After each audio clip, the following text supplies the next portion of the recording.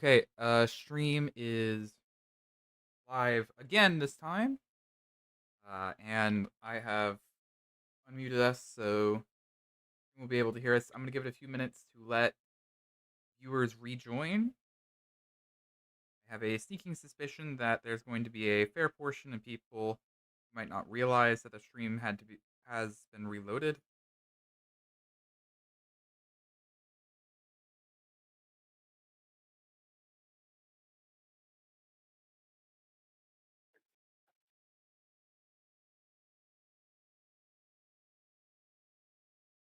And we'll cover the rest of moves in a moment.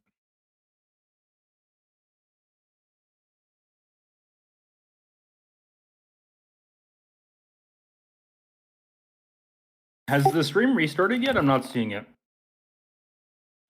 I see it. According to the studio, it's been restarted. I'm like looking via YouTube and I'm not seeing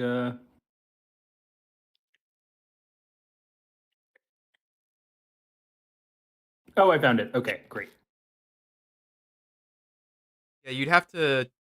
It's a new instance of a live stream, so you can't just look at the other stream. You have to look at the new instance of the stream.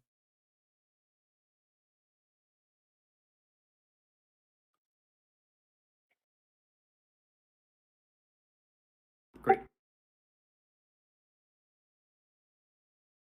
Yeah, we're gonna give it a moment or so to reload everything because we were informed when we were getting back from the break that we needed to that it was probably better safe than sorry to reload the stream because it was entirely possible that YouTube would cut our VOD at 12 hours. Not even just cut, just I think if you have a VOD over 12 hours, it won't save it. Yippee. So it'll just be gone.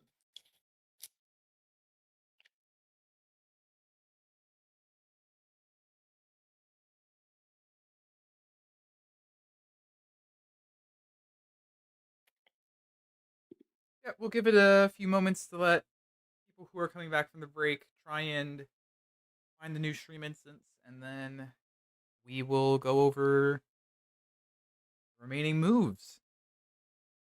What moveset are we looking at? Is it going to be Spring Year? What, Spring Year 5? Yeah, Spring Year Spring 5. 46. Yeah, because the game starts in 42.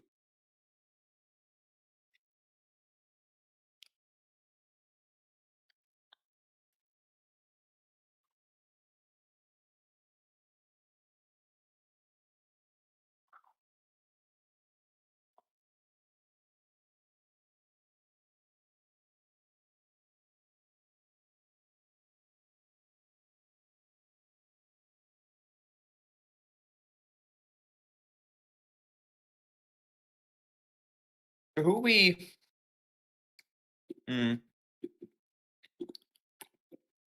what are we expecting here? Are we expecting any big changes in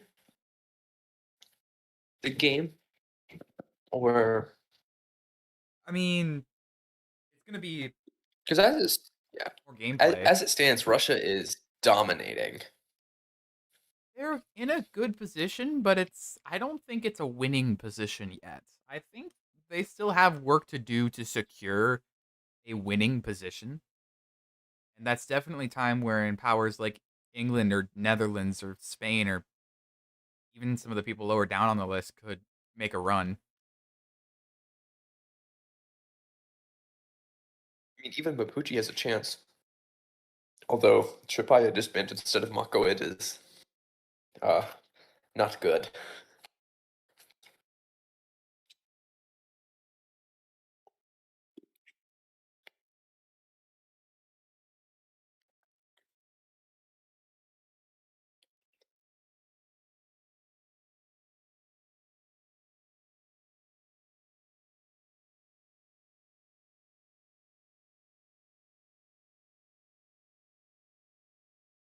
I definitely like seeing a more balanced game as opposed to most of the 1.6 games how they've been recently, which is just boomer bust. There's a power at 40 centers in year 3. Deal with it. It's been a very close game, which has been good to see.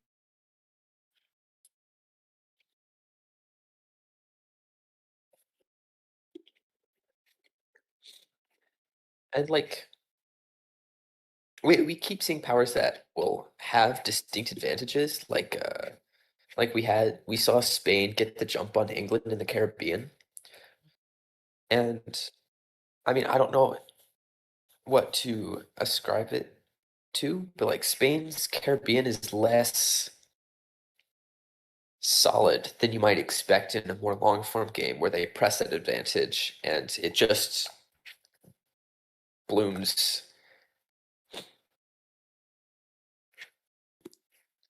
I think it's most likely a result of people's quick decision making, where they'll see something and just snap decide to like attack that person. Imagine that's gonna play some amount of the part on how this is played out. The difference between a multi-day turn timer and one that's even just 30 minutes. 30 minutes is a lot of time, but the difference between that and 2 days is massive. Yes.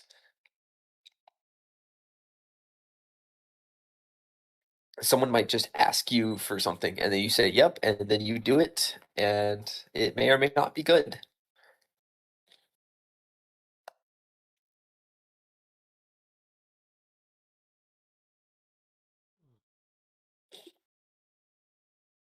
Yes, those, I still think sorry. we should expect a Russia stab on the Ottomans soon enough. A It's relationship between the two is likely to devolve. In which direction, yeah. I can't say for certain yet. I'm hoping that Russia stabs them and they don't stab Russia. Indeed. I I like rooting for a solid position, especially with the disbands south of Turkestan. Like Herat and Multan coming off the board here is pretty big for Russia. Indeed. Yeah, for those of you who are just rejoining us, we have been going for 11 hours already. So our sincere There apologies. is yet more. Our sincere apologies if commentary is going to start falling off and being a little more sporadic. We are all tired, and our resident yapper in Luxon also had to leave. Had to sleep for work. Work on a Sunday. I feel bad for the man. Don't ask what I'm doing tomorrow. Are you working? Yeah, I'm working tomorrow.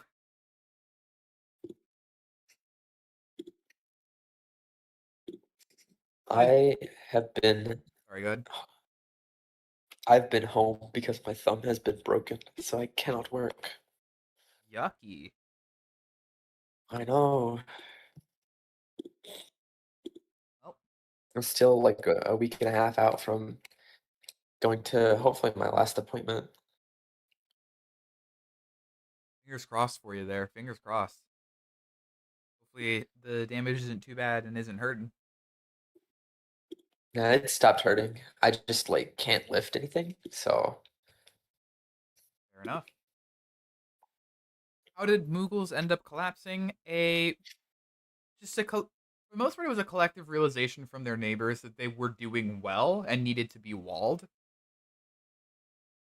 So a lot of It was a Mughals pretty big Ming Ayu stab on Mughals. Mhm. yes. Ayu flipped. I believe it's sort of calmed down. And Ming and well, Ayu is not working with Mughals, but Ming is probably working with Mughals against Russia. I don't think anyone is outright attacking Mughals anymore, but their progress has certainly been walled enough that they're no longer anywhere near a top threat. I'd say Ayuthayya is still attacking Mughals. Fair. Very fair, very fair. Which, on the topic, Ayuthayya getting a huge bit of space in Bay of Bengal coming off, and like Bombo and Sassurin are wide open. True. Speaking of which, do we feel ready to go to moves? I think so. We've got a good number of people who are returning. It's going to be another 20, 30 minutes before we have roughly all the audience back. And given the time of day, we may not even get that high. No sense in waiting. Let's get the moves map pulled up. Where should we start? Where are y'all feeling? You know me, I'm voting Mughals. All right. Take a look.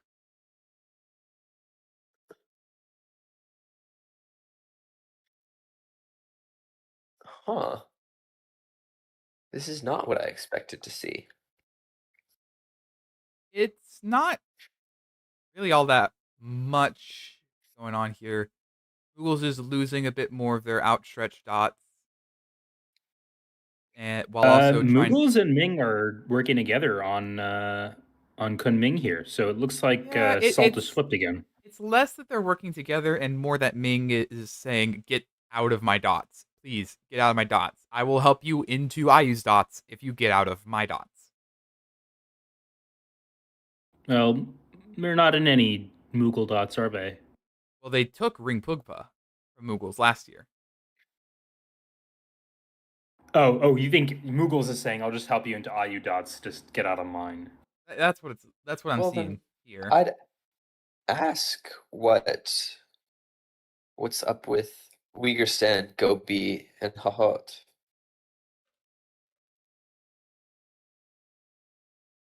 Huh. That seems very not exactly agreed.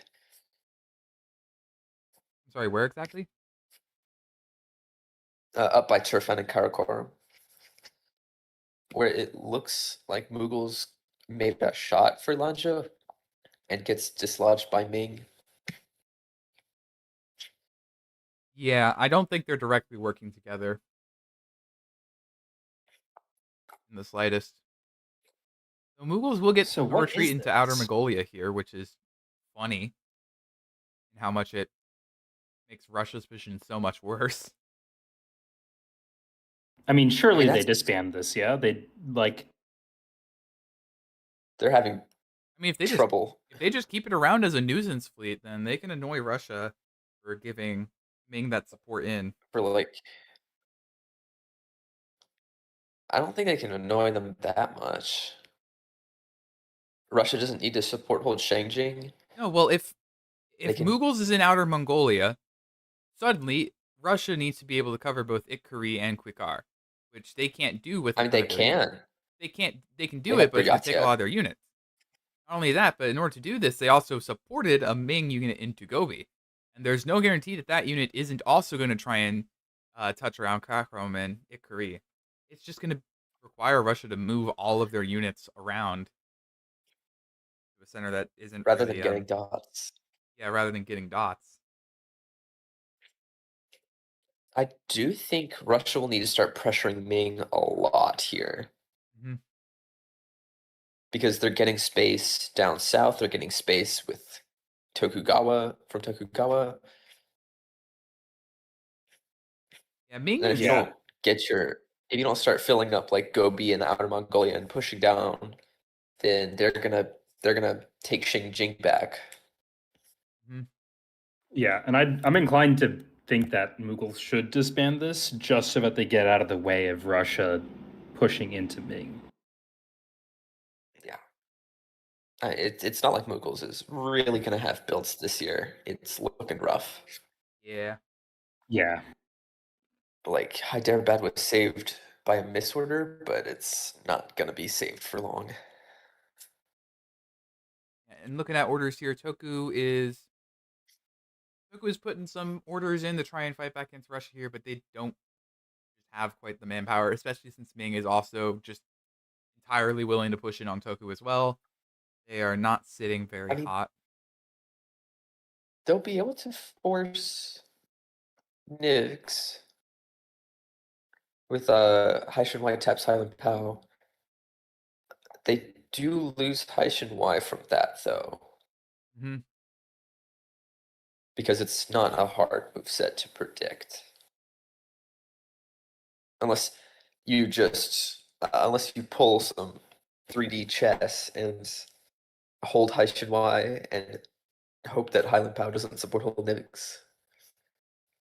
Yeah, it's not exactly a guaranteed moveset in any sort of way. Yeah. Russia is having to deal with Inuit aggression, Mhm. but I mean, it looks like they'll be able to handle it just fine because they'll be able to move Greenland Sea to Arctic Ocean to harass them. True. Spain is Michael key. C., the Mapuche player, is telling us that he's available to chat whenever we want. So I guess once we are finished with this phase, we Awesome. can pull him up. Absolutely. We had a few people who wanted to do interviews. Here, let me see. Who exactly was it? I just want to make sure I have the list here of people who asked to do interviews before we ended. Yeah, Michael C. Hobbit wanted to. Toku player also, Alex Maslow also said they wanted to. So we will get those three up at some point before the end of the game. Salt walking into Banjarmasin and Sumatra. Amazing. Insane. Hey, I if don't think he Echoes of keeps 1.5B. Banjarmasin, but you're going to give him the opportunity to just walk in. Yeah. Menar's situation is also a little unfortunate. It looks like an England stab there, so they're going to get Mother guaranteed. And yeah, I mean after the Dutch NA shenanigans last year, I can't imagine England Oh. would be. Yeah, shocking why they did this. Mm-hmm. Unfortunate though. I saw Army Madras and I guess they wanted to protect Ceylon more than they wanted to balance Paliaker. I feel like it was a bounce Paliaker or bounce on their coast angle. There's a couple fleets in INO that can do the job of kicking England out of Ceylon if they get in spring. Yeah. Just yeah. I mean, it's probably the playing Diplo for 11 hours. You're not gonna play your best. Yeah. We are fully into the late hours here at this point. Do you want to move over a little bit? We'll look at the African side of things here. Dutch get into Seychelles, so they've just got INO on lock now. Madagascar remains stagnant. Yup. Army Beira continues to do Ooh. nothing of value. I really don't like Cape coring. Wait, no, Beira did have value. Because it's the unit that they built in Beira is now in Mutapa, right? And a fleet couldn't have gone from Mutapa to Meravi. So Does that mean that's a actual new Army unit? Beira value. Is that a new army build Beira then? No, it is not. Oh, maybe I'm just speaking out of my ass. The Army Bear is not new. The Fleet in Delagoa is. It's all good. Yeah, as you're saying, Corn Cape Koe, Wait. it's easy to tap and prevent that from meaning anything, and especially at this point in the game, just move it I to think SAO and try and snipe some dots. like my main concern is that my main argument is that nobody's in SAO right now. Mapuche's not in there because they're fighting. They're dealing with Guarani. Guarani's dead. Aymara's not out there. Mhm. The Dutch don't have Moristad or Sao Sebastio, and they're dealing with a Congo. Just move out there and take space. Yeah, there's a whole bunch of nice dots that you can start pushing out from there. Like you have this unit that was in Cape Basin, and you have this unit that was in SAO2. Just pop the Dutch fleet in St. Helena and just force them out. Make it your dot. What are they gonna do about it? Or move Mpondo to Zulu to make sure that you can force Mozambique Channel and move Cape Co to Crozet Basin.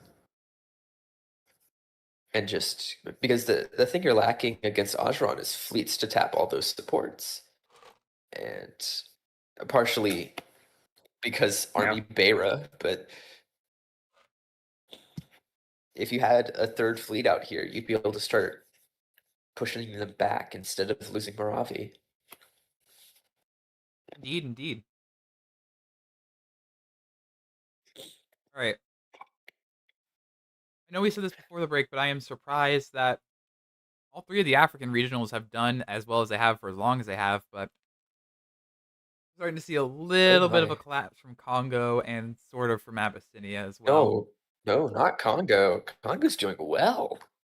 Congo went to Congo Gulf is of just Guinea. Congo is taking back Mbanza. They have a free Benin. Okay. Yep, disregard what I said. I am too tired to give commentary at this stage. Cool. Yeah, there you go, Luxon. That's what happened to the Corvette they did. Died immediately. Immediately useful core. Let's go. Useful to Congo. I think, and yeah, Abyssinia is finally making progress against the Ottomans at long last. Yeah, it's slow, but they may do something before the game ends here. The Jalo support into Beja is invalid, but it doesn't really matter. Yeah, it wouldn't have worked. I didn't even notice. It wouldn't have mattered regardless. Over in the Thunderdome, it looked like everybody wants England dead. Oh yeah. They are certainly, of the colonials, I think they're the one that seems the most stable, so everyone trying to kick them down a little bit does make some sense. Yeah, Gotta have happy Dutch. it's not out of the question for England to completely die. Like Cormonton, Ouagadougou, and Indikaru all taken. True. Definitely could happen. Yeah, the region's looking dicey. New Courland also about to go, so England also getting kicked out of the Caribbean. But NA is looking very healthy, so. Let's look over Should we Europe go over before there? flipping over there. Oh. Make sure we cover Disgusting everything. holds. Disgusting. Yeah, Move stop. units, please. We're 11 hours into the game. Stop just stalemate line holding. Dude, make some progress. Please. Please and thank you. Move units. Please. Move units good. Move units. Take dots good. Yeah, like Turingan, she should be putting Corset and Ligurian here. I guess the support hold does help Naples. Yeah, it does actually also- matter in this case. But just, why? It's a whole lot of holds here. That's for sure. France gets Austria's rewarded for non-hold by NAO1 to Iberian Current, which Even if I they don't had know. They moved, can't they really do wouldn't much have on just its gone own. back.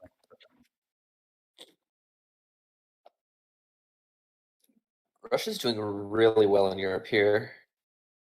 Russia's able to position themselves. They're going to get Riga here while still being able to have position on Narva in the fall. So it looks like they're going to get both of those. They're still on side with Ottomans, so they may be able to just. I would have there. taken from Latgale here. No questions asked. True. Because Latgale only borders Riga, and it's not false. You're not risking not getting the dot. Mm-hmm. Like, I would take the risk of not getting Riga right now for the ability to get Riga, Narva, and Vilno all in one go. Yeah, very true. Very true. That is big upside. Like, something like that. Like, this is just my own personal spitballing, but if you get all three of those, your Europe can kind of just keep plowing on forward so you don't need to invest more into it, and you could build you could move Brianz to Varnage, and you could build fleet back Chisari and murder the Ottomans in Europe while Yup. they're sitting out in the Med with no units or with like 5 units. Still a very, very good looking Russia position here in Europe. They should be able to capitalize so long as they take the time to stab the Ottomans while they can. Yeah, I mean, time is running out. The more you push into Poland, the less excuse you're gonna have to keep units back. And you need 2 armies at least to start pushing in through Jassy and Otrikov. Mhm. And you're gonna want the Black Sea Fleet as fast as possible. Pretty soon, for sure. Yeah. And one move as Russia I'd really be worried about is Baghdad moving to Van. That That's doesn't feel suspicious. friendly. That feels you would excuse it by saying, oh, it's going to Isfahan. Number one, why is it going to Isfahan if Russia's in Herat? And number two, why not go Khuzestan? Certainly not a move I would The enjoy honor seeing right now. the honorary number Note, 3 is why is Baghdad not a fleet? That too. Ooh. Yeah. Yeah. Persian Gulf, it borders 6 centers, 3 of which you don't own. Just try to go there. Go I don't know. go kill the Portuguese. In fact, they're not certainly worth Yeah. looking at. You're right. You're right. I think that move would be very. I might be seeing ghosts, but makes me uncomfy. Go establish historical Ottoman India and INO. Let's see it. All right. Let's. Otherwise, Europe looks pretty not standard, but We got the rest of it. England is cleaning up Sweden Dutch are fairly gonna well, die. though they're having to maneuver all of their fleets back into position in order to do it. I think Trondheim to Christiania is not what you want to do. I think you definitely want to move in from Vestland Agreed. so that you could move. So that, if you have the chance, you can move Trondheim to Jamtland.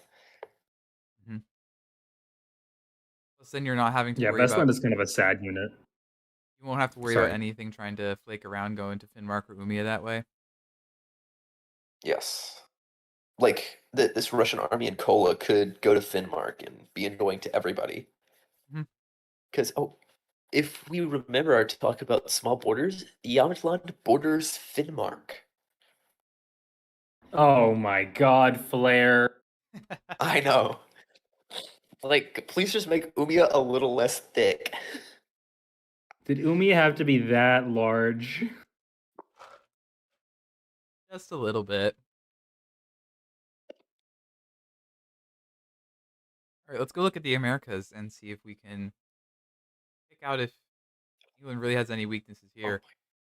Considering Inuit is making no efforts against them, I'm going to go with no. Yeah, I mean, they're going to clean up the Dutch colony. Mhm. Unfortunately, they can't entirely clean it up this year because Vimy is going to. Actually, no, it's really doubtful they clean it up. They can take Philadelphia and Amsterdam and Mohawk, but you'd have to block the retreat, and they don't have 3 on Vimy, and the Dutch have 2. Yeah, the Dutch are down. But The you're Dutch are gonna going to get be down at like 1 center maximum here. It's yet another You're gonna get very England North close. America cleanup. Ooh, saw that coming. I It do is think Joe. Jamestown to Maryland is a bit excessive. You should probably move that to Catawba I don't know. to Like, sort of solidify, they're or to self-pouncing in Tellover. Muskogee here, so clearly they don't care that much about moving forward against Spain. They don't really This need is it. this is your one winning colony, though. You kind of gotta move forward against somebody. Right?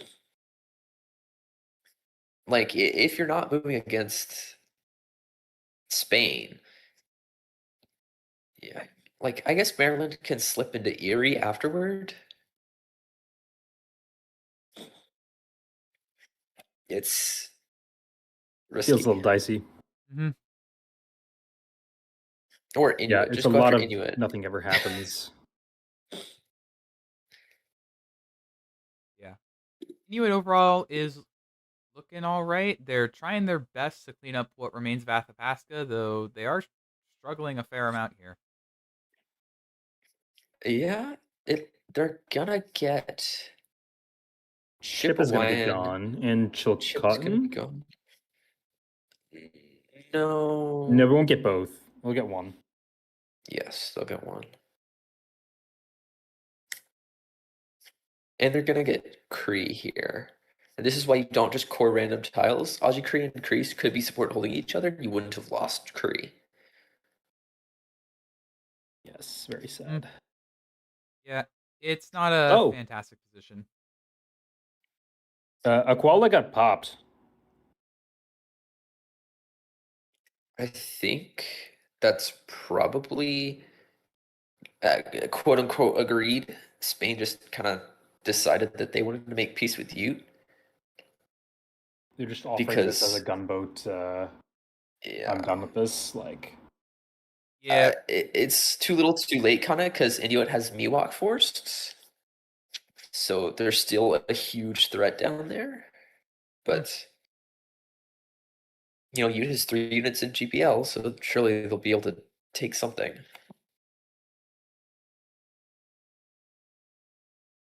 Surely. Ute has been kind of stuck in their box the entire game, though. for a gunboat player, Yuta's been doing very well. Yeah, I think Ute's really strong on this with Great Plains. Like it's because the problem with Ute before was it was really hard to attack Spain in any meaningful capacity. And with GPL, you have just a mini Death Star that you can use to crack open the stalemate line.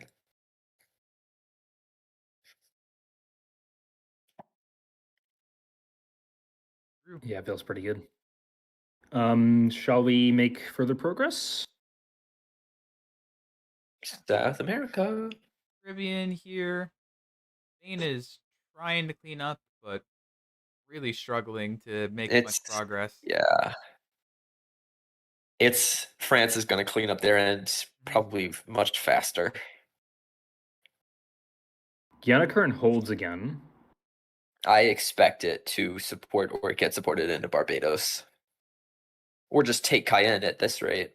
Ooh, yeah. Both will work. It's not a French core, so it's, not as good, but... Wait, when did Dutch core that? Who cares? It was a while ago. It doesn't matter. Cayenne's... It's not a bad core to core, but, why are you coring if you don't have that many builds? Yep. Cores don't exist if you're using builds. Poor Aymara stabs Spain, but gets retreated into. Yikes. That's unfortunate. Yeah, very much so.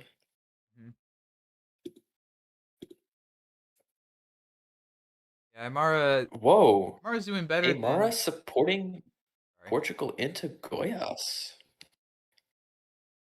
That won't get punished at all. I'm sure not. Definitely. I would not be surprised to see St. Marcos Bay go into South Sebastio. And if Cape Co had been in SAO, it would insta cover Moritstad and you dot Chiquitano, and Aymara is ruined.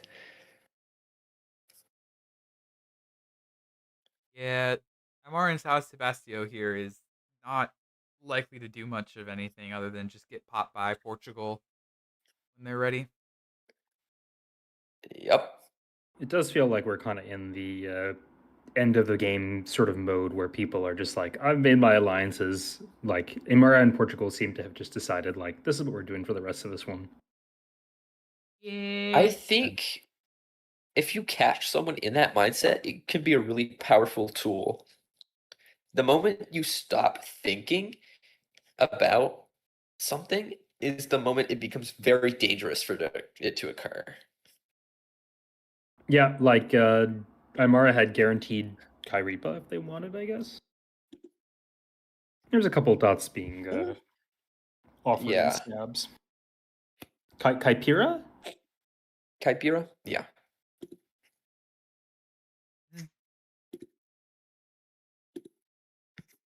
Yeah, Aymara's doing Mapuche well, but kind of getting. they're gonna struggle to get much more of anything else this game. Yeah, Spain's they're been- not stabbing Mapuche either, Spain and Mapuche have both which been is competent enough to maintain a reasonable number of forces, so they just don't have enough leverage on either of them.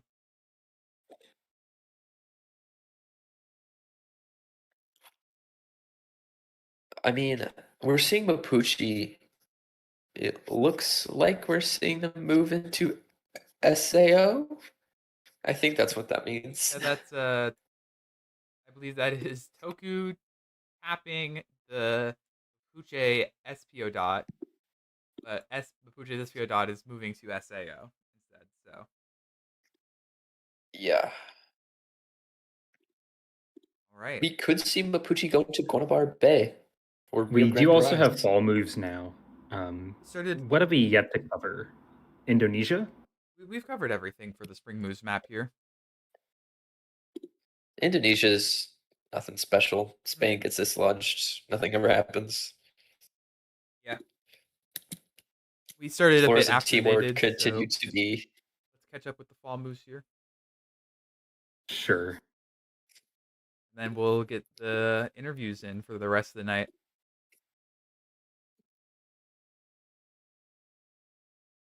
All right.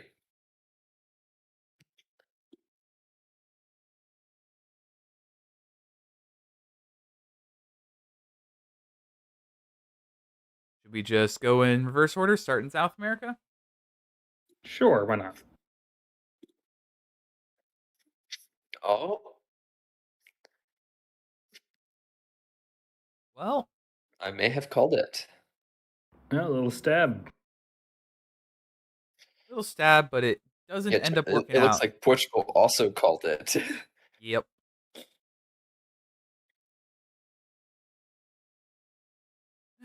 What is Mapuche doing? I guess Aymara got scared about Lickitanai, but let Mapuche into Nazca Ridge, which feels worse. Yeah, you could have self-bounced. Oh. You could have self-bounced over Lickitanai instead of this, but I guess you're worried about Mapuche supporting themselves in? Yeah. Spain is getting wiped. Yeah, Spain got Mhm. decimated. They chose to support hold Cartagena for some. They chose to fully defend Cartagena, Yeah, and then the Dutch helped Aymara and then took Jopara in Amazonia. much stronger looking for Aymara now, though. Now they're just fighting a Dutch who have the same position of not going to give them any leverage. Unfortunate for Spain, though. Yeah, Aymara goes +2. Yeah, Spain goes like -3 out of this affair. And you can't even pop Madeira.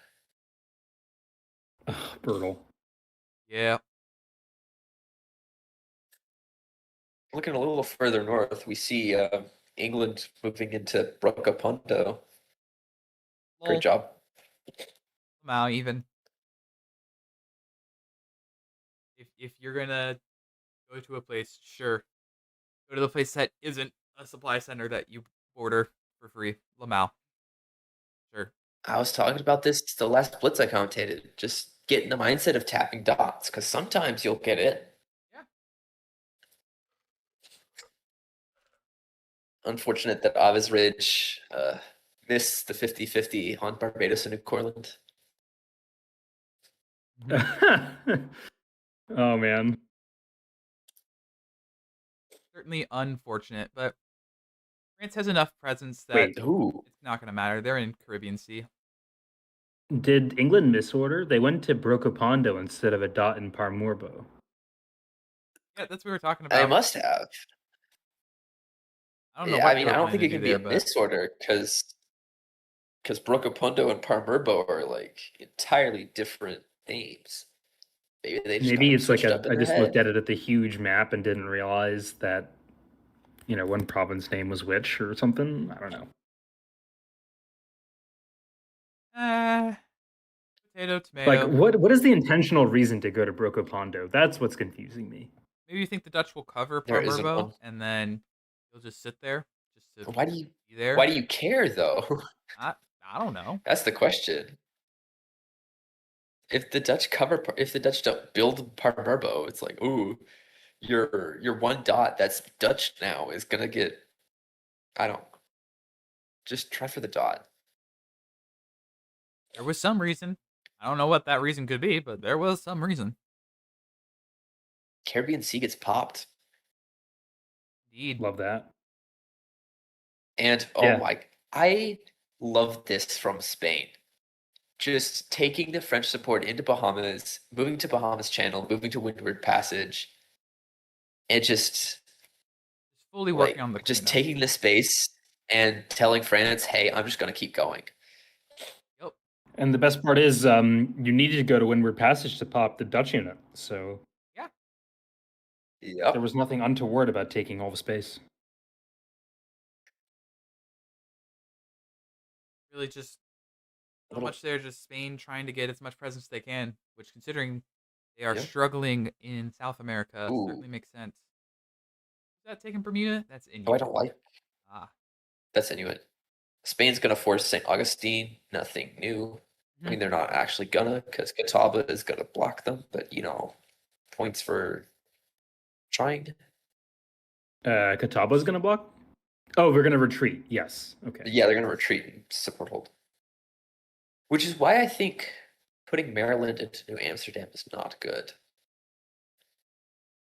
Like, yeah, Fleet New Amsterdam feels bad, but Army Maryland is worth more than Fleet Delaware Bay. You The fleet in gotta New you gotta Amsterdam start. feels so awful too.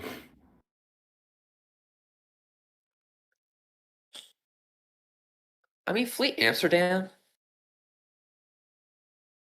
Like you're you assume that Maryland moves out to like Erie or Tutelo or Jamestown, and New Amsterdam could just follow it and get to Gulf Stream to block this Spain push, or go to Delaware Bay and then block Gulf of Maine from Inuit.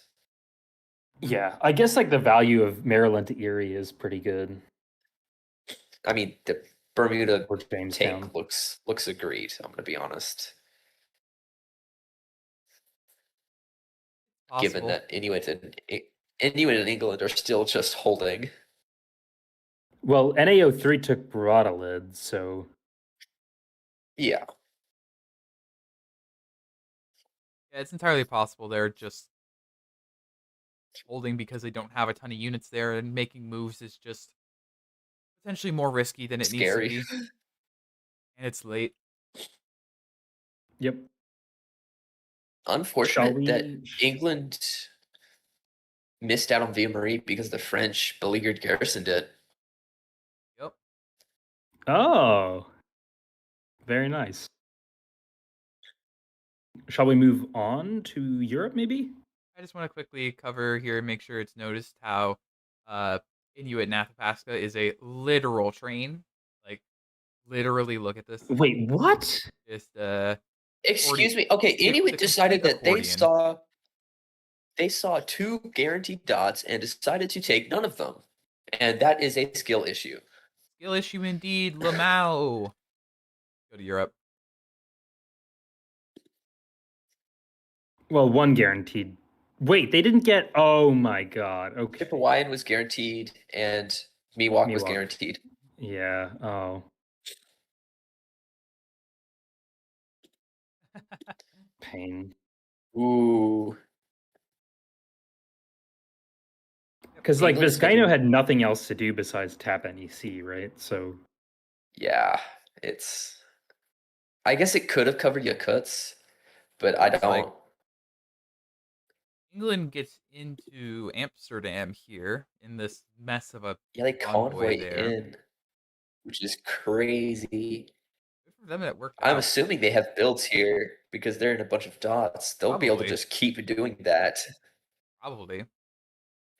Russia gets Riga, but Like that's it because they Poland. accidentally tapped their own the support to Narva. Yeah, they probably didn't know if it was gonna go in or not, and was like, well, the chance that Sweden moves, Yeah, not a high I mean chance, Sweden but was gunboat, so yeah.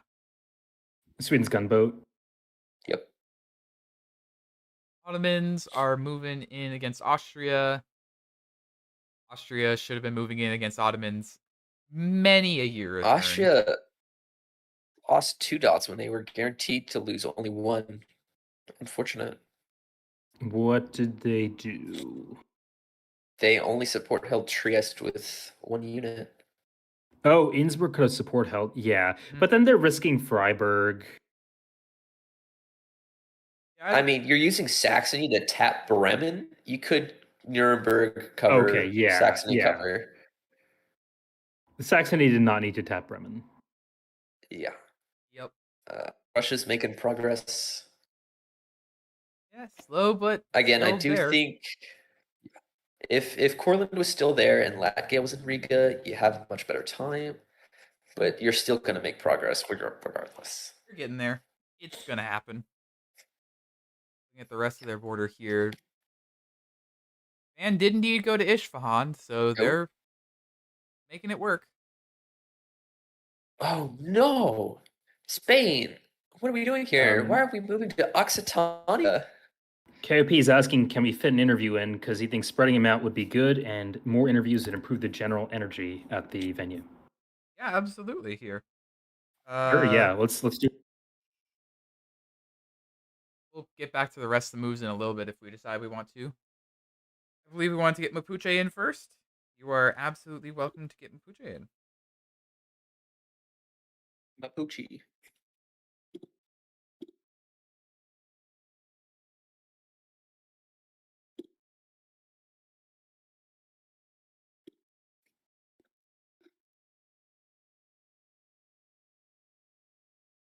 We just do interviews the rest of the night, honestly.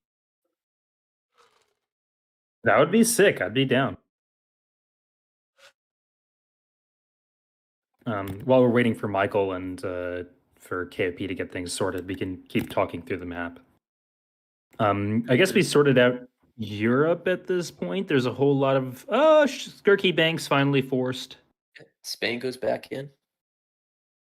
I think it's the right time because Abyssinia is making progress against Ottos, and Ottos are not particularly making progress against Austria, even though they did. 07 to Safavids. Yeah, Fully they gone. perished. Lamau.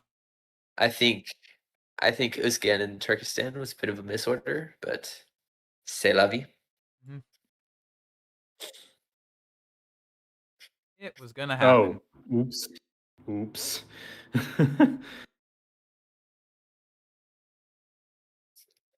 Okay, Yeah, just when the screen we're getting, we'll grab. Great. Sorry, one more time. KOP is saying that he's grabbing someone. I'm just talking out loud. All right. Yeah. South bounce in Hyderabad? I guess they're really propping Mughals up against Russia because Russia is England's main competition right now. And it's working. Okay. Russia is getting balanced hard. Yeah. The stall Oh, and look at continues. this. Cochin force next phase. Oof. And you're still keeping that fleet bottled up in Ceylon, and you're going to be able to keep it bottled up in Maldives as well. Yep. You don't even need to force cushion. You can just walk in there and spring. Yeah, it's And right there. like support. You can try and block Gulf of Manaar. And like it always does, English it India just is works out that England wins. Who would have thunk? Yep. What a crazy It reminds revelation. me of a phase I had in 1.6J where Moogles was kind of bearing down on me with a bunch of units. And somehow I took Hyderabad out of the blue. Hey, if you Oh, get it. Sam woke up and is back. Good luck to whichever rando gets Sam as a gunboater. Have fun. I mean, tactics can only get you so far. Cool. All right. Further east in Asia, perhaps? Yeah, let's just quickly cover everything. This is one sad Russia. Russia is certainly Russia getting cooked. upset with how things are playing out. This is one not that sad Tokugawa. It's still kind of sad. Worse off. They went neutral. I guess it's really bad because you go neutral and there's a fleet in Edo. That's ouch. Ooh, ew. Yeah, Inuit fleet in Edo. And Inuit also taking Koryaks here? Yeah. Getting that back to being very theirs. painful. Spain holding in SCA is that's a no-no. They I don't know, there was a bug in the Okinawa trough bounce. They just couldn't do it. But yeah, they're gonna start losing. They're gonna lose Formosa, Bonin. It's not good. Yeah, it certainly looks a little over for the Spain heads. They are struggling. Excuse me? Salt walks back out of Sumatra and Banjarmasin. Well, Huh? out even. I mean, Sumatra was forced, yes. Dutch just entered the forced Sumatra orders. And Banjarmasin was just a fumble. Yeah. Yep. There was no reason to do that. Not. Maybe Salt just wasn't expecting to get in. Maybe he was hoping that the Dutch were going to try and move in with Batavia and support in with Banka, but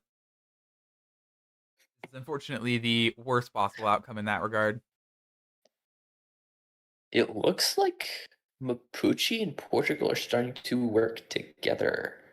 Wait, but so Natuna enters a support move for Sarawak to Cotabato, right? Yes.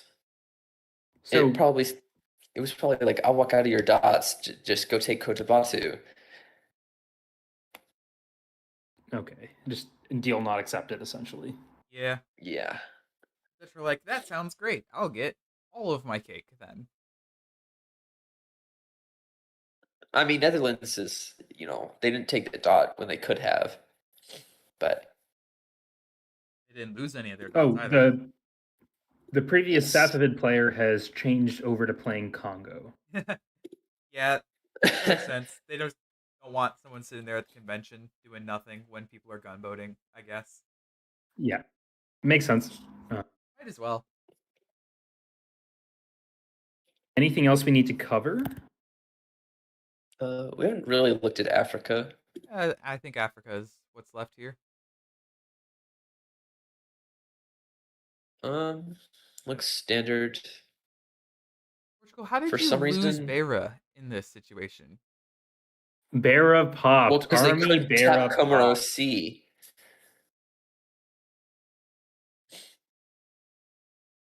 Yep. I'm crying and sobbing. Wait, what? This is wrong. Why did Tapa support Barots to Moravi fail? Because Mozambique Channel tapped it. Oh, okay. I'm like, yeah, the arrow is in a super different place than Mutapa is so large. Yeah. Big old province. Oof, Congo took a +2 and only made it +1. Unfortunate.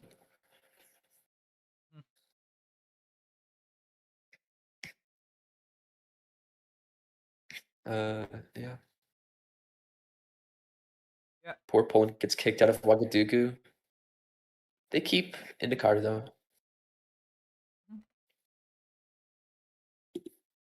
Okay. Kongo gets their free Benin dot. They get to build and sell you if they want. That's pretty good, actually. Build a third fleet. You think you need it, which you probably do. You have both You Portugal probably and do. Netherlands here. Angola Basin. Yeah.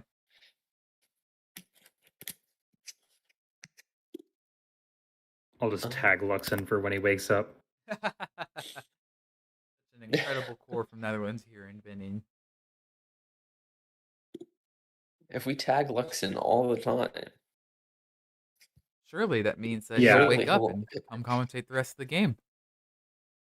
Unfortunately, Yeah. now that I have pinged him, I am shitter. Oof, Oh, that's really unfortunate. ping law stats next so that Luxon is shitter.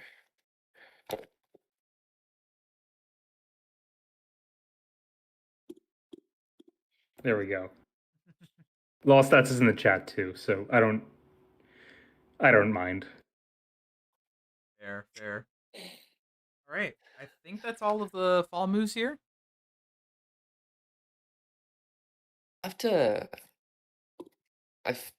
We should look at the scoreboard to see what kind of. I'll pull up the winter build map so we can have an accurate scoreboard when we are talking with people over the interview.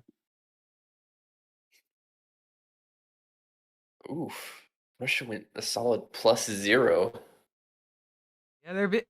As Ming and did Mughals working England. Oh together are my. stalling them fairly hard.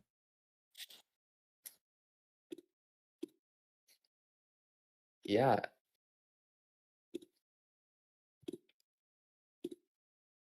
Inuit and Aymara shooting up. Yeah.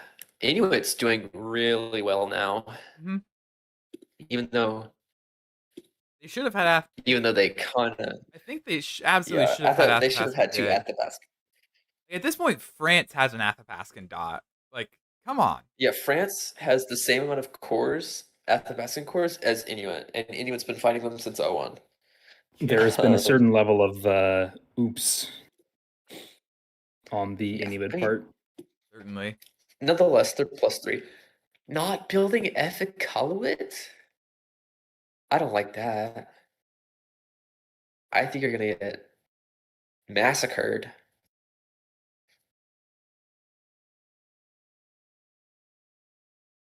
F. Kujak here, okay. Dutch abandoned NA, very reasonable. If Greenland Sea had moved into Arctic Ocean, Inuit would be a little screwed.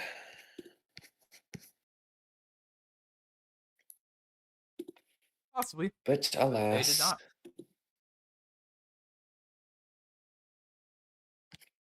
Anything else of note? Aymara +3. Yeah, they're cleaning up because Spain got deleted with that fall moose set. They're gonna struggle. Carex EC. Aymara looks +2, right? They were on 12. They must have popped something or waved previously. Yeah.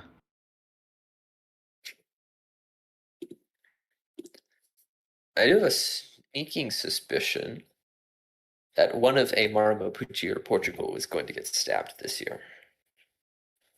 I mean, they're No. all fighting each other already. Like, I don't think you can call I it a thought they've stab at been this point. allied the whole time. Aymara, Portugal, and Mapuche? They've been all allied, just taking out Guarani. Well, Aymara There went. was a three-way support into Imbia. So Aymara and Mapuche were teaming up against Guarani last phase. Sorry, Aymara and Mapuche were teaming up against Portugal last phase. Yeah, and even then, Aymara They should supported themselves into one of their own censors because they clearly weren't trusting Mapuche. So, like, it's hard to call it Mapuche a ended up stab in when they Nazca clearly don't Ridge. trust each other. And South Sev is just completely open. Yup, South America's weird. always has been. Not as weird as Portuguese Banheiro. KOP, where are you at? Yeah, we were gonna get. Oh Where's my this goodness. Mapuche interview that you wanted us to set up? We've been waiting.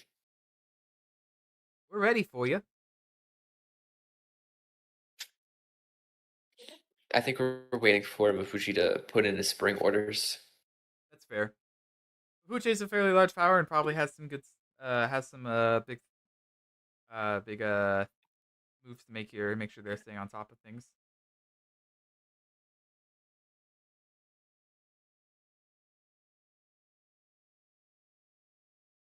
All right, I just sent KOP a message.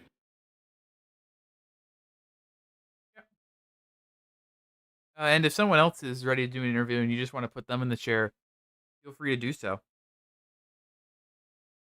Like, we just want to talk to people at this point. Because that's one of the most interesting parts about doing this in this face-to-face environment is the fact that we're able to talk to y'all mid-game. It's very fun.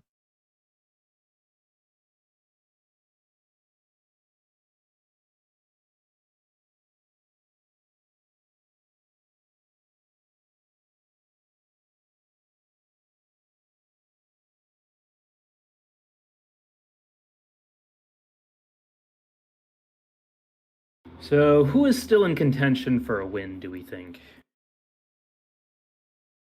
Just by merit of being at the top of the scoreboard, like Russia, Inuit, England, yeah? NL is toast because NA gone, India gone. Yeah, we're running out of contenders soon, but the problem is that looking at the map, there's also, like, if you look at the top powers, I wouldn't say they have a dominant position either. I would go so far as to say we will not see a winner today in terms of Do we have impunity. Mapuche here, Michael? Oh, yeah. Hello. Oh yeah, they can hear me. Hello. Hello. All right. Hey guys, how's it going? Going well. Michael C. Mapuche, correct?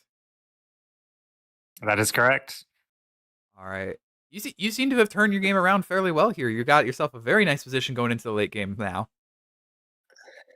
Yeah, it's been a lot of fun. The colonials really have to run around, and so I like that. It makes the regionals, like me and Aymara, just sit there and look at the same area. I run over to Indonesia, and it just helps with that friendship. And so that's been a good alliance. And then once Guarani got eliminated, they were too big to really stab each other. Indeed. Yeah, the moves against Guarani looked a little shaky to start there. That first turn, moving against Guarani, didn't really go to plan, did it? No, Guarani Gumboat, when I saw it was Luimi running the bullet server, I was like, oh no, this person's good. They are very capable of gunboating some order sets there. I guess my question would be is how do the negotiations look? Like, are there groups of people sitting around their respective regions? Like maybe like Ayuthayya and Ming just kind of sit in the same spot? Or is everyone running around? They like the colonials running around. The regionals are typically in the same area unless they're chasing around a colonial. What's interesting is we don't, in normal diplomacy, you really take someone off and go talk in private, and there's not that time here. So you're overhearing some conversations that make you more paranoid, or so you have a better sense of the board than maybe you do with normal press, just because you're hearing and seeing who's talking to. Yeah. It's like one of every 10 messages gets leaked to Council of Nations. Yeah, it kind of feels like semi-public press, especially for louder people. It's like, oh, I know what they're talking about. I'm pointing at. Very interesting dynamic. Yeah, the secret skill of face-to-face diplomacy, talking quietly. Yes, talking quietly. You can see there's pillars here, like just leaning against a pillar and whispering to someone around the other side. Like a spy movie. Yeah. And I want to be polite and like not eavesdrop or really try to. But if I'm just standing around the table and I hear stuff, that happens. Yeah, that's all fair game. Mm-hmm. Has there been like cross-border press at all? Like, I don't know, maybe Mughals will come talk to you about going against Portugal or something. Because I Not have to much. imagine there's limited time. There's just limited time. Yeah, and this format is not great for me. I enjoy the 48-hour phases, getting to sit down with my coffee, spend an hour looking at stuff. I had to delay this interview because if I didn't think about my moves, I would be a mess and not be able to talk. It's all good. We know you need the time. Yeah, You're it's a nice change of pace. Hobbit and I both agree, though. We like the 48 hours and being able to slowly think through all the permutations. I am not. I did a Blitz commentary, like Blitz 3 or 4, and I realized I am not quick enough. I need time. There are people that are much better at tactics than I am, and I'm a big strategy relationships guy, and so this is out of my wheelhouse. Oh, for sure. The difference between the multi-day format and having to shove everything into the entire game into one singular day, it's a massive change in how you have to approach the game. Yeah, but it's not gunboat. Like there's still press, and I'm bad at lying, so, especially in person.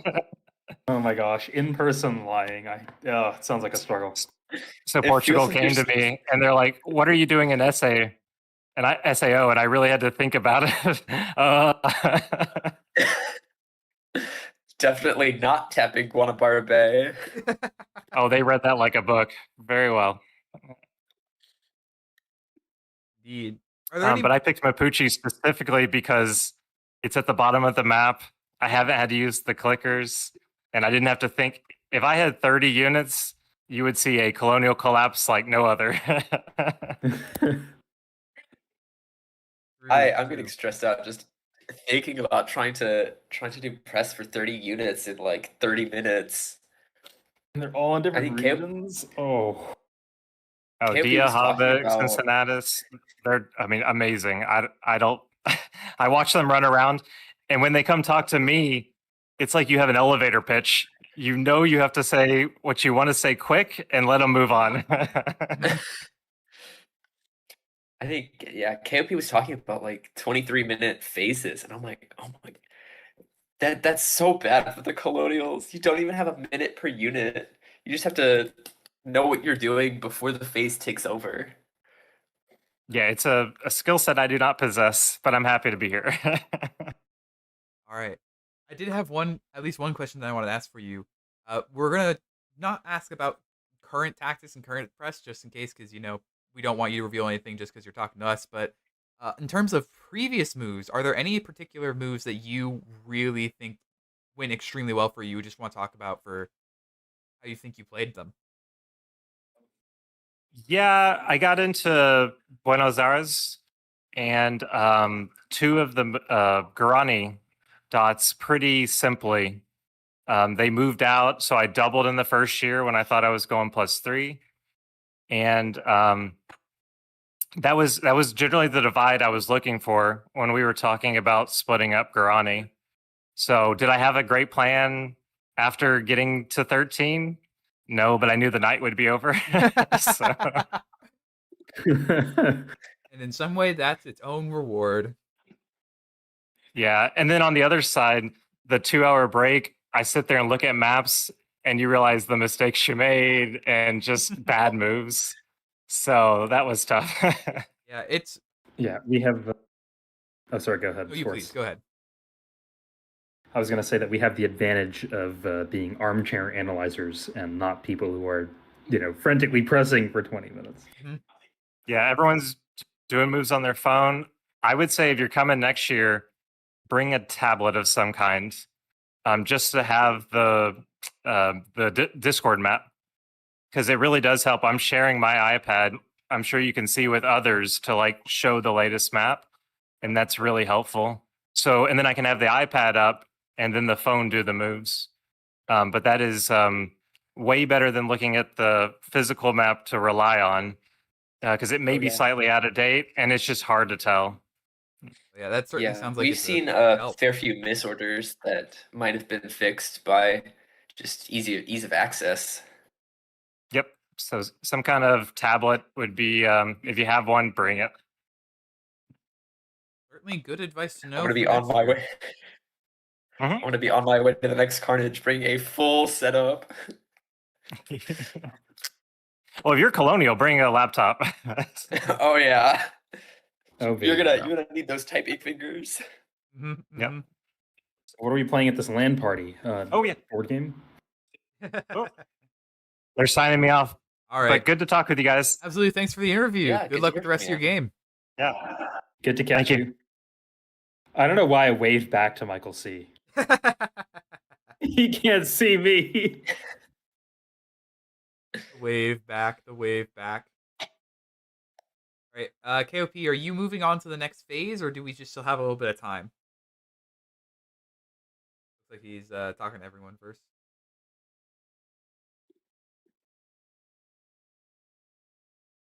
You have the headphones in so you can hear us? It does not look like it. KOP, wave if you can hear us. Hello. I don't think he can. Oh, Here we go. oh. Hey.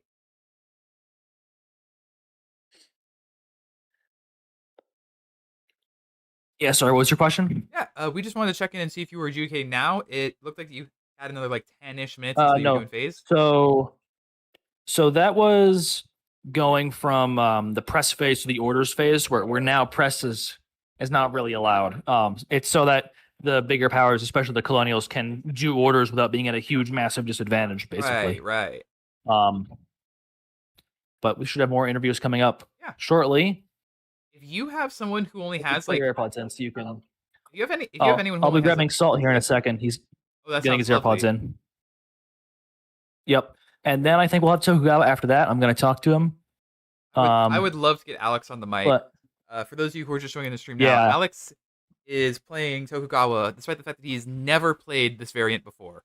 Lots of classic dip, but never this variant. First up here. I'm going to leave it to you now, Salt. Oh, Salt. Okay, you made it in. So you're going to hear yourself, but this is a really good mic, at least compared to phone mics. So I shall hand it over to you. Gotcha. Can someone just grab the Discord and give Salt you the go. ability to speak? Wait, no, they don't need it. All right, okay, cool. The closer you hold to Yeah. your mic, the better. But if you want to set it down, you do this. Salt isn't an actual star shaker? That's crazy. Salt. Ask questions to you now. I need a. Can you hear me? Yeah, we can hear you. Yeah. Thanks, good. Oh, perfect. All right, what's up? All right, hello. You're good. You're a little quiet. Yeah, if you just need to hold the Yeah, mic a little you can closer speak to a your little bit face if louder. you can. Yeah. So, how's it going?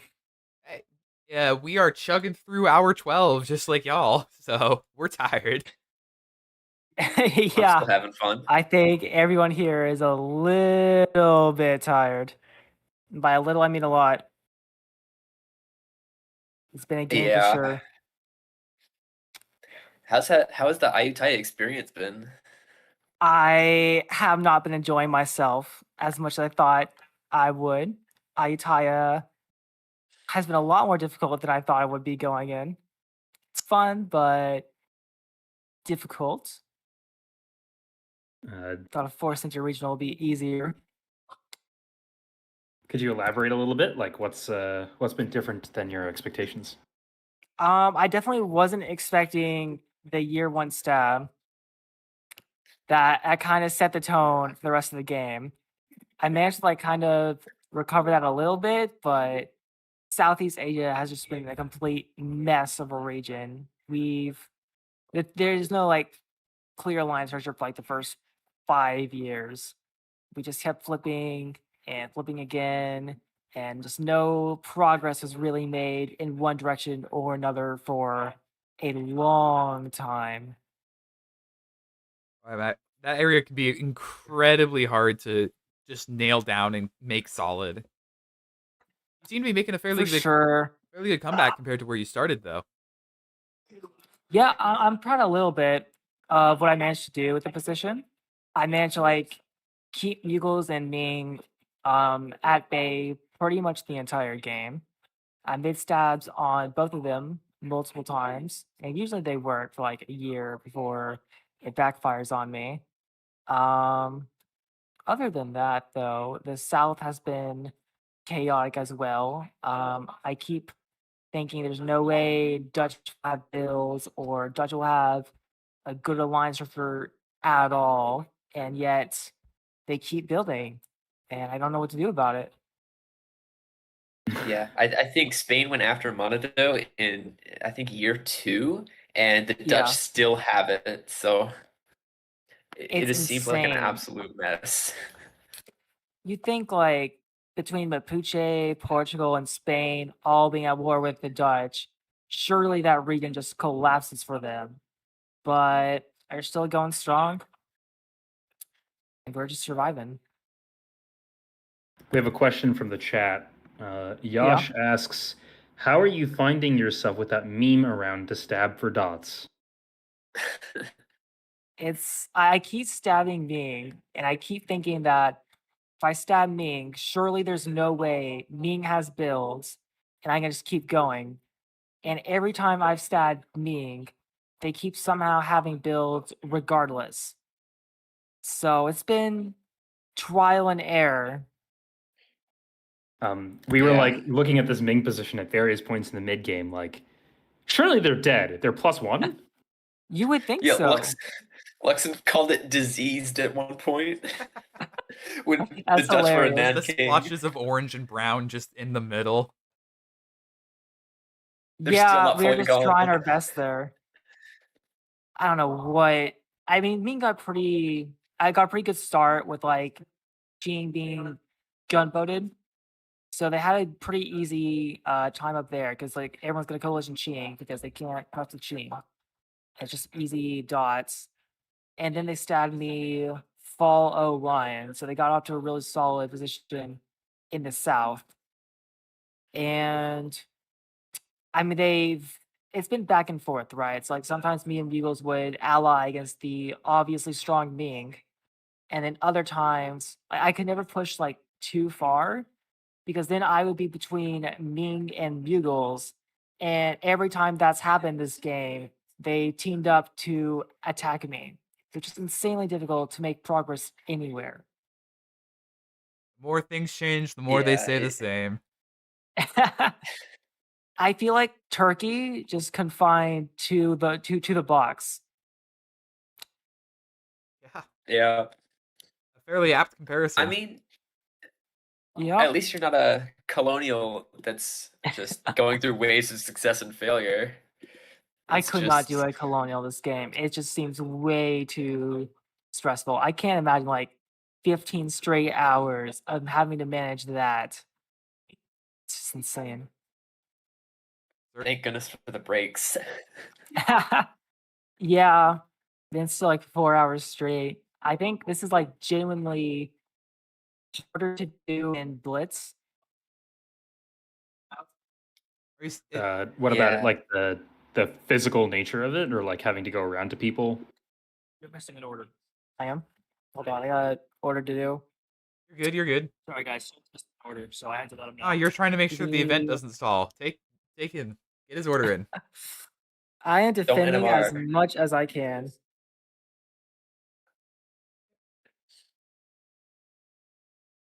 Don't misorder either.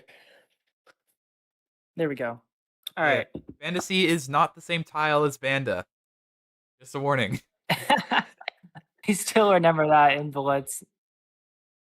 I'm happy that there's not been like any real coring this game. I don't think anyone's like had time for it. I don't have to like look over at the map. No. There certainly hasn't been There's any in been your boring. area, but there has been plenty everywhere else. I noticed one that's a little close. I see I Surat. disapprove. What a shame. These players won't be invited back. Permaban. You know the great thing? You can go tell them that in person. Yep. Yep, I will tell them that their coring is causing problems, that they need to stop it and play like a normal person. I think. I wish you were Luxon would say here permaban. when Luxon was still commentating, because he was saying good things about every core, and I was crying inside. Yeah, That's terrorism right there. Luxon has entered his terrorism arc of thinking every core is a good move, and we do not support him No. in that endeavor. No, Luxon's wrong. Can't have that. Luxon says stuff until people agree with him, then he must change. That's what he does, honestly. Luxon is a terrorist, both in diplomacy and in commentary. Can't fix it. Contagious. Unfortunately. Though I do like his commentary besides the coring. I'll definitely watch the video once we're done here. Probably tomorrow. Oh, It is there's a getting lot. late. There is a lot to go through here. It's been a massive That's dedication. It'll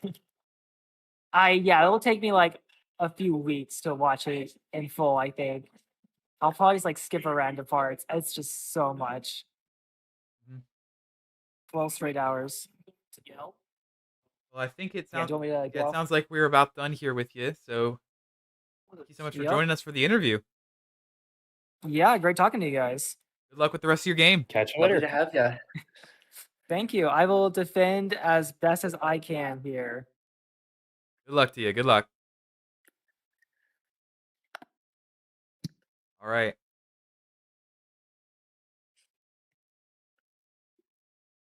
Should be getting next turn map fairly soon then. And we will very quickly take a look over that before doing another interview or two. If Luxon has an opinion, it's automatically bad. I'm not going to go that far, but Luxon definitely has some things I would call as fiery hot takes.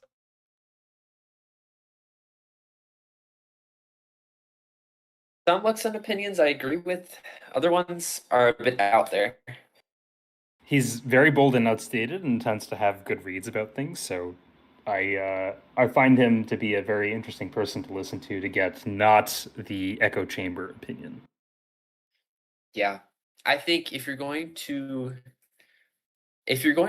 like take your own, I don't really know what I'm saying right now, but if you're gonna level up how you play, you got to just start thinking of crazy stuff and checking out to see what would actually work and what wouldn't. Yeah, you gotta try everything. All right. Spring year 6 moves. Let's go ahead and get these open and take a look.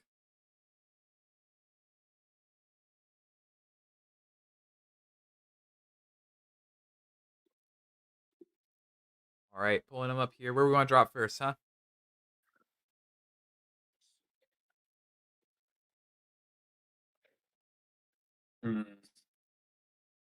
I kind of think we should look at Russia and see how they're handling stuff.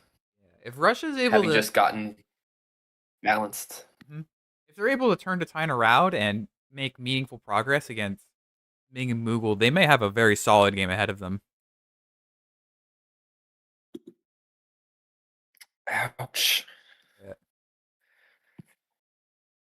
Looking at it though, they are certainly struggling here. They're pulling back from Yeah. a lot of the Qing I dots see that they Inuit made. getting most of this. Mm-hmm. The Western progress looks pretty good, despite Baron Sincola hold. It's If you see me here, I'm just doing audio testing because where Alex is going to be on, but he doesn't have headphones for himself. So I'm going to turn the audio on the computer, and so I'm just testing that. You're fine. Okay. While you're doing testing, can you move Baron's- the laptop camera up a little bit so we're not getting the top of the head cut off? Much appreciated. Thank you. Yeah, we'll quickly go over moves here Lap before we get Alex in. FC also holds, which is unfortunate. A fair number of holds from Russia, But but it's, they are still making some progress. They're going to get Narva and Wilno this turn, almost guaranteed. They Yeah, get it's Narva looking here. Yes. They get into Wilno too. I think it's possible Poland takes it back, though. It's hard to tell for sure. I'm not going to do that math right now. I would be very hesitant to agree to let autos into Herat here when you're already getting pressured by Toku, Mughals, and Ming in the east. Mm-hmm. Yeah, it It's certainly dicey. doesn't feel the best. Right now, Russia really wants to try and get as many dots as they can. every dot for them is important because they are the board top right now. They are number 1, so they need every last dot they can to make sure there's not going to be a run from someone in the last year. Yeah. Mhm. And I do But want they're making good progress. They're like bleeding in the east though. yeah, and They're in Ikuri, they're but struggling. Karakoram's going to be a really hard retake. They're struggling to hold their positions here, but it's also fairly clear looking at the map that Ming and Mughals are struggling as well, mostly with communication. It looks like Zhengpa was supposed to move here and just the move did not go through. Yeah, I think Sangpa it moved to moved to Sangpa. itself. Yeah, Sangpa Mhm. moved to Sangpa. Really brutal Maybe misorder it's there. just maybe it's a measure so Ming wants to keep Russia occupied for a phase before they flip on Mughals again Maybe. for potential support into Kabul or something. But they're clearly working against Russia with Mughals in the north, right? Like Ikuri, tap, and support. So this is like this reads misorder, right? Because if we're gonna do it in the north, why not just do it in Yarkand too? I mean, I suppose the idea would be this reads misorder, so it's hard to tell. Yeah. As was said in the chat, though, the person who's really making nice progress in this because of this push against Russia is Inuits, because Inuits is just Yes. all of this movement that Toku is making against Russia. Inuit is just backfilling right behind and saying, "Ooh, Yep. free money."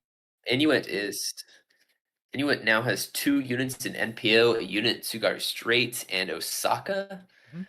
That's although I would really have played for Bounce Aomori here. And if you're gonna get dislodged and go to Osaka. Yeah. That's fair. That's fair.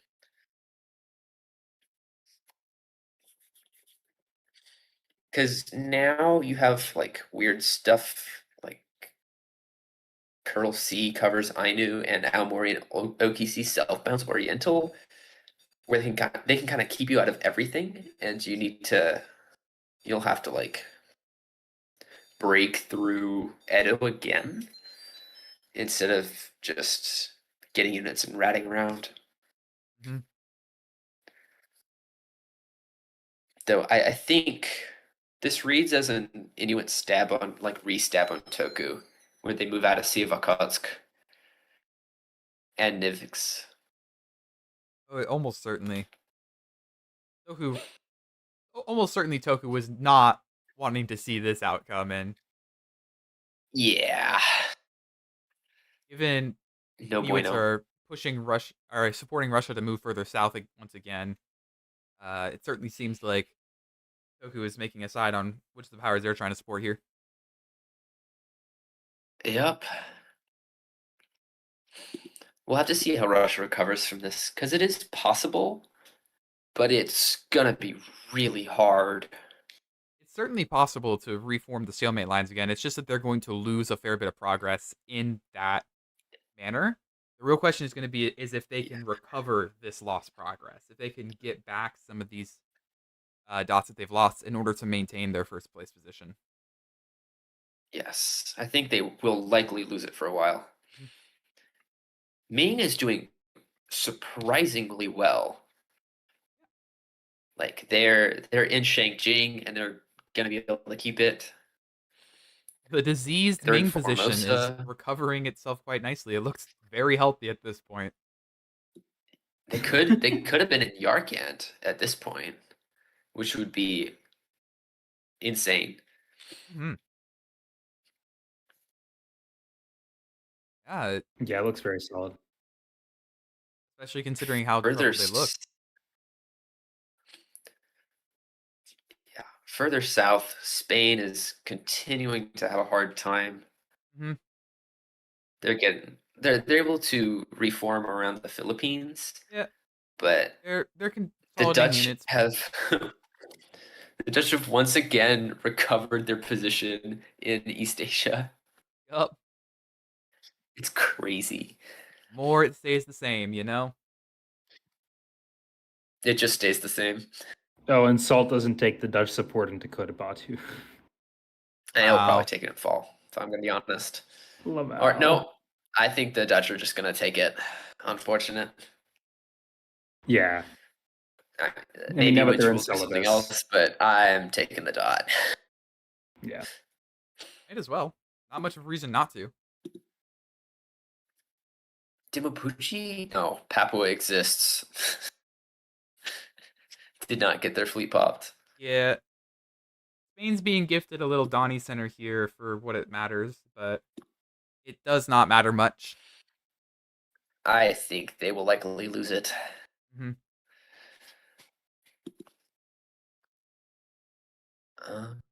Do we want to scroll over to South America to talk about more Mapuche? Yeah, let's talk about more Sure. Mapuche. What is Michael doing? Looking over, Backing off Aymara. it looks like they are supporting Aymara into some of these Portuguese centers, Hey, which I don't like. If that's, don't necessarily hate. I don't hate but it. You definitely need more I think dots. Mapuche needs to be pushing for Mbia here, Mhm.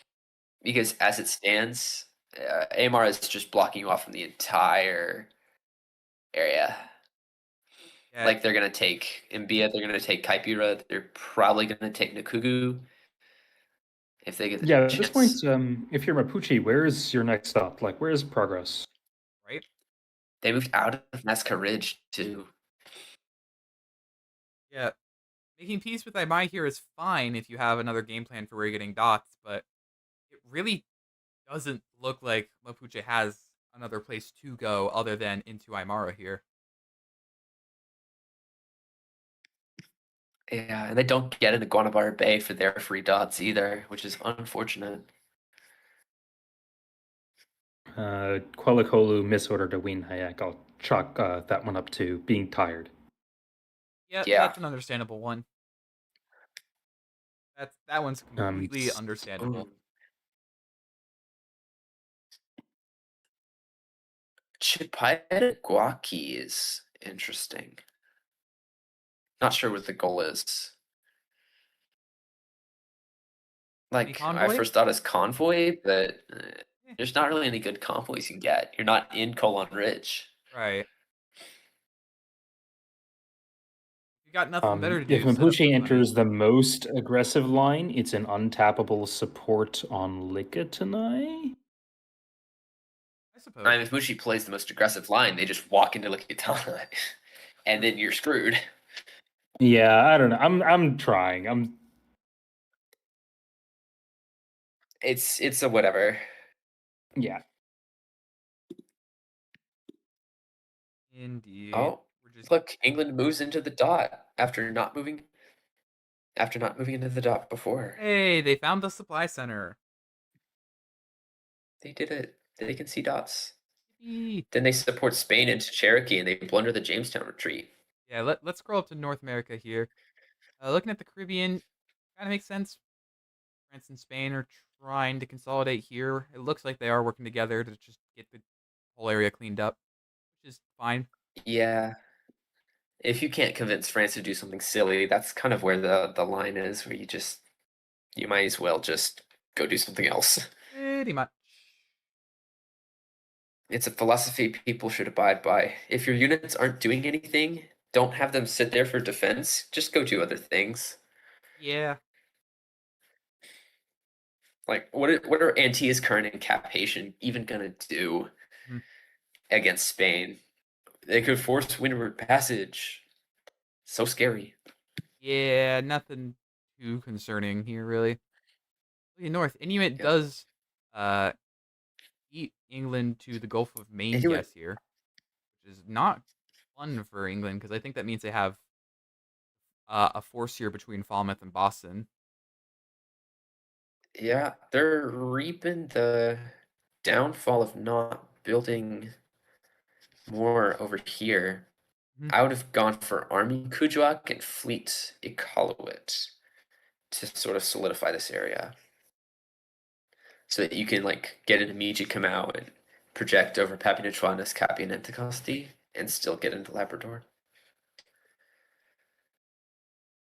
Yep. But yeah, and I think this is tired tactics from Inuit because they got Yeah. they got shafted in NA again, and England is getting the advantage on them as well. Yeah, Tikameku is not the place that needs getting supported to. Y- It's rough. Mhm. I hate to.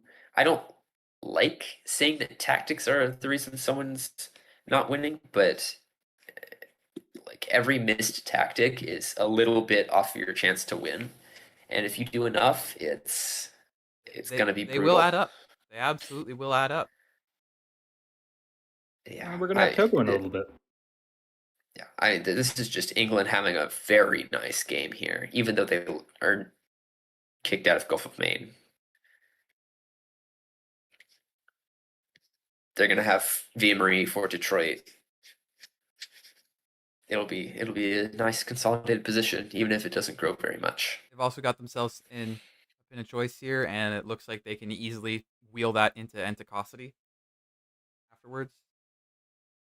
Yeah, unless you want to like cover Tadoussac here. Mhm. It's assuming you get builds, your position is assuming you get builds to get Gulf of Maine back, you are sitting And pretty. this is an idea. This is a strictly ideal England North American colony. It doesn't go much better than this. Unless you really just work stuff. True. Speaking of England, they're doing nice things in Europe. Indeed. I quickly just want to look over everything else in North America. It does look like a whole bunch of nothing. I just want to glance over those. Yeah. All right. Spain and GPL is interesting, but not of much consequence. They're not going to be able to get any dot from GPL at this point. Future Shown covers all of theirs. I mean, they're already in Cherokee. So they did Is just this a get forced out. stalemate line west of GPL? The Sonora line? Yeah. Pretty much, because once again, not being a fleet technically, instead of an but army. It's not technically stalemate line because you can force Sea of Cortez, but they are dealing with other things. Yeah. Ah, yes. It's kind of stalemate-y enough. Enough that they're not going to move more likely than not. Plus, they're tired. We're all tired. I mean, I think the Gunboater's a new player, but don't think that will change much. I think we'll just see an attempted Ojibwe take, if anything. Yeah. Speaking of England, they are certainly looking very nice over here in Europe. Just this turn, they're going to sneak into Gothenburg, Kiel, and Ghent. They are looking very nice in Europe right now. Yeah. Ooh. I like just if they had even a single build, I guarantee you it would have either been something to short North America or would have been an army here.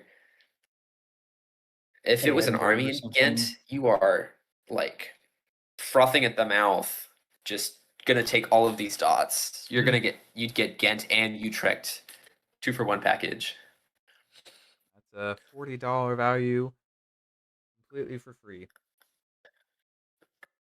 Buy your local Netherlands today. I mean, yeah, that is the downside of Netherlands. If for all your power that you can have across everywhere else on the globe, you are a 2-dot European center, and boy, does it collapse easily when England wants you dead. Yeah. 2-dot European center, and if you don't control those seas, you are a 0-dot European power. Pretty much. France is looking to get back as much as they can, especially since England is more focused on Netherlands right now. They get into Luxembourg here. Yeah. Ooh, the rare fleet stab of Spain, like Portugal stabbing Spain with the fleets. Lamal. Free Gibraltar, love it. I'd rather you go straight to Gibraltar though.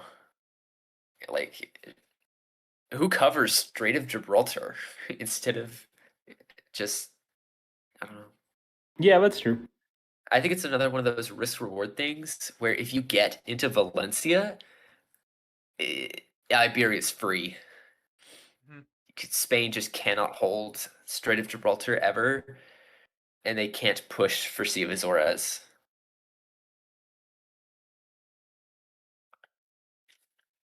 Gonna get Okay. going might be back later, but the Emu versus LSU college football game is heating up. Valid and understandable. You can probably tell from my accent that I also know a bit too much about the college football scene. So, fair. Almost like I'm named Sports Balls or something. No. I'm afraid I don't know anything about college football. Genuinely, I have probably a good attended a thing. game of college football. Yeah, it looks like everything else here in Europe is resolving out. This is a really domineering. Yeah. There's a really domineering England position that's starting to form out between North America and Yeah. Europe alone. Even if India is I not, think if this and they're cleaning up in India very India's nicely. doing actually really well. They're getting Cochin and Hyderabad this turn. We didn't even discuss that yet. It does look good, but Africa's dead, and Spain is stabbing in Florida Current. So Yeah, their Africa Yeah, I position mean is St. not. Augustine was They're not doing too good in their their retreat to inner Gulf Africa, Stream. but they have such a solid North America, Europe, and India now that I don't think it matters. I think if they can just it's a continue free chugging Port along. Royal for Inuit this year. Yeah, the trick is Florida Current can retreat to Gulf Stream, and so even though it's a free Port Royal, it's also a free English Gulf of Maine. Yes. So you get instantly punished.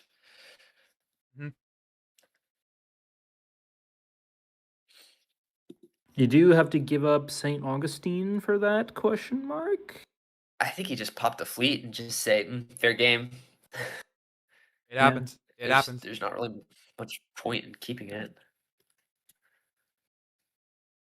Yeah, if England is able to continue this momentum and just keep pressuring as many dots as they can between North America, Europe, and India, I think they're gonna take this for sure. No one else has the same. I don't think anyone else is going to be building near as much as England is in this year alone, and I don't think England is stopping. England has no reason to. Like Russia and Inuit have problems. Russia and Inuit are problems. I don't think Inuit's growing a little bit. I don't think Inuit's going to have sustained growth. England has sustained growth. I think Inuits.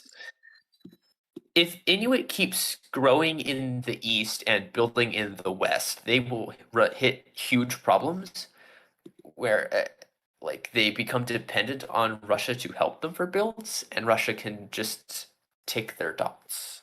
Mm-hmm. Like this Laptev Sea fleet holding, that can move into Chukchi Sea at any time. And if Russia was still in Greenland Sea, which they should just move back to, then Russia could move into Arctic Ocean at any time. Yeah. And the second that happens, Inuit's position completely collapses.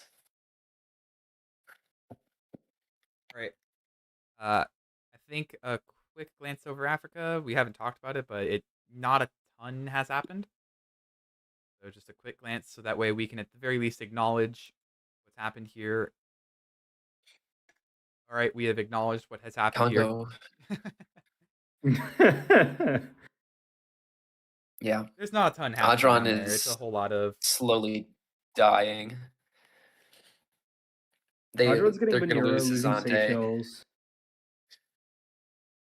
They get back into Seychelles, but Bunyoro goes to Calafe for a retreat, and it will probably support the Dutch fleet somewhere.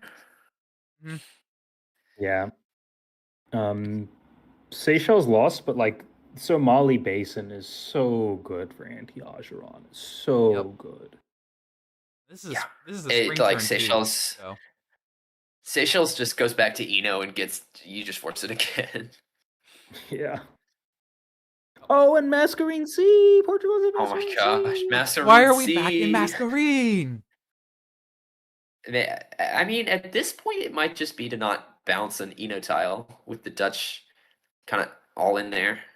I suppose. You're still not getting anything by being in that tile. Yeah. You could tap Seychelles Sea. Ooh. Same purpose as has always been.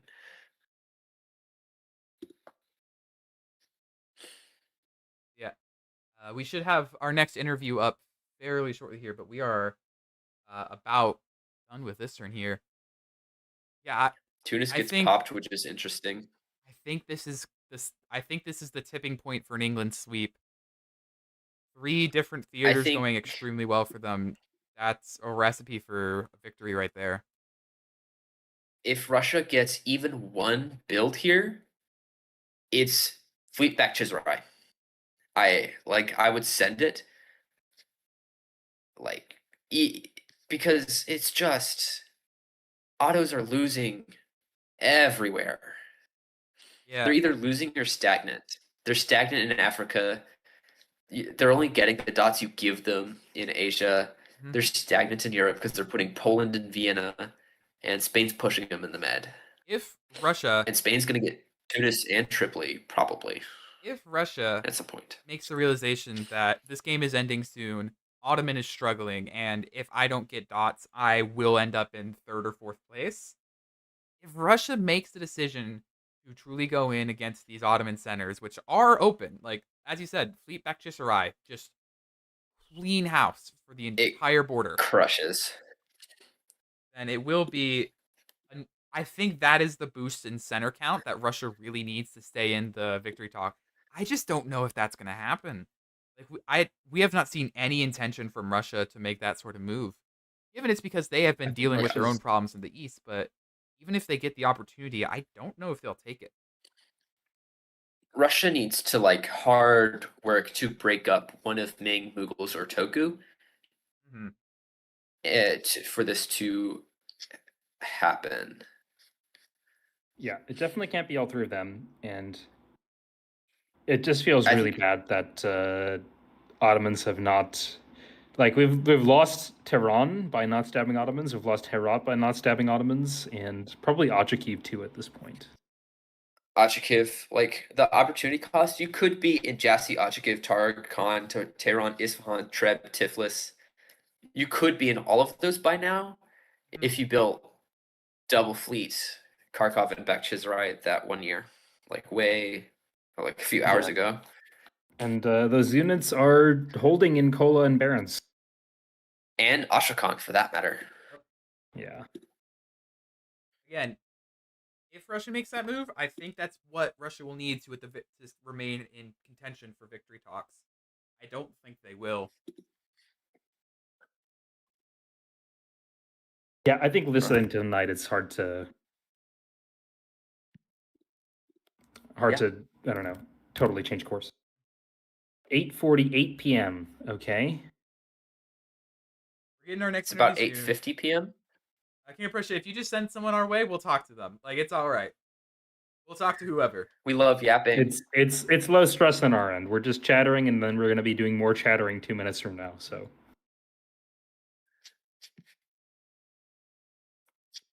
Send whoever you can. Give me players or give me death. I would not accept death. I would accept minus points for anyone who cored improperly. True. Which is most players. Benin, Surat. Yeah. Any other notable bad cores? The Spitsbergen, core which was that cored. France did on OG Cree that got themselves to lose Cree that phase. True. Yeah, they finished it though. The Dutch finished their Now they core have in order. value. Your Honor, League of Legends. Death. Spitsbergen was cored and never built in, and Yeah. Barons has sat there for the whole game. Yup. Wait, Mapuche cored Danny? When did this happen? I didn't realize that. They cored it over the last year. I like Danny as a core because you don't have any pre-existing Asia cores. It's a good core. But Yeah. obviously, it is. It's nice to have a core in That they're this just getting area, but attacked. it's nice to have a core in this area, but with just how chaotic the region is, it's really difficult to get much ground. Also, if you're not getting builds from South America to put in there, it's kind of useless. All right, looks like we have someone So- joining up on the mic. We cannot hear you yet. Can you just make sure that the King of Prussia account is unmuted there from the microphone? Yep, 1 second. It's all good.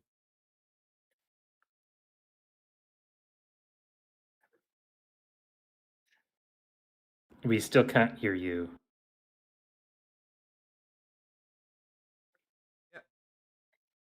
You are still muted, so we cannot hear you. I'm sorry. Can you hear me now? Yep, there we go. Oh, Wunderbar. All right. We've got Elle on the mic here. Say hello. Hello.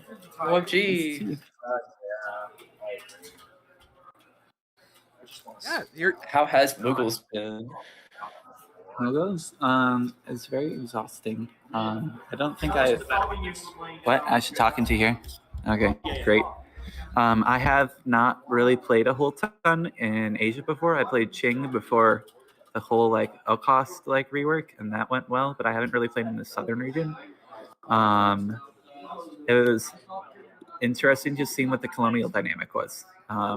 And having Salt as a neighbor is always an adventure. Yeah.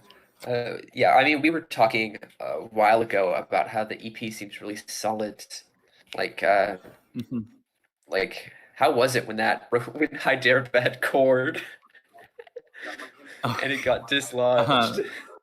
Hobbit said that was happening, so it was so satisfying to actually see it happen. And now Hobbit is back in Hyderabad, so I'm about as sad as when she was in it the first time. But it was very satisfying because it was just like, okay, finally.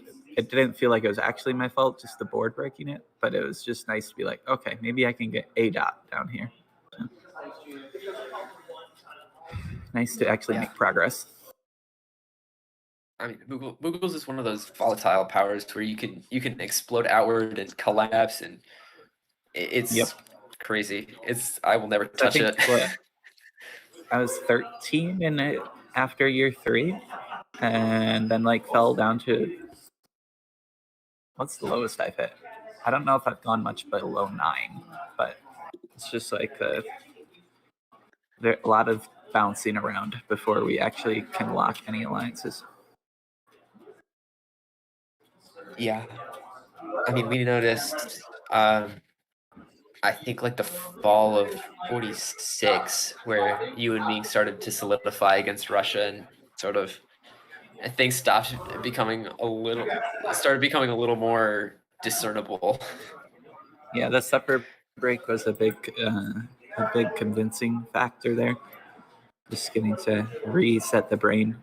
But that was definitely just a roller coaster of going around and around and around, because we had all kind of wanted to work with Russia, and then because I stabbed Ming, then I got Russia on me, and so now after Russia got all of us, now we're having fun going the other way. Yeah. I mean, how... I have not done any face-to-face before, so how is it trying to make up after stabs to go after someone else? 2 hours after you took all their dots. It very much depends on the person. Certain people will just hold that grudge for the rest of the game, and maybe a few games after that. It is, I think, face-to-face allows for easier comebacks from bad positions because of the fact, especially on a board like this, you have 25 minutes to just stare with your pleading face at the other person and be like, why are you talking with my murderer? And just go after them the whole time for that. So I think like there's a lot of guilt tripping that can make the stuff flip more, because it's like, well, I didn't really want to do that, but also you wanted the dot. And then it's just like, well, if they offer you a different dot, but really they're still angry at you, so then they take your dot again. I don't know. It's just, that's kind of what happened with us. And it was, yeah, it was like a mess. And yeah, it took a while for like Char and I to actually get on the same page. I don't think Russia was just using me the whole time. But, and Salt is next to me, but Salt is next to me right here off the screen too. But it's fun to work with, but neither of us actually trust each other to leave each other alone ever in the game. So That's a fair fear to have of Salt. I'm gonna be real. yeah, like Ava has been our Ava and Kunming have been our respective Belgiums like this game for the three of us powers here. Like every single turn, it's like, hey, I'll support you into Ava. No, I'll support you into Kunming. Oh no, like just or it was that I'll support you into Bamo. And like just all three of us going back and forth and trying to figure out, okay, which one's being on us this time? The whole pile I of think, dipsy doodle. yeah. That triangle, it's the Caucasus Triangle on steroids. Yeah. You could just get trapped there and go in like a merry-go-round. Right. And like that Pegu fleet that sat there for like the first bunch of years too, just as like the, oh, I know Salt was leaving this year because he doesn't trust me. So I have a knife at the back of my throat. Just, it might just walk into Bay of Bengal. You never know. You always gotta keep an eye out. Have you for done? moving in. Yeah. Have you done much face-to-face? This is my second face-to-face event. I played a DipCon in Chicago earlier this month, like at the very beginning of this month. So not a whole ton. Yeah, it just seems exhausting. Like I'm tired commentating, and I have not been running around trying to play diplomacy. Yeah, it definitely is a factor. Like about game end times. I mean, I know we have a hard game end date this time, but like even for the unlimited rounds, like in the classic games, like there's just the motivation to end the game because you just want to sleep.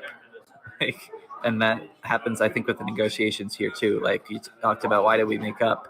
Well, I think Charlie and I just fucking tired. So it's like, okay, yeah, we're done thinking through all the hard tactics. Let's just work together, sit down, and figure out how to poke Russia for like. You're on hour 13 of this game. Given that's with breaks, Oh it's like my! 13. Yeah. 2 more Yeah. hours before you. Yeah, it's a lot of hours. Yeah, but it definitely is exhausting, and it's like the breaks are just really key, and also just figuring out what you should do the night before. I mean, there are a couple of us that I think 3 of us on the board, me, in Prussia, and Gordon, who all played in last night's game. I guess I have to adjudicate soon, but just the fact that we are all staying up until midnight or 12:30, 1 a.m., and then coming to this at 8 a.m. in the morning. Mhm. It's just a little bit of a burnout right away, like even at the beginning. So then you get to hour 13 and you're like, oh, okay. Yeah. Huge Pillow props to sounds you nice. and everyone else who is making this game work. Yeah. It's a fun one. Thanks for the interview. I should go probably order some units, I think. Go and get your units in. Yeah, Have a good one. Good luck. Indeed. Good luck with the Have rest of the game. fun.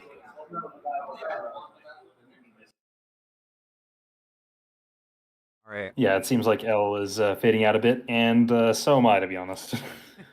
It has been Getting a very long good. one. I will get some more orange juice to keep myself awake. Oh, orange juice sounds so nice right now. Why didn't I buy some orange juice when I went to the grocery store?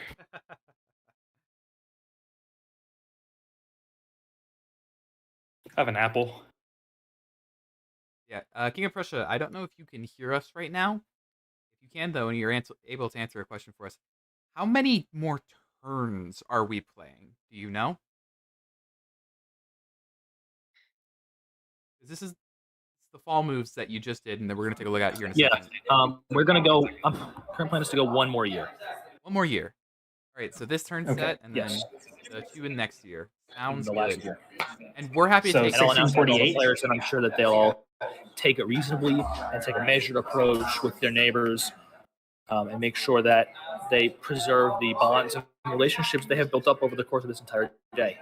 And I'm Kill them, sure, dots. I am Kill them absolutely all. certain that we will not order all of our units to Galapagos by the end of this game. Nope, definitely not.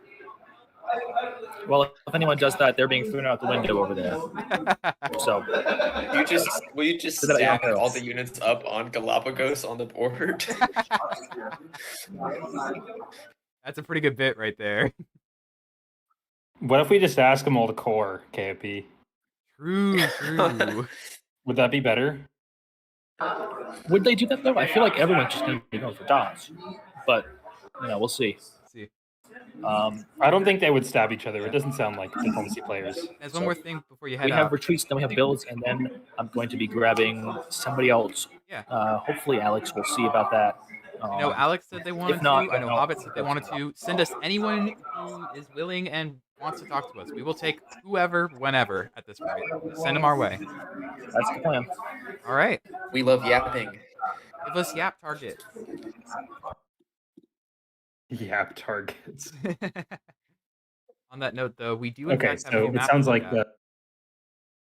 So this is 1647 fall. The final year is 1648, is what I was picking up. Yep. All year 6, and we're playing through to the end of year 7. Short game, but 15 hours. Oh, Mads is now gunboating officially, has given up their position to Dan Derp as gunboater. Is it Dan Derp or Dan Derp? I don't know how to parse that name. I think it's Danderp. Dan I Derp? haven't gotten a straight answer out of him before. Yeah. But yeah, it's an Athapasca on like 3 centers. It's fine. I would be exhausted and not want to touch any more dot order.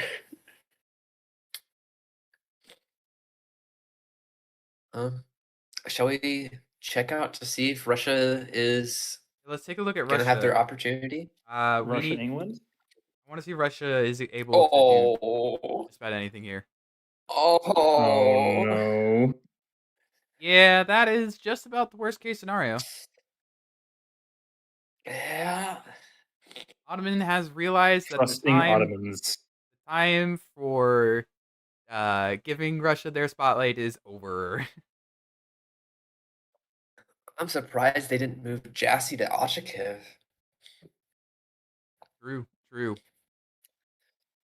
Yeah, but it's brutal. We're Matador to get into Derbent, and then just knowing that Bukhara is completely free. Yep. Who's on Ottomans? It's by gonna the way? be Evolution.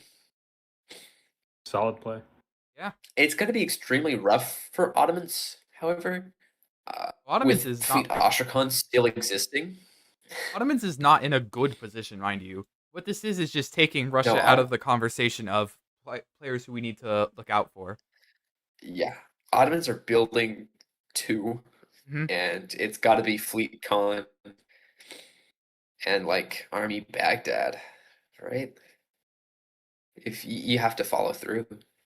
Yeah, it certainly looks like it. They're not getting anywhere else anytime fast, so it really does just look like build the units here, and bish bash bosh. Now you're the person finishing in 3rd or 4th instead of Russia. Hey, take it. Is this a proper stalemate line in Yemen here? Can Ottomans be forced back? Out of Riyadh? Yeah. Not with these unit positions. You'd have to do some shuffling. It feels like there's a second fleet required. You'd have to get into Red Sea, so that way you can have Red Sea tap Tomahawk. Yeah. Or otherwise, get Portugal to help you out. Yeah. You needed to move Aden to Gulf of Tadjour here, because or to Zukar. Mhm. Because like you got to find progress somewhere. If you just stalemate, you're gonna lose because they'll be able to build mecha and like, Yep. and they'll be able to do their reshuffling and get into Duthar and some madness. Yeah, it's Yeah, I guess the relevant point is if there's no progress that Abbey can make this year, then Ottomans can disband Suakin and get a third build somewhere else. Yeah, true. I would actually. Yeah, very true. 'Cause they're not really in threat in Because Cairo McElly either. just got covered. Yeah. I think I would disband Suakin and maybe build it in Salonika. If you, I haven't done the tactics on the med line. It might be Yeah. full stalemated. Their other positions aren't looking stable necessarily, but it looks like they'll be able to, at the very least, reasonably hold. There's play, Yeah. especially with Portugal moving off Muscat, which has evolved to a 4-dot colony. With a, is that Bandar Bass Cord? Yep. Because we're just straight trolling. Depending on, That's been the whole theme of this game. I as mean, is every actually, game. depending on it, It's good. depending on how. There is one more turn year left in this game. And if now they didn't do it, but if Rustak had held, they build Bandar Abbas and they move to Persian Gulf and Isfahan, that region is done. True. They could have absolutely messed up autos and taken like an extra 2 or 3 dots. Absolutely true. It does not look like they have any intention of touching the Ottoman dots here, though. Yeah, unfortunate. Yeah, unlikely at this point. If we go a little further west, Portugal has just walked into Marrakesh and supported themselves in Rabat and taken Gibraltar, looking very good. Portugal has Canaries, Yeah, Marrakesh, they're gonna- Rabat, and Gibraltar all now, so it's the slow stab on Spain, but it they is the stab on Spain. I mean, this is all dependent on them having builds, but they've got like I don't know the build counts, but they have a chance to move into Valencia to put armies down. And let's see. Oh, Well, surely they have builds. yeah, we bring Alex for an interview. Hello, what's up? Can you How you guys doing? Can you please real quick? You've got the Elle Mughal mute, so we're getting a lot of background noise instead of the KOP mic. And what? We're getting a lot of background noise on the mic feed, just because we have, I think it's Elle's Can you unmuted. do instead somewhere of, else? you know, Prussia's unmuted. Oh, Oh, am I not muted? Elle needs to be muted. how's that? Oh, it's because it's background on the microphone. Yeah. Right. It's fine. It's just that we're getting a fair bit of pickup from it.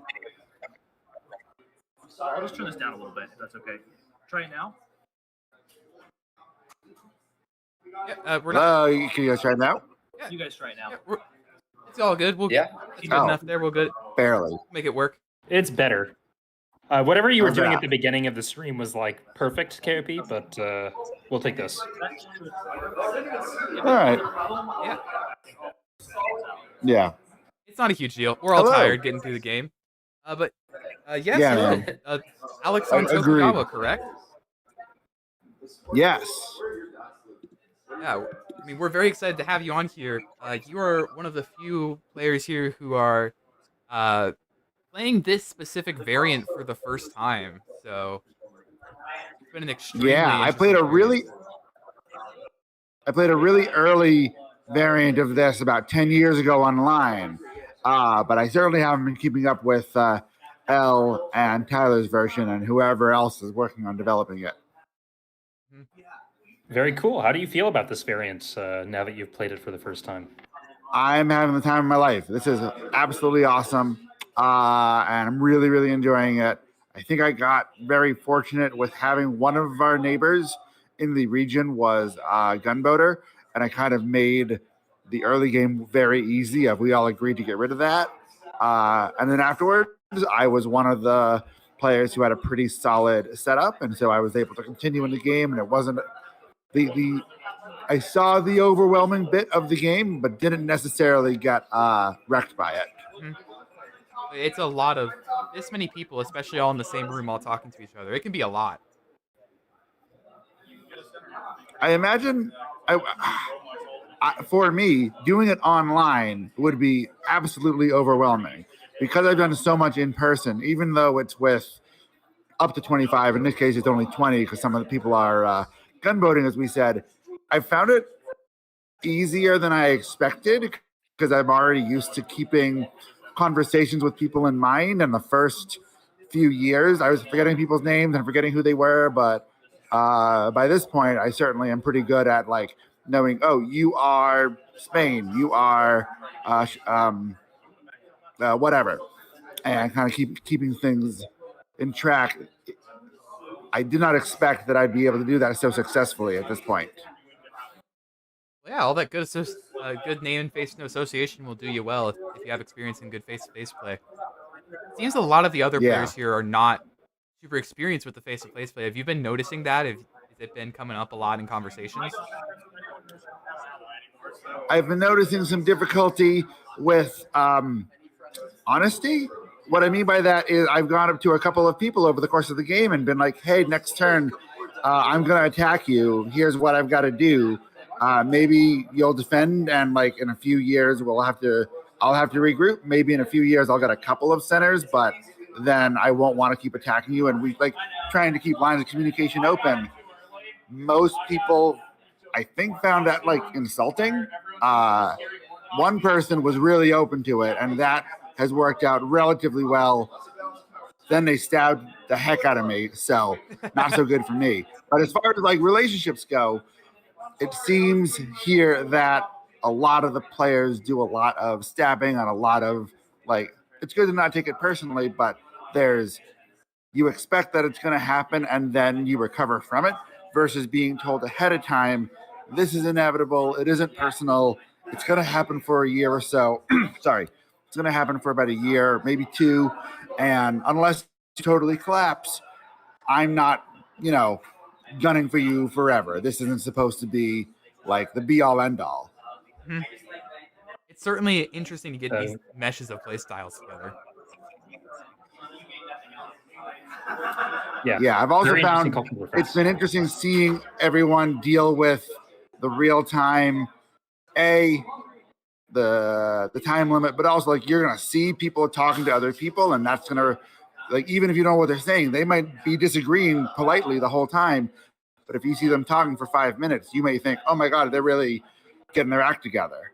And it's been interesting hearing people say that because I'm very used to that. I'm very used to other players just being like, oh, they're talking.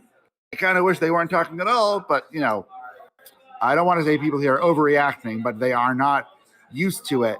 And so they're harder at kind of gauging it. Yeah. Yeah, I mean that's definitely sort of because most of these players play online over like online long form games, and you can know that people are talking with your enemies, but watching it happen is a whole different feeling. Yeah, especially when you see them pouring over the map and like you just kind of assume the worst, which you sort of should. But you can get in your own head and psych yourself out, which I'm sure can happen online regularly. But I seem to be seeing it here more than I usually do. Could you tell us a little bit about your relationship with Spain in the early game? It seemed like you guys had a pretty calm thing going. Yeah, I was at the start of the game. Spain and Ming and I basically agreed to get rid of the Netherlands as units, and then we did. And then Spain and I just checked in every so often and really didn't. We were aligned, but didn't have to coordinate anything, which was nice. Every time we talked, we'd be like, it's really great to have a border that we just don't have to worry about. We don't really have to think about. That lasted a while until about last year when he started to struggle in other places. I needed places to grow. he had promised me Bonin Islands a couple years ago, and I came in to cash that request, and he said I can't do that now. And I figured, well, I think I'll just have to take what I can. And he was actually pretty understanding of it overall, of his position was collapsing, at least in my area. So we generally have been working together, and even now I think his approach seems to be, I'm disappointed this had to happen, but I understand that we were working well together and the situation changed. The colonial powers obviously are particularly difficult to play as. That time that I mentioned 10 years ago when I played online, I was the Dutch. So I have a little empathy for it, because I remember how overwhelming that was, and that was extended deadline.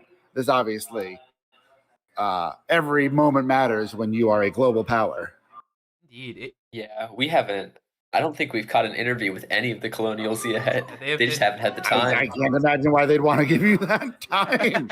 Maybe afterwards, but like they have no time to spare. I think most of them have at least once really gone up to the last moment of the order writing time, which for me as Okinawa, like I've never needed that. I needed it once because I realized at the last minute I'd missed something on the map. But they have so many more units and so many more things to think about. It's not like I have 15 units on one continent. They're spread out. So it's not even, how are they achieving these particular goals? And they have to keep that in track and make sure they're putting in the right orders. And it's a lot to handle. And they're doing it really well. Indeed. All right, we don't want to hold you up for too long here. It looks like the next orders phase is available for you now, so we don't want to hold you up too much. So if you want to go ahead and start working there, we really appreciate the interview, and good luck with the rest of your game. Of course. Thank you. I mean, well, one thing I'll say, and then I'll go, is this has been fun enough that like I might do some traveling, just like wherever this lands, I'll be doing some traveling. And I was talking to Elle and Tyler, and they said they hope to make this a regular at Carnage. And so Carnage might be my do a classic game the night before on Friday night, and then Imperial dip the next day, because this is an absolute blast. And I don't want to do it online. So being able to do this in person is a huge hit. And hopefully that can also get other people to join. And I look forward to kind of seeing everybody over the course of years and seeing how they develop in terms of the more practice they get into doing it in person. Well, it's a different game. I fully understand. Yeah, I'm cool. traditionally an in-person player myself, so that difference, hopefully, I can understand that difference meaning a lot. But yeah. Good luck with your game, and I wish you. All right, thanks for talking to me. I'll talk to you guys later. Take care. All right, thanks so much. Having fun. Yeah. That was cool.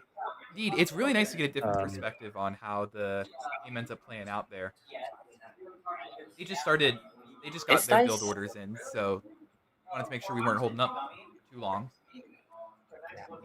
It's nice to hear that first-time players having a lot of fun. Yeah, absolutely. It was also super interesting to hear about the cultural differences between the ImpDip server or ImpDip community and what the more traditional face-to-face community is used to. Oh yeah, absolutely. I get a fair amount of that saying things in advance that are going to happen in face-to-face. Though, to be fair, I also play in a very time-constrained face-to-face environment, so talking that much about anything that far in advance is really hard to get. Yeah. Gee, even just online, that could, people could stand to put a little bit more of that into their press. I think it's like a lot of ImpDip people, they sort of like to mask their attacks, and it feels sort of out of their control if you tell them that you're going to attack them. But, you were going to anyway, so what's the point? Yeah. If it's going to happen, you might as well let it happen. All right, we still have a fair number of the fall moves to go through here. We've only really looked at Russia and Ottomans here. Shall we clean up with some more of the Europe looking for these fall moves before we get our next interview in? Yeah, let's make progress. Like I said, the only thing that's happened since now is just they've got the builds map finished. Poland makes progress in Austria, but is losing progress in the rest of their area or the rest of Europe. Yeah, pretty much. There are a lot of red lines in Europe this turn. Yeah. It looks like England tried to take Copenhagen as well, but Poland said no to that. Yeah. A little ambitious, but England Fake still war. ends up with a lot of dots this turn. I'm still mourning the non-existence of Army Ghent. Yup. I can't read what is happening there. It just looks like England picks up Ghent and Dutch picks up Utrecht. The Dutch attempted to Yeah. support themselves into Ghent here, but Normandy gets tapped by Nantes, so it fails. Oh, Utrecht to Ghent. Gotcha. Oh, Southern Bight doesn't border Utrecht is the problem. Unfortunate. Ah, that's it as well. Oh. That's a very easy mistake to yeah. make there. That's understandable. Yeah, those tiny Dutch provinces. God. Yeah, that's another one for minuscule borders that are impossible to read. Yep. King of Prussia pinged us in the Popcorn Throwers channel, but I don't know what they pinged us for. If you can hear us, if you just want to tell us what's going on. I mean, Houghton said that he's rooting for Hobbit. Understandable. England's in a really good position at this point. Yeah. Yeah, we talked about Portugal picking up 3 dots off Spain in Europe, which is really good for them. All right. I actually want to move over to the Indian Peninsula to look more at England over there and see how this turn went for them in that region. I love this rotation of Venan to Koshin, Koshin to Palyakar. I mean, I'm simply assuming England and the Dutch have sort of made up. You know, maybe no, maybe so. Perhaps it's at this point, what can the Dutch even do about it? Is the thing. Like, Yeah, the Dutch are gonna get. They would get a lot more growth off Ajuuran than they would ever trying to break back into India. Yeah. So, and it's really nice for England to be able to get those east coast of India fleets. Dutch India was nice while it lasted, but it is not staying. Yeah, I feel like there was a year or two where they had an option for Army Ceylon and they didn't take it. They had like a couple fleets, but yeah, they couldn't put an army in the continent, and they did not defend against the England stab. So yeah, their position elsewhere, I think, caused some holes, and they couldn't afford the builds to really flood INO and. Yeah, I think they had one year where they had builds and could convoy, but I think the strategy there is you lord over INO and you convoy to like Australia, Madagascar, and India, and you just keep all those dots. Yeah, there's a lot of places over you in can get from Africa. INO. Portugal. Ooh. Oh, okay. No, that's different. Portugal unfortunately loses Ravi in exchange for Beira. Not exactly an exchange I'd be wanting to make. Yeah. Hey, yeah, I mean, it's gonna be Fleet Beira this time, so there's that. It's gonna be Fleet Beira. They do have more fleets out there, which I think will really start to. If the game were to go longer, it would really start to recover their position. There's just not that much. If it's only for a year, capitalize from this point on, though.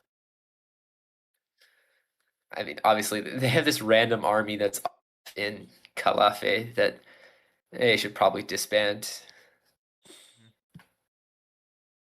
I mean, they don't have to. If they have builds without it and they don't need the extra one, keeping those 2 armies locked up there while you push out this Zulu fleet and army of Rafi.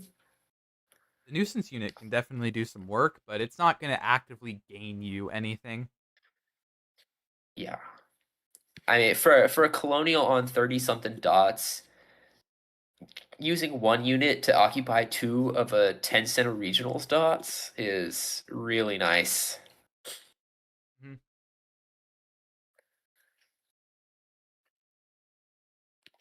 Congo unfortunately gets kicked out of Benin. Unfortunate. Who could have seen it coming?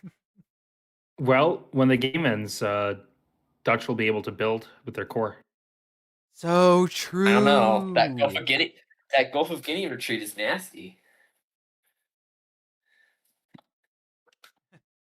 Put in work. Is it?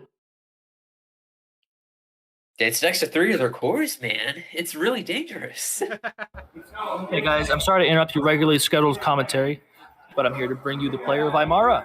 Yeah, you're absolutely fine. Whoa. Aymara. Giving us interviews here. All right, cool. Greetings. Hello. Hello. Oh. 1 second, I gotta turn on the. All right, talk again, commentators. Hello. Hello. There we go. All right. Yeah. Hello. Hope you're doing well. Oh, I'm getting my own feedback on the mic here. Hold on. Oh. Are you? Who's That good? unmuted? Is Elle's account unmuted or is King of Prussia's account unmuted? Elle. We just hold the mic further from that, closer to your mouth. All right. This work? Yeah, that'll do it. All right. Okay. Cool. Yeah, I think there was some setup change there after the break, but hello. Yes, this is Calvin on Aymara, correct? Yes, that's correct. All right. Welcome on in. You have what we in the industry like to call a what's the word I'm looking for here? You have an Aymara position that is Banger. enviable. Other people want Aymara positions this good. Yes, I've been given some very nice opportunities, to be sure. Hey, if you're given it, you take it. I feel like I've done that for the most part where I can, yeah. Yeah. How has pressing with like pretty much every colonial been? Because you're direct neighbors with 3 of them. Yeah, no, I've talked with most. I had a very relaxed conversation with Spain almost the whole time, even after the first stab, but then for a bit after too. I will attribute no small part of my success to the play of Ute, who has been doing a very good job of giving me a lot of leeway down in South America. Things with the Dutch and Portugal kind of sorted themselves out with the early fighting. It was simple enough to just kind of play off of that 2 ways, insofar as it just kept letting me slip into here and there. Yeah, you even been able to establish a line in between the 2 of them at this point. I wasn't expecting to, but it just kind of worked out. Again, you'll take it if you're given it. Yeah. Why DMZ when you can have Aymara? You seem to have had a pretty interesting game here with how the fight between Mapuche and Guarani developed. Yeah,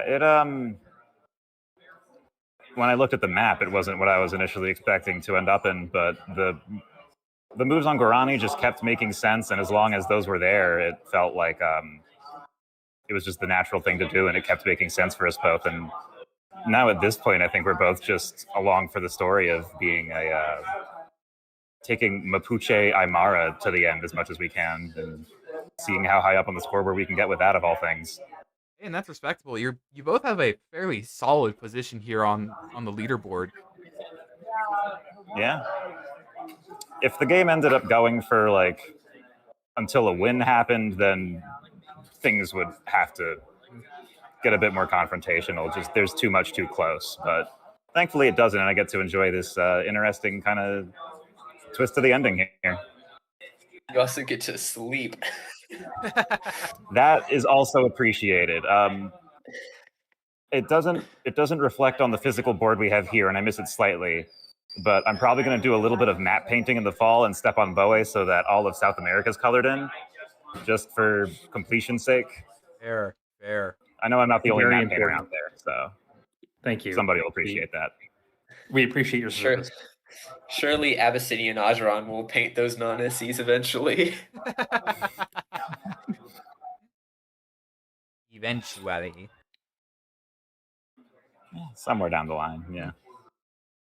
Yeah, I haven't looked in a bit. I don't know if the Abyssinia Ajuuran border being just completely devoid of color was entertaining to look at. it stayed that an way for a unusual long sight. while. Yeah. It is still that way.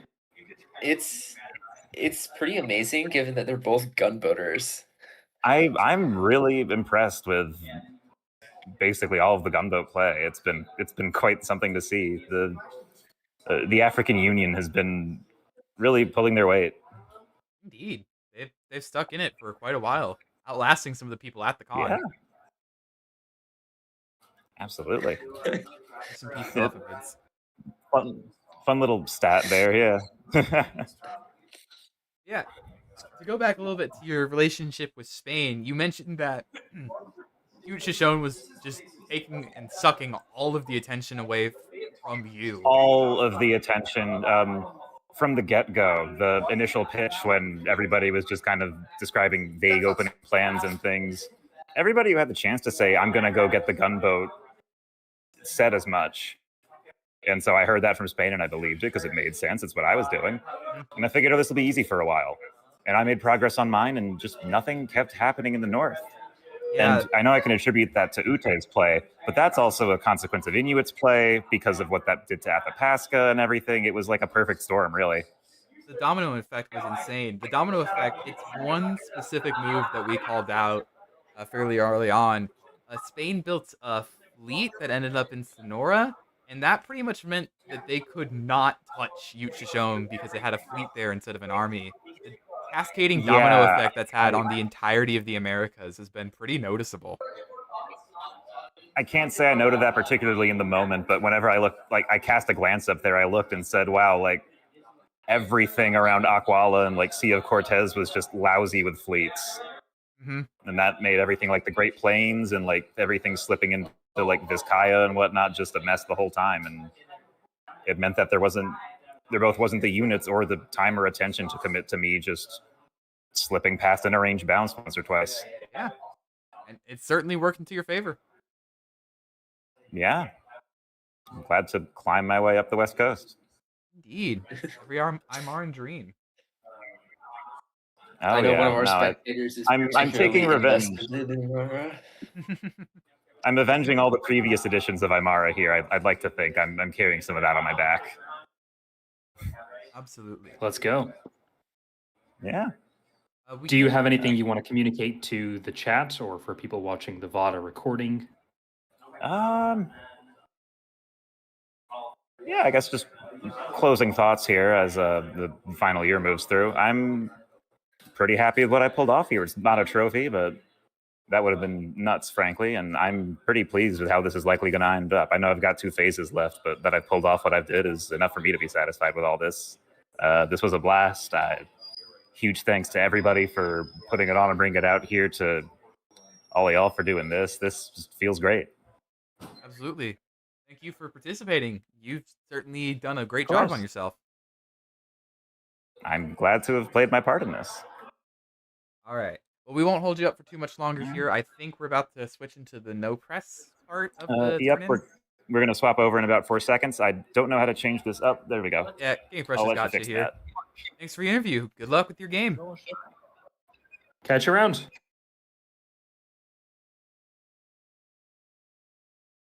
All right. Yeah, King of Prussia moved himself while he does announcements. We have a bit more that we want to go over here in moves, so we'll finish that up, and then we'll be right on time for the next moves phase, the final spring turn. Yeah. Kind of on the subject where of were we? Aymara. Yeah, let's go over the Americas. I am noticing Mapuche walking into Lickitanai and Impia. Mm-hmm. So Aymara walks out of Namibia there. So At this time, we're just doing it over this. Hey guys, are you up for another interview right now? Sure. Yeah, we can take one more real quick. All right. Well, then I bring with me Ming.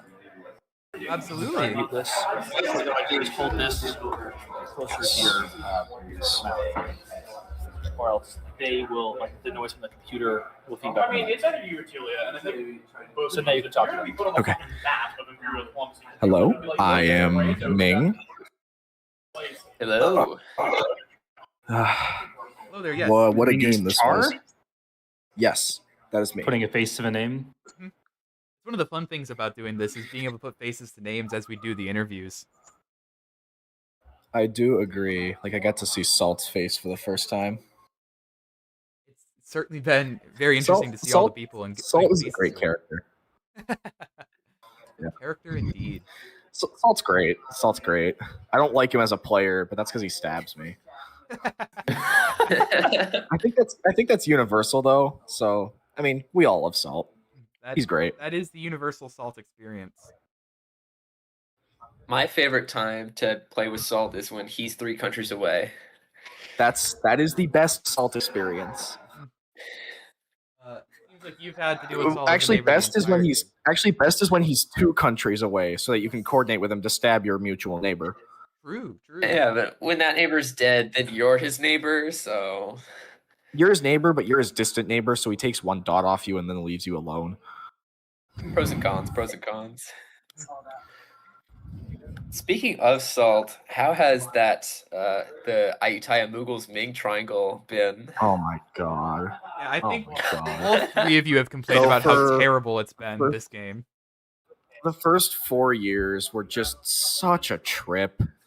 The alliances would flip every turn, it feels, from me and Elle working together against Salt, to me and Salt working together against Elle, to Elle and Salt working together against me. But the borders never went beyond Kunming. Kunming, Bamo, and Hanoi and Ava were like the borders, and they never shifted the entire game. It was just the same 4 centers for the whole game. I'm seeing the fall moves of 47, and it's a bunch of support holds. Yeah, 1 billion support holds. It's not a bad thing. All 3 of us have just resigned to the fate that we're not changing the borders anymore. Where me and Mughals could go work together against Russia, and Salt just let us go do that, which I'm happy about. I'm sure, yeah.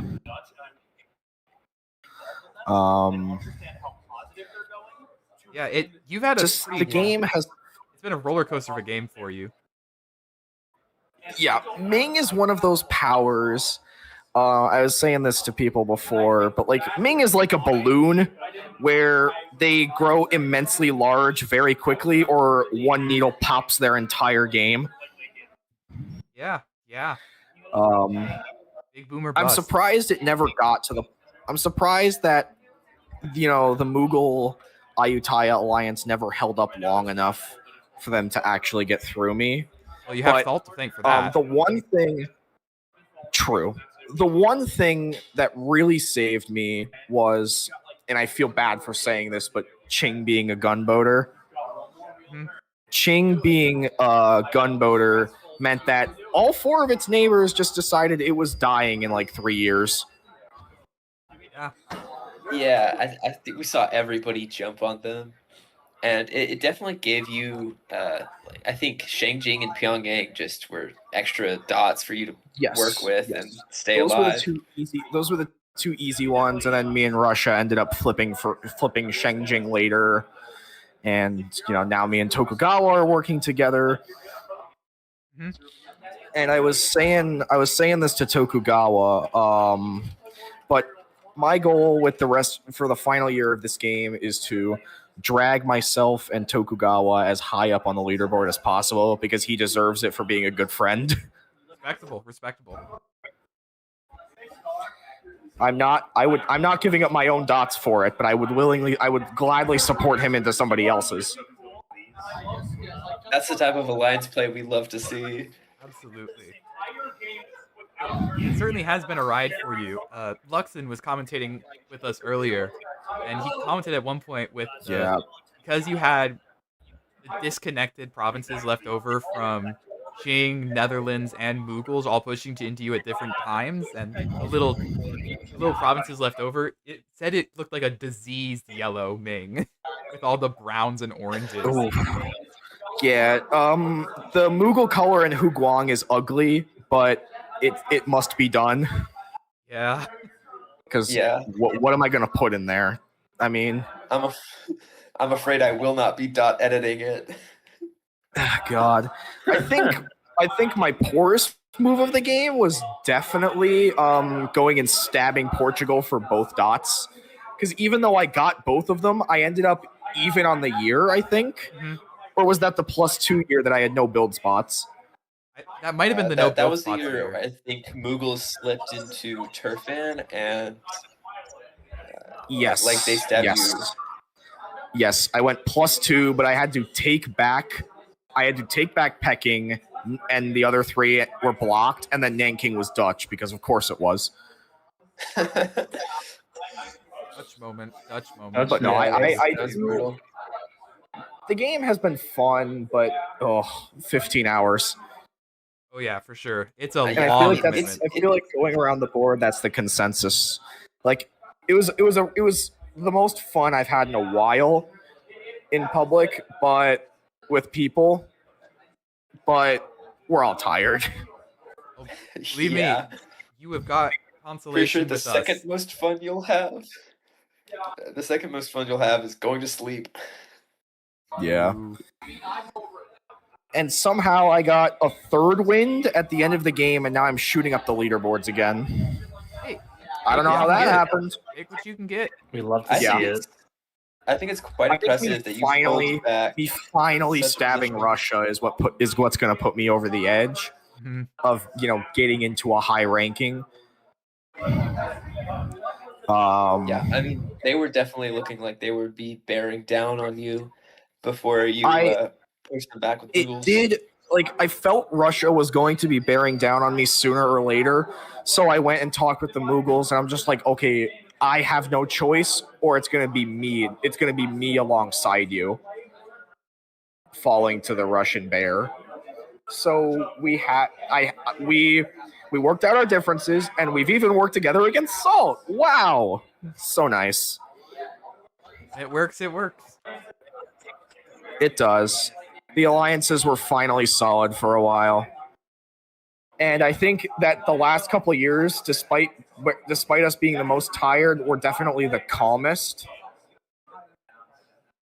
So yeah, I can't complain about that. Definitely, the game is kind of at that stage where it's I mean, sort of, I have you have your alliances. You may as well get dots with your alliances. Yeah, I have my important stalwart allies. I have Tokugawa, and I have Mughals. China and Japan. Never heard of that one before, but here we are. It works. It did. Yeah. Murdering Qing early was definitely what got me off to a good start, because I landed in the Qing capital at the end of year 1, which completely neutered their ability to fight me in any conceivable way. Yep. Yeah. I don't know if you followed some of the Pumpkin Cup, but the Ming there played the same fleet opening as you did, but tapped Pyongyang and Hanyang instead of Shengjing and Hanyang. Yeah. I think I got the suggestion from Salt to hit both Shengjing and Hanyang after turn 1. I think that was you who gave me that suggestion. And the logic was, oh, you're guaranteed to get at least 1. And I'm just like, oh, well, that's true, actually. He can't block all 3. And he ended up blocking Hanyang, and I landed in the capital, so they couldn't build a fleet, and I got the rest of Korea really easily. Weirdly, thing where Japan went back to Fusan 2 years later was completely organized. We did that, agreed. I took the dot from them without telling them, because I felt that I would be minus that year, And then somebody held up their end of the deal. I can't remember if it was Mughals or if it was Ayuthayya on that turn. But whoever was with me held up their end of the bargain, and I ended up +2 with no centers to put them in. So I felt bad. So I said to Tokugawa, just go take it back. I don't care. Hey, Yeah, +2 with no centers to build. It hurts, but hey, you've gotten this far. It hurt, but what it did do was it gave me a cushion for the next year. true. Oh no. This is why you should always take dots, even if you can't build. It's just save it for later. Yeah. Right. Who was that? Sounds like that's you are. retreats. I don't think I have retreats. It Or no, sounds let me like look y'all at are the about orders done actually. with the phase here. So, is there anything else that you want to add before end off this interview here? If you're playing as Ming, expect your heart rate to hit the 200s. Very volatile power. Very volatile power. True, true. All right, well, we wish you luck for the rest of this game. I believe that. It's been a heart-wrenching game. I hope But- to see you climb even higher on the leaderboard. So do I. I'm hoping I can reach the top 5 in this last year, but I'm not sure if I'll pass out all the colonials and Mapuche that are up top. Yeah, it's gonna be It tight, is but I wish you stiff luck. competition. Yeah. best Thank of you. luck. All right. And thank you, King of Prussia, Yes, indeed. for letting me talk to. They're Right. finished with. They're doing spring retreats, and we're still on fall 47. I'm just gonna move us over to the to build map real quick so we can get an up-to-date leaderboard. At this point, a lot of what we're really just gonna be focusing on the really high up powers on the table.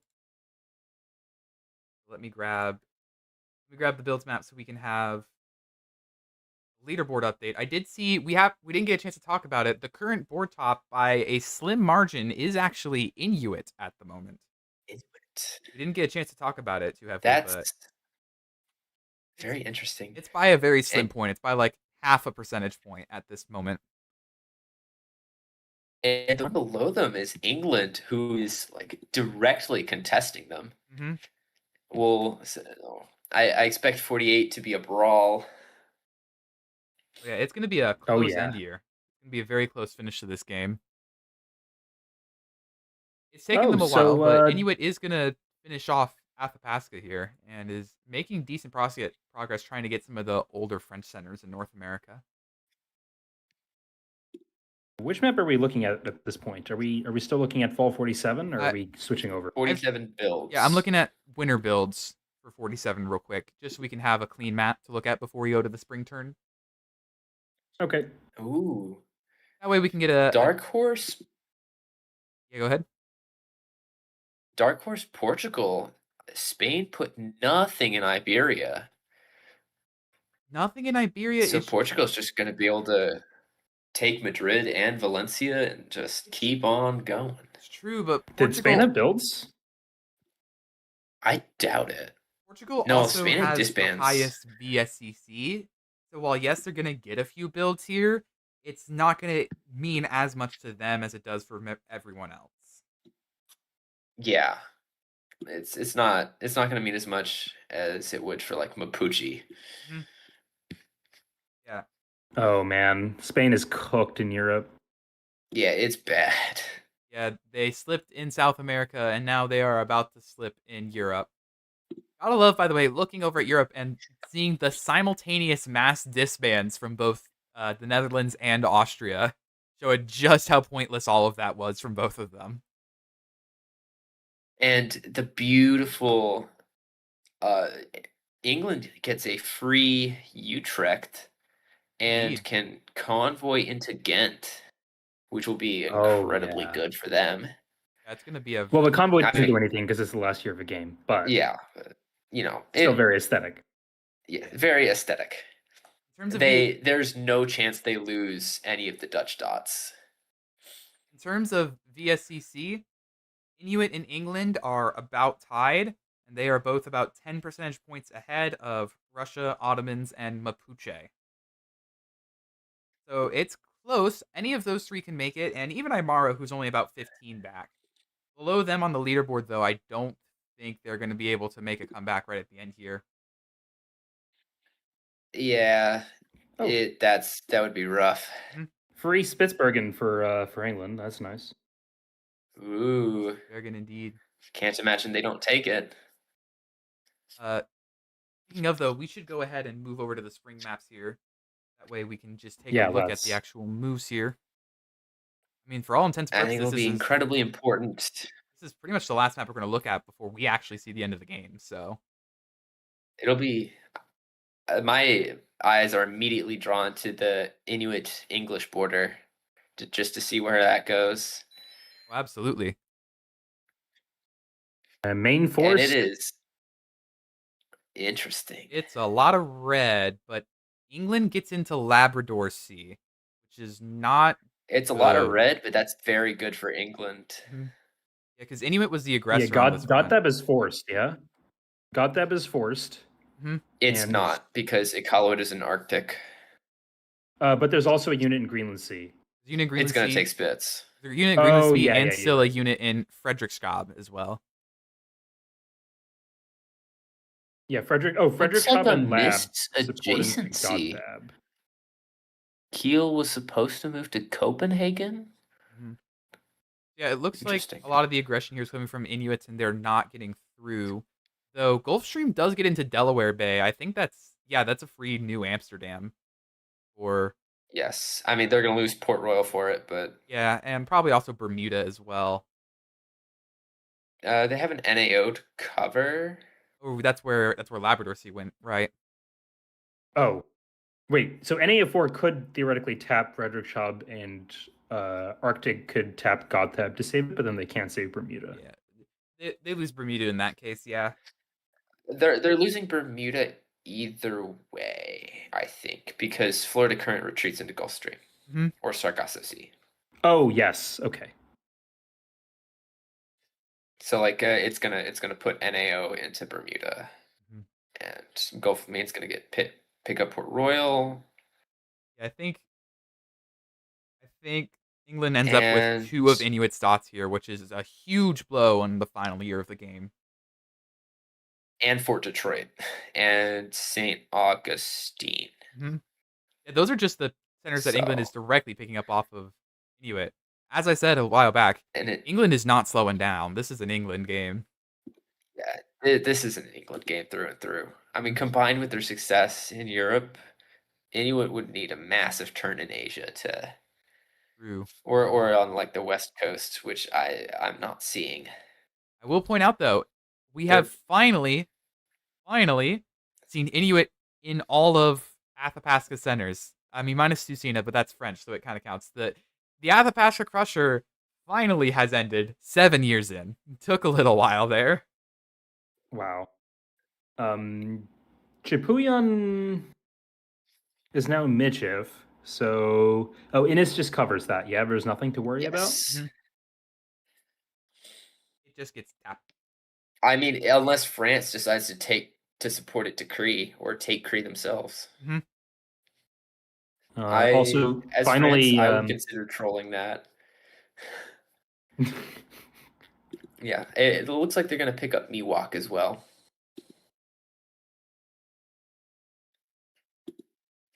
Yeah, Miwok is a goner. Oh no. Yeah, Ute finds the right adjacencies and takes Sea of Cortez. Yeah, the fact that Ute is the winner in this Ute-Spain war. Again, crazy. Putting that fleet in Sonora, the effect that had on this game is wild.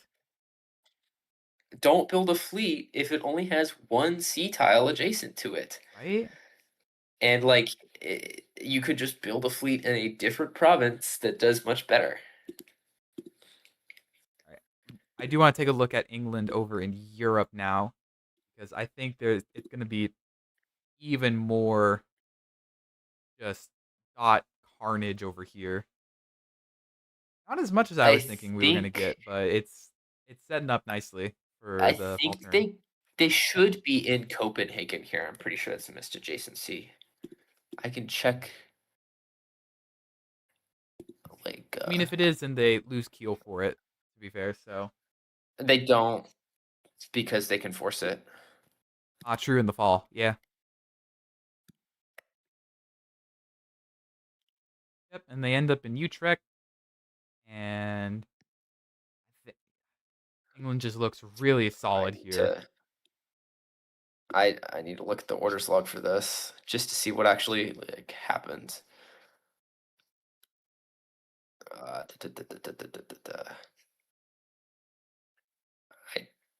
Yes, Kiel should have landed in Copenhagen. Makes sense. Makes sense. I'm sure that will get fixed on the final map then.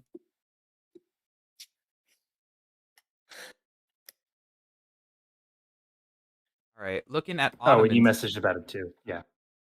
Looking at Ottomans here Ottomans as one of the other people in the giving top 5. Poland Kiev. Okay, Poland Come makes a resurgence, but that's not you, buddy. You're fighting for top 5 here. Come on, come on.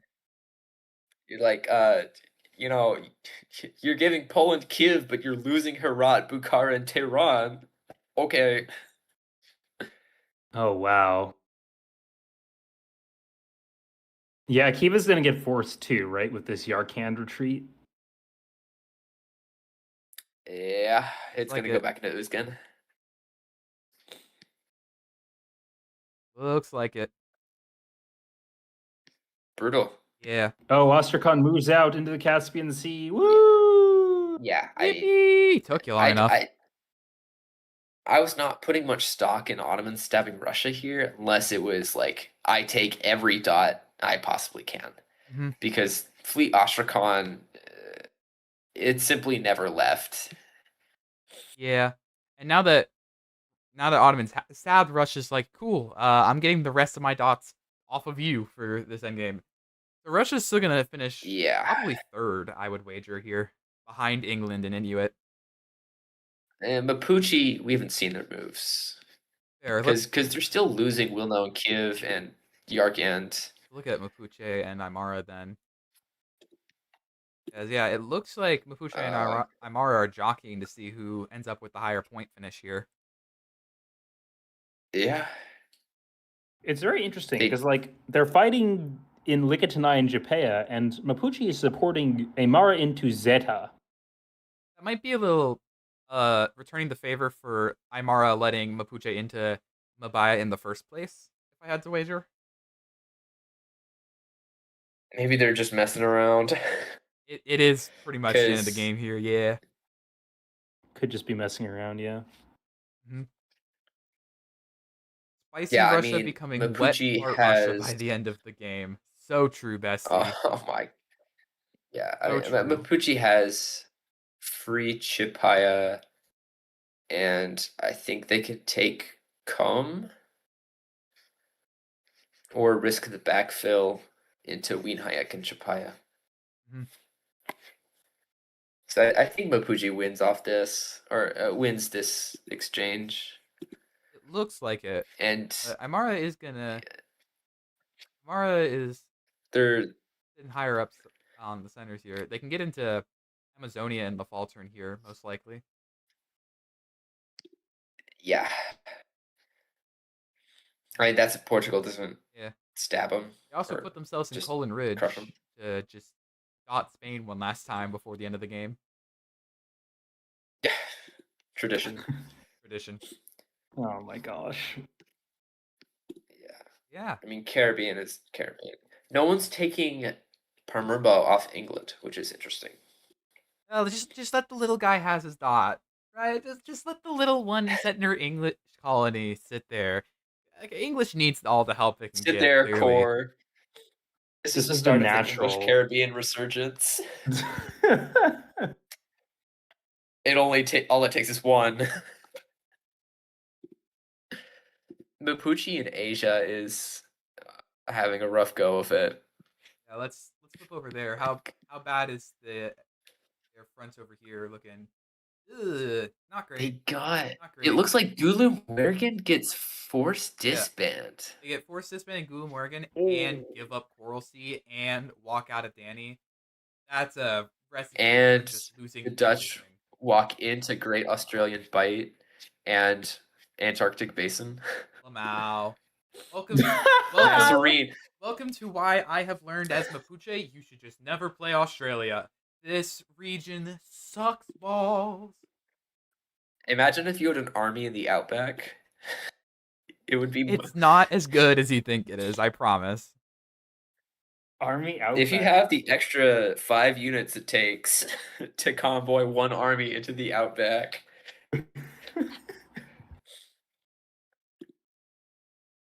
Good luck. with Also, that. Sam pinged me about INO5 moving into Mentawai Strait, and it's going to take Batavia. We love that. Lamau. For real estate. Take It's it. pretty real estate. Yeah. Masserine Sea moves to Eno2, where it should have been all along. 7 years later. Oh. Well, it's a different fleet too, but Yeah. I think You seen one fleet in Masserine Sea, you seen them all. true. they're all trash. I think English we- India not doing much. Pretty confident about how this game is going to end here.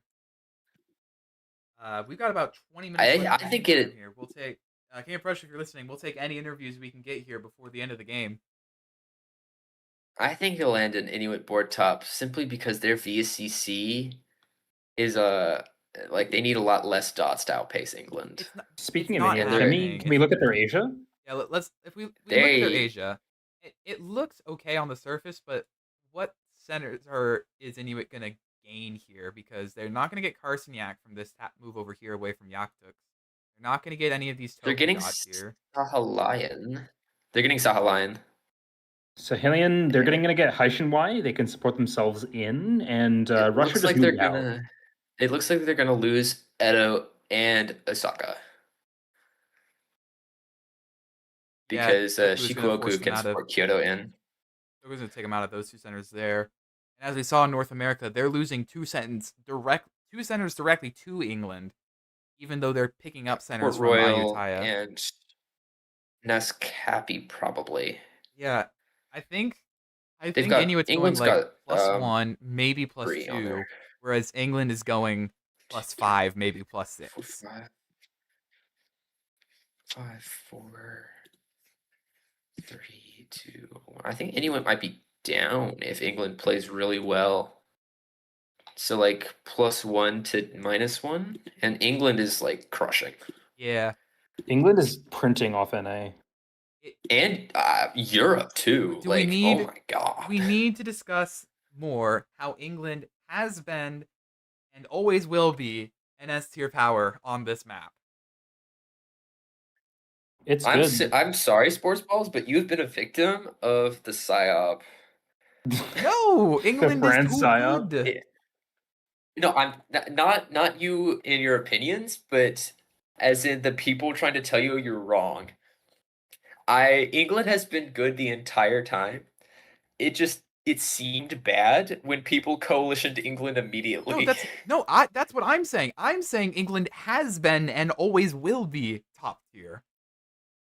I fully agree with you. A1 The meta England was pretty simply- bad when you played as France. Yes, okay. But yeah, this is a very good position. Okay. I do also think that there were a couple of cards that could have gotten played and annihilated England. Like in the mid game, there was that Dutch open center situation that we were looking at in NA. It was looking very dicey for England there. certainly could have gone poorly, but this is a domineering England position. Oh yeah, I think once Dutch NA dies, it's just on a timer until England rolls.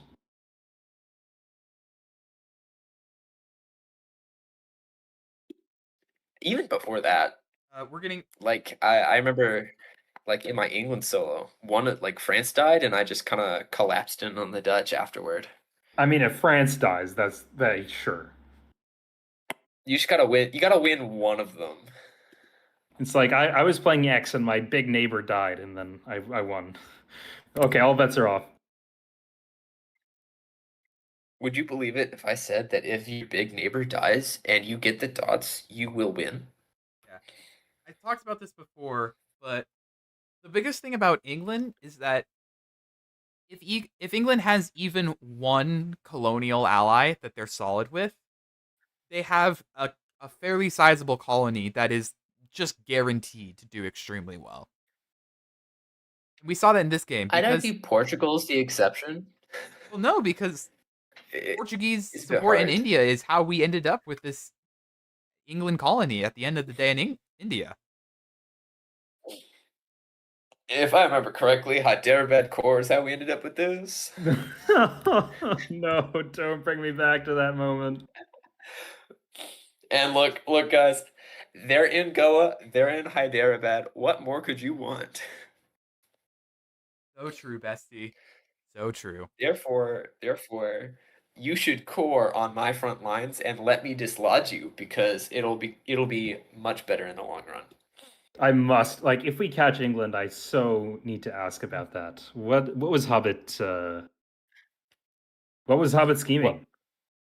We gotta know. And how did it work? Right.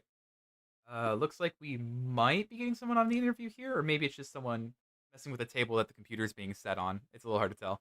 That's just Elle messing with the table again. Ah, fair enough.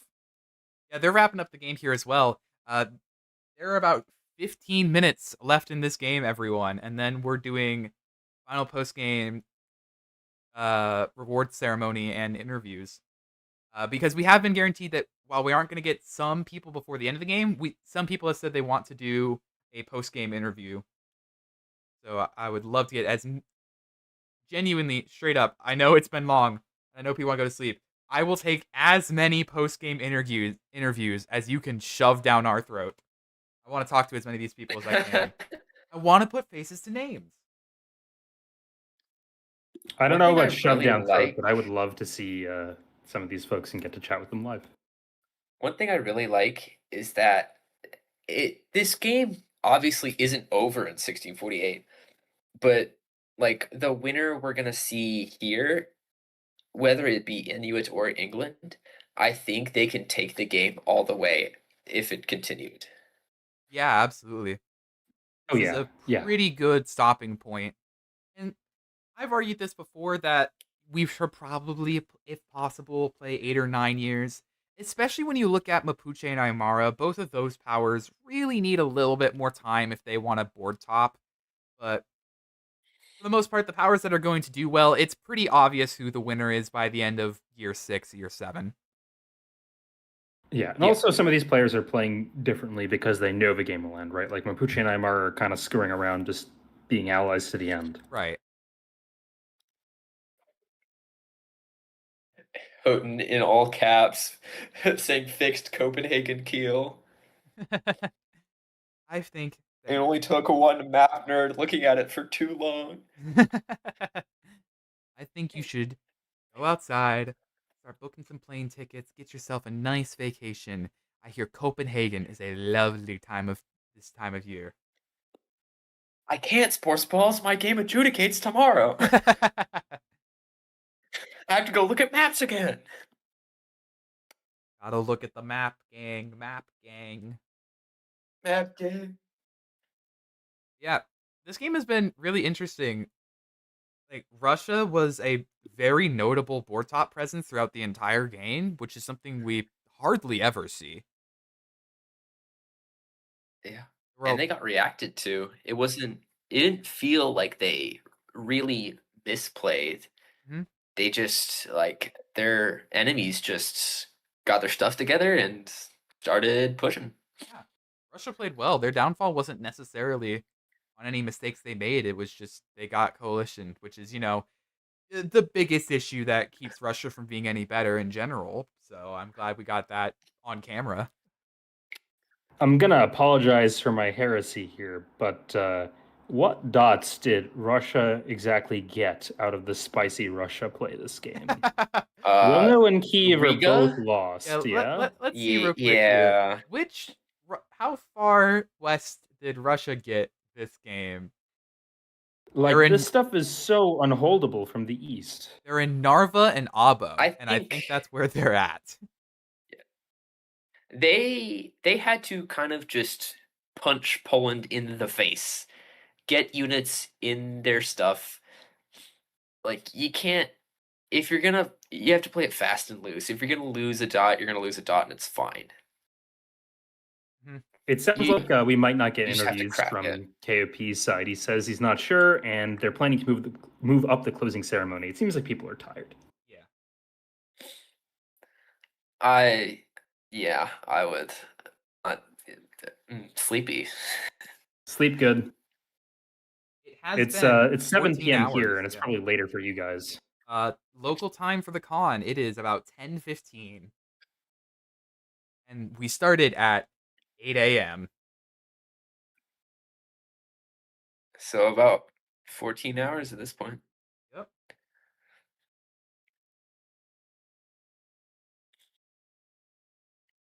Yeah, it looks like they're wrapping up here, and as soon as they finish the phase here in the next 5 minutes or so, we will pull up the final map, declare our victor, and maybe get some post-game reviews, and if not, that'll be the game. It's been a good one. This was a very good, very close game all the way through. Fantastic game played by all. Can we point out, none of the colonials got stomped. All 5 colonials are still an active force on this board. France Very, very cool. recovery from 19 to 23 centers off the Yeah. Caribbean. Which, normally if France dies, Caribbean is first to go, but they've managed to recoup it. This is one of the best French Caribbean Caribbean board states I've seen ever. It's quite good.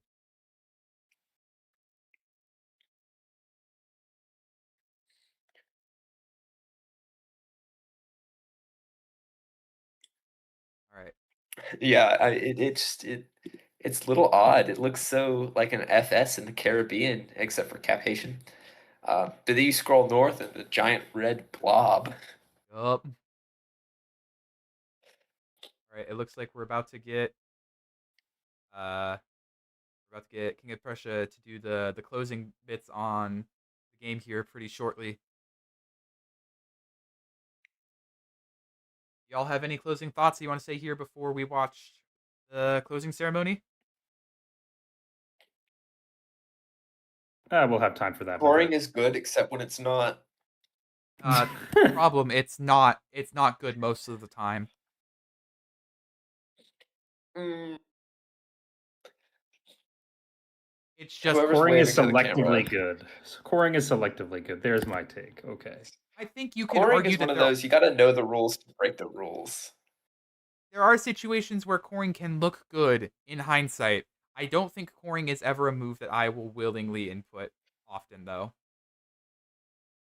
Are we not going to get the audio for the closing stuff here? I think. Well, let me see if we can get audio for that. Maybe you should relentlessly ping someone to turn To it give us on. audio. Yeah, please. Please Gabby. let us hear the Gabby. Give audio. Let us into the light.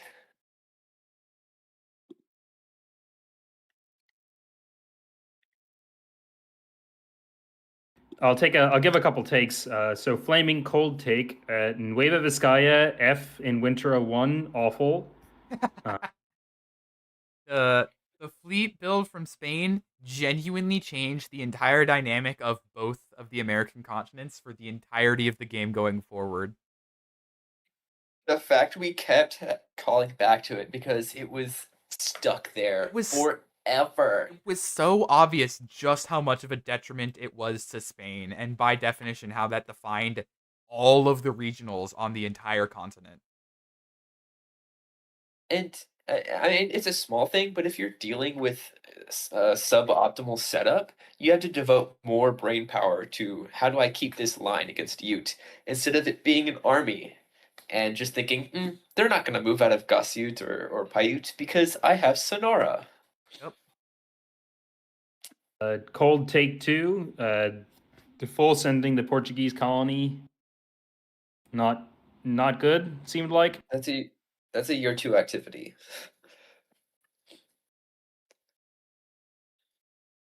Yeah, especially like Ming going into Macau, especially if you do not have a solid alliance with your neighbors, pushing in against Portugal is just going to set you up to get punched from your southern neighbors. Yeah. Regionals get dots off killing other regionals because the colonials get dots off killing the colonials. True. So you can kind of coexist.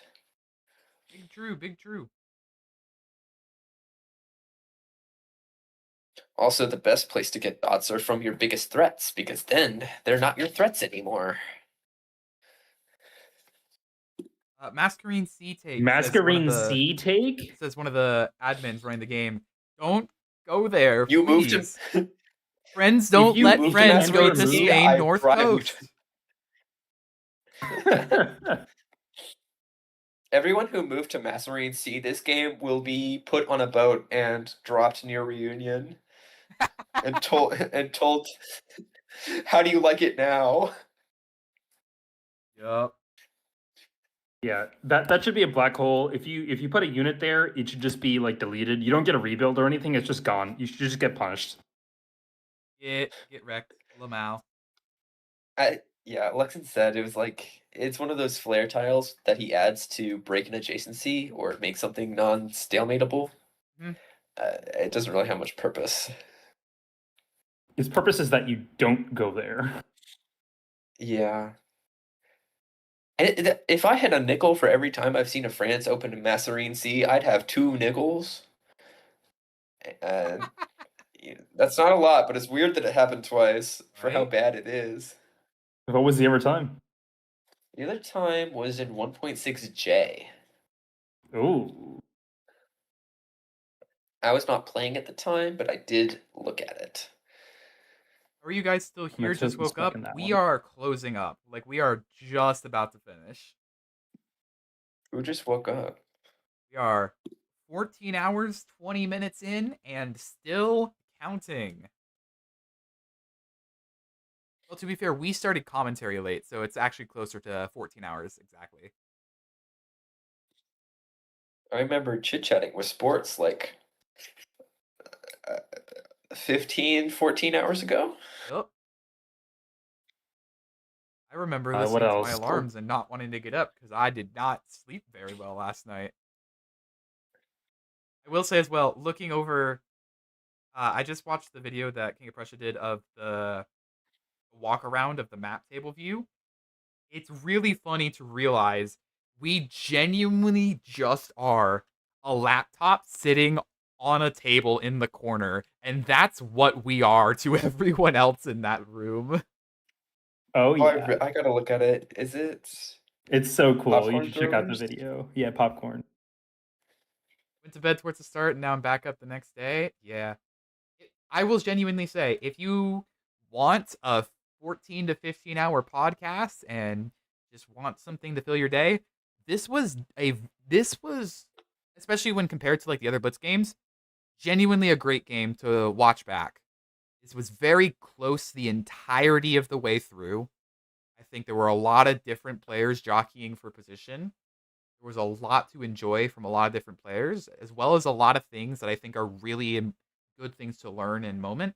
The interviews were a fantastic touch to this entire operation. Being able to talk to people mid-game was so good. Genuinely, that was such a huge boon to the format of this sort of commentary.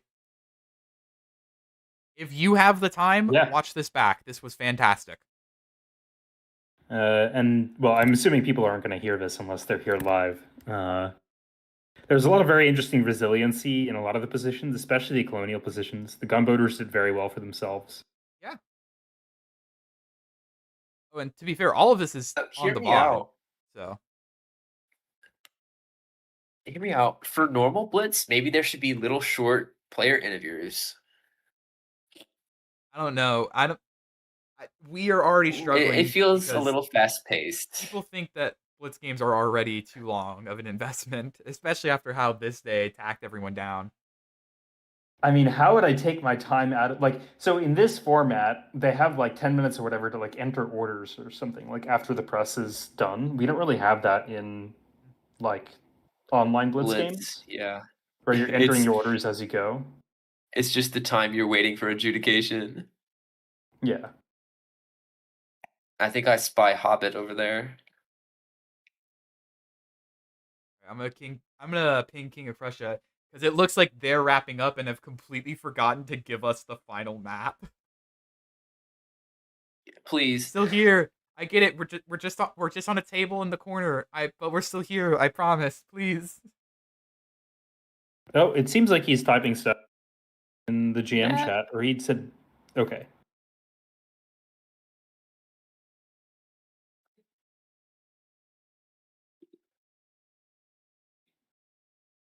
Yeah, it's been a long day for everyone, Freaking so I am info. understanding of the fact that they are packing up now. I would love to talk to more people before the end of the night, but if we don't, then it has been a great, great game. Really has. Yeah, I see a bunch of people putting like little chits away and stuff. Is Surely the game has over? ended, We yeah? do not know. They did. King of Prussia grabbed something off the table, and I saw everyone clapping. I'm assuming they congratulated the winner, and they're done. Have we just been forgotten? Are we gonna like be here? Oh, please. I think based on the message KOP sent in announcements, vault orders are due about now. Okay. Oh, so maybe people are like, fall orders are due. We're not gonna move the freaking 300 pieces around on the board. Like, Yeah. Mayhaps. I would not want to move the pieces around just to pick all the pieces up. yeah. Understandable.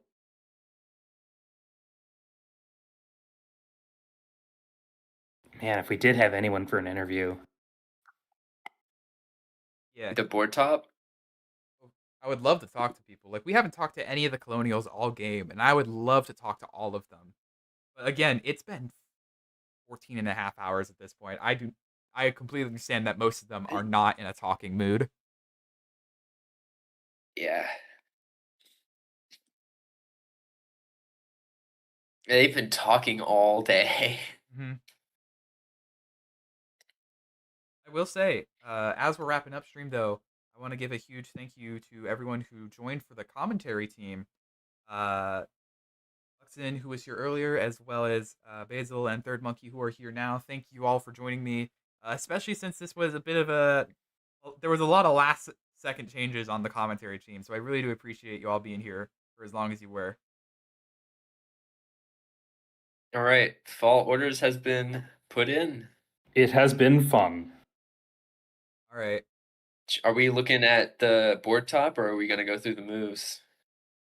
Slow rolling I it don't have because, fall move. okay, Well, it's in admin chat, so I'm watching it. Oh, okay. I'll wait until it's been put out officially. Pull it up on the stream at least here.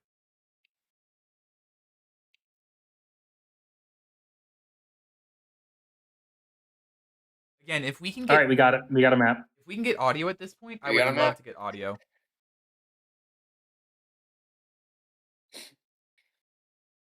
Yet. All right. We are unmuted. OMG. Oh. We're back. Oh, well. I think we're just getting audio for the end of the game here. I think we. Well done. Plus Yeah, that's about 8. what we thought, yeah? Yeah, Huge Inuit England was games. crazy. Mhm. Inuit Oh, yeah, Inuit won +1. Mapuche in third is very surprising. Very nice. We could look at the moves. Oh, map. they I'm got- just clean map. We get the official leaderboard. Oh, I didn't even notice they could take it still there. But yeah, that is Spain absolutely mauled. end of the game here. We got top 5 Did they not England, get killed? Inuit, Mapuche, No Ottoman, way. and Portugal.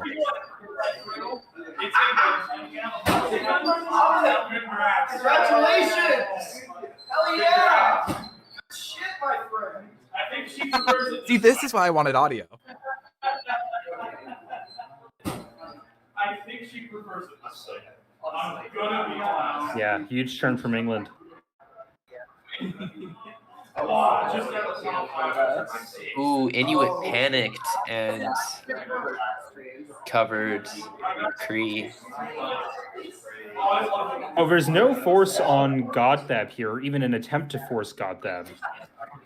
They Or go for a even Caleb tap on instead. Godtab. I mean, And, it is a 50-50. Just Yeah. But Yeah, okay. This is anyway, sort of guesses, yeah. England won by so much that it did not matter. Oh, absolutely not. Yeah. Yeah, England won by about 14-15 via CC.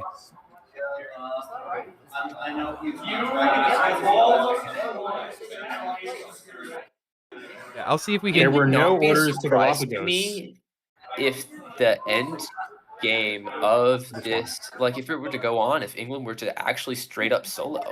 I think they definitely would. England still has growth to gain in this board. Yeah, being in Labrador Sea is brutal, especially with Russia not getting any builds, presumably. Yeah. Russia got walled pretty effectively at the end of the game there. Oh, England gets IU support into Andaman. Very nice. Ooh. Lamau. I'm surprised they didn't take Kiel. It looked like a guarantee. I guess they wanted to self-bounce Christiania. Oh, it's so hard instead. to read. Do whatever you want, Simone. I don't care. I mean, it wouldn't have mattered. Ottoman would have taken my dad anyway. True, yeah. So My favorite part is the English army still in West Africa because they just haven't disbanded it. Yup. Lamau. fifth on the board, though. Fifth on the board, Portugal. Let's fucking go.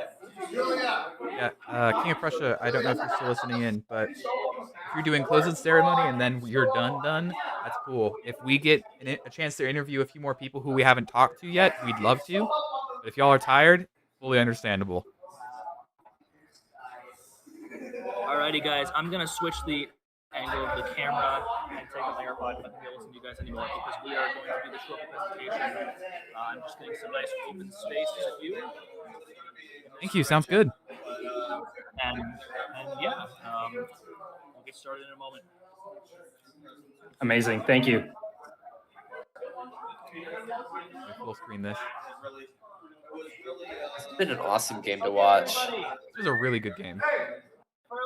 If everyone would like to gather, I'm going to close it out, give a few final words, and then present the trophy to our winner. Hell yeah. Yeah. Oh my goodness. So make sure folks at home hear it as well with this microphone. And I'm going to make sure I get all the words right because I cannot memorize things very well at all. So I'd like to thank everyone who made this this game today possible. From Alex Rourke, who's known as No Pun Intended also as well, for helping us design the pieces. Admins and mods in Imperial for helping us maintain the community and letting us get this set up.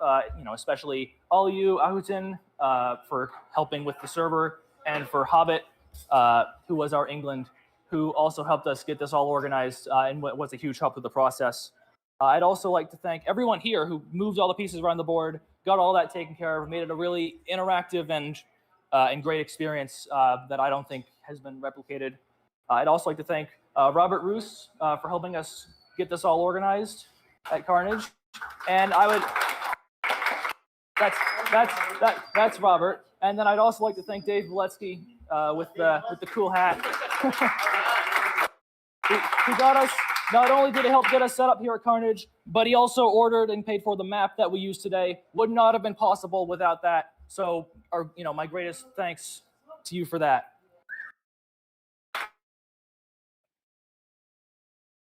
So, I think Elle might have more to say in a moment, but before that, I would like to officially present our trophy to Hobbit.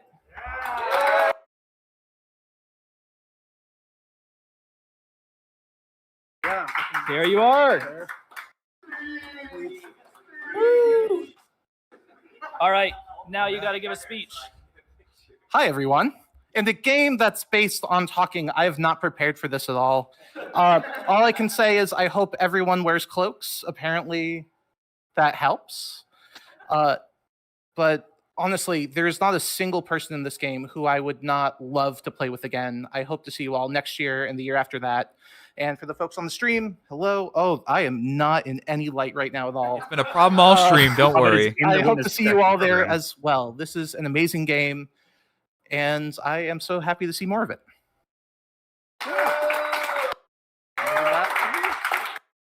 We're clapping. So, thank you, everybody. Elle, if you have anything to say, well, you do want to come take the microphone? Give you the microphone. Yeah, so they can hear me on stream. So we got a map here. It'll go with Tyler home, but we're planning on coming back here every year, so you should expect to see us here next year at Carnage. There might be other tournaments in between. We don't know. There's plenty of opportunities throughout, so check around for that. I would also expect to see this likely at the 2027 World Diplomacy Championship in Chicago, since I live an hour and a half north of it in Wisconsin. So likely that we'll have it there as long as Tyler can figure out how to get it down here. Otherwise, please make sure that there's going to be the awards for the Classic Diplomacy tomorrow at 10. Yeah, at 10. Show up for that. It'll be fun. We got some folks that played a little bit and went over there, and just show up for that. But do go crash into the Diplomacy Suite, room 312. Show up there. Yeah, that way. Love to get you guys to meet some of the other folks that are playing in the Classic stuff. They're cool folks to meet, and they're a lot of the reason why we can make some of this stuff free. Comp stuff, just make stuff happen here, because frankly, some people, that's what they bring to the tournament. They make sure all this stuff happens, and it's really, really cool, and I'd love to make sure you guys can hang out with all of them. So thank you for being here.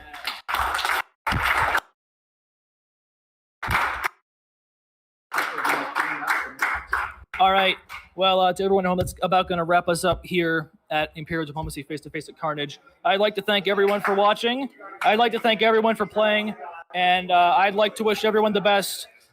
England did win, but we had a lot of great players here today. And we had no idea who was going to win. Even up until the last phase, nobody had any idea. It was a great game. And I wish everyone the best. And with that, we'll be signing off here at Carnage. Have a wonderful evening, everybody. See you later. Absolutely. We're just going to close up on the commentary side here now. Thank you all so much to everyone who's in the stream still watching. It has been a brutally long but incredibly enjoyable 14 hours here. That's my personal streaming record, and I have a feeling it's the personal streaming record for everyone else here on commentary with me. Having never streamed before, this is... Oh, should we bring back Elle as a speaker?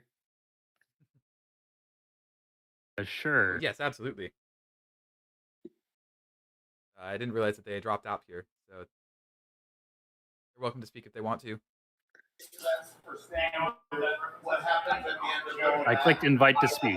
Actually, we're going to have a colonial interview in a second. Portugal wants to speak. One moment. Yes. Oh, yes. Thank you. Post game. Colonials. I tried to bend my thumb, and that was a bad decision. No, not the broken thumb. Oh, no.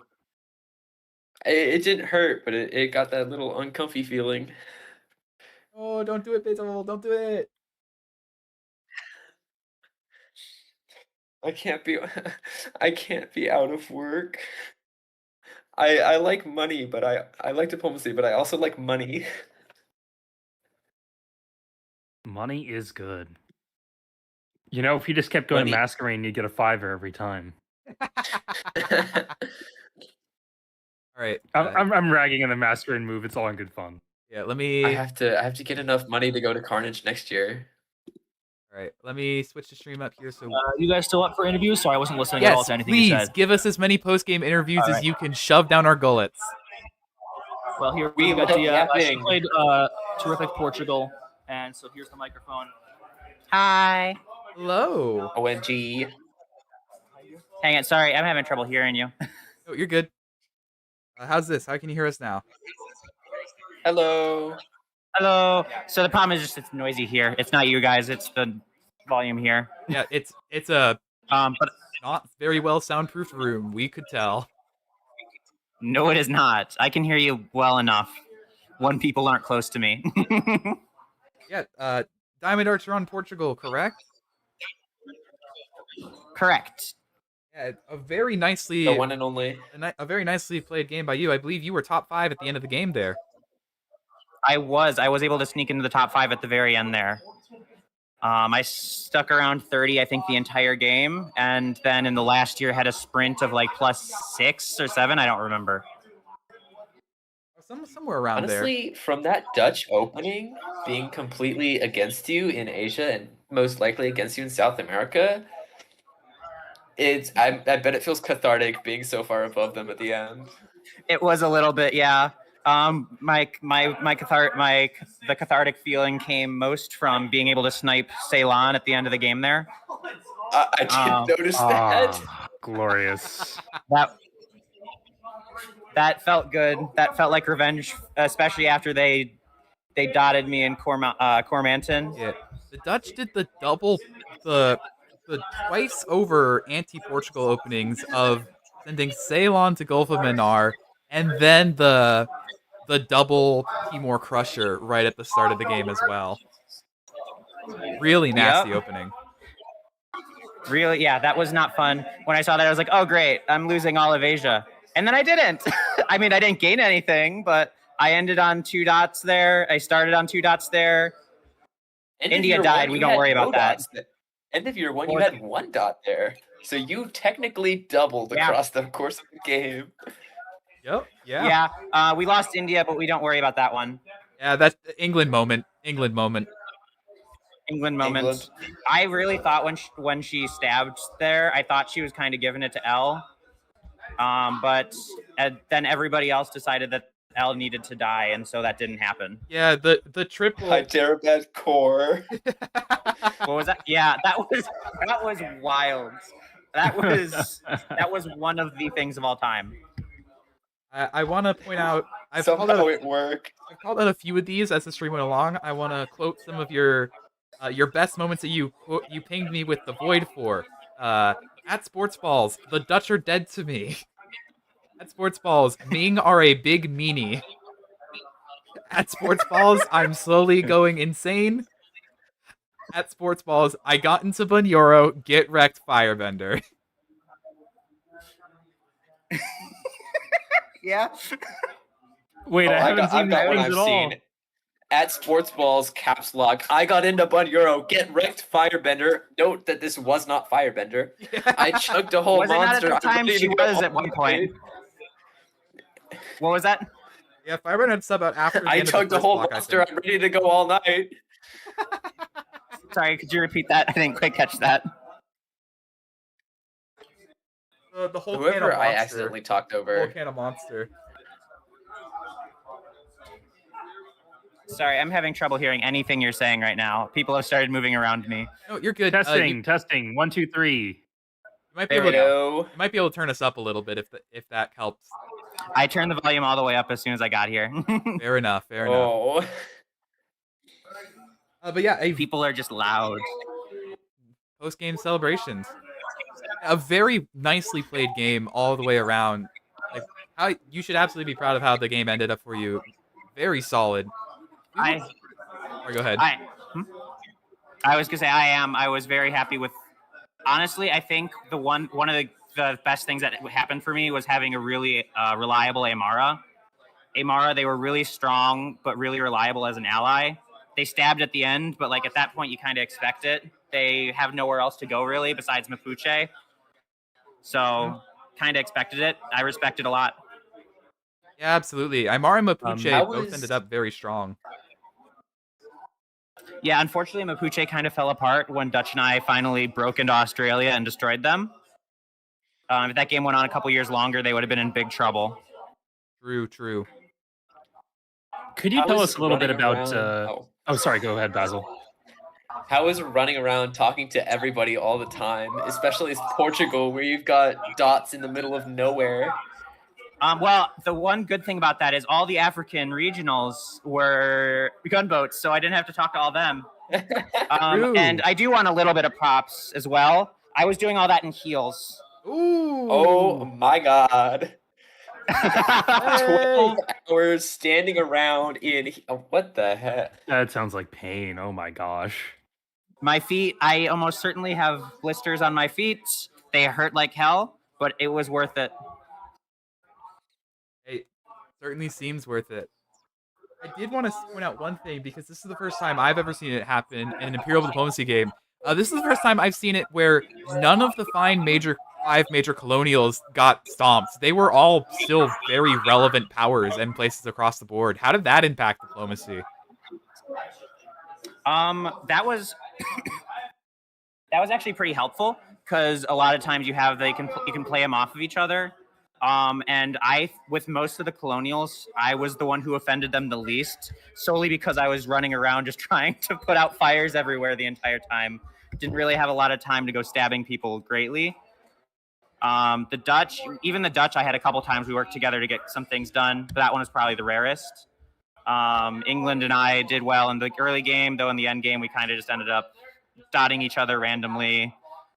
France was a huge ally the entire time.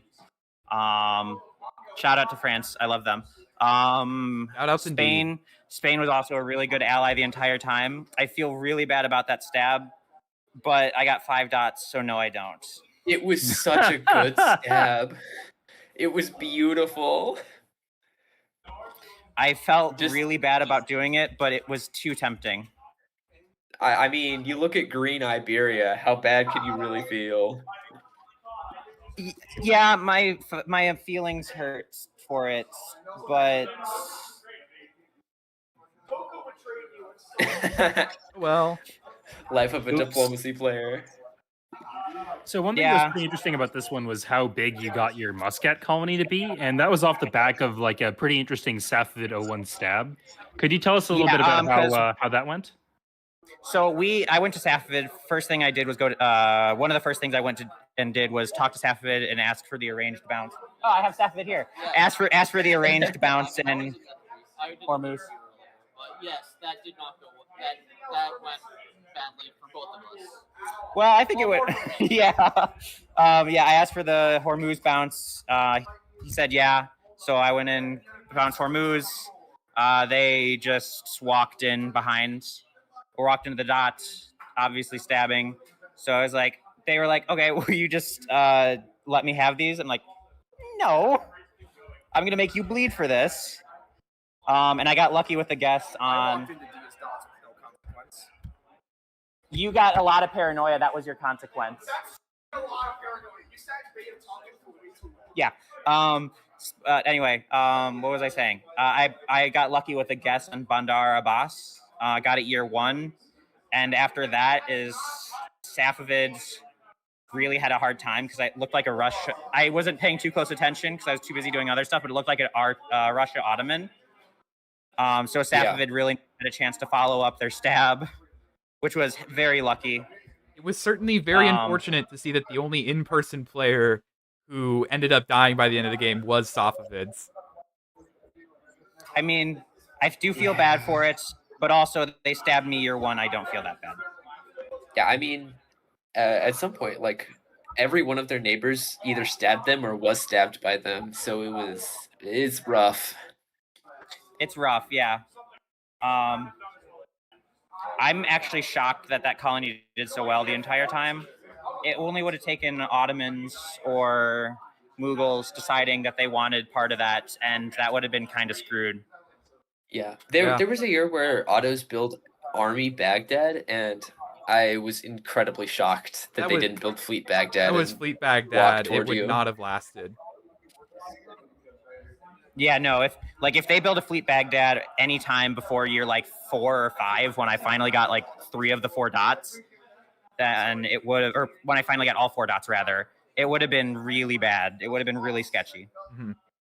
I was kind of shocked you didn't just walk into Persian Gulf and keep expanding the colony. I never had the builds I could spare to put more there, and Ottoman was a really big ally elsewhere. And actually, them being an ally really ended up paying off in the end, because that's what allowed me to walk into Spain and get 5 dots off of them. True. And that colony never really expands by more than like 1 or 2 anyway, even if I keep expanding it. So I feel confident about that decision to just leave it as the 4. Very fair. Still a quadruple, which is very good. Is there anything else? There's one other thing that yes, we remarked. Oh, sorry, Sports. No, please, you first. Okay, there was one other thing that we talked a fair bit about in the commentary booth, and I was curious to hear your opinion about it after the fact, which was the 3 army build in South Africa in 01. Oh. Oh yeah. We with full apologies, we completely flamed Army Beira the entire game. I do not apologize. No, don't apologize. That was awful. That was an awful build. That was an awful build. That was just a case of I got overwhelmed and just built the first things I saw. I know you know better. I do know better. I looked at it after the fact. I was like, what the hell did I do that? That was like an awful build. That's like one of the worst builds I can do there. Okay, sure. Yeah. Is there anything else? Is there anything else that you want to say before we head out here? I think we're gonna get maybe 1 or 2 more people on the mic before we call it a stream. So let me think. Hang on 1 second.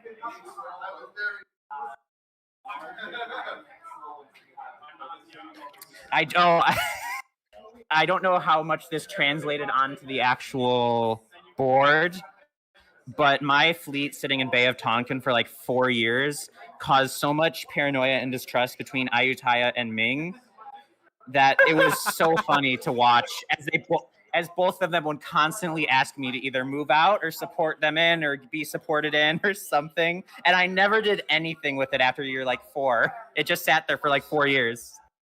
Fucking terrorizer. I mean, I never had disbands to get rid of it. I would have gotten rid of it as soon as I could, but I never had the disbands, and no one could ever pop it. First world And I didn't problems. I never had the disbands.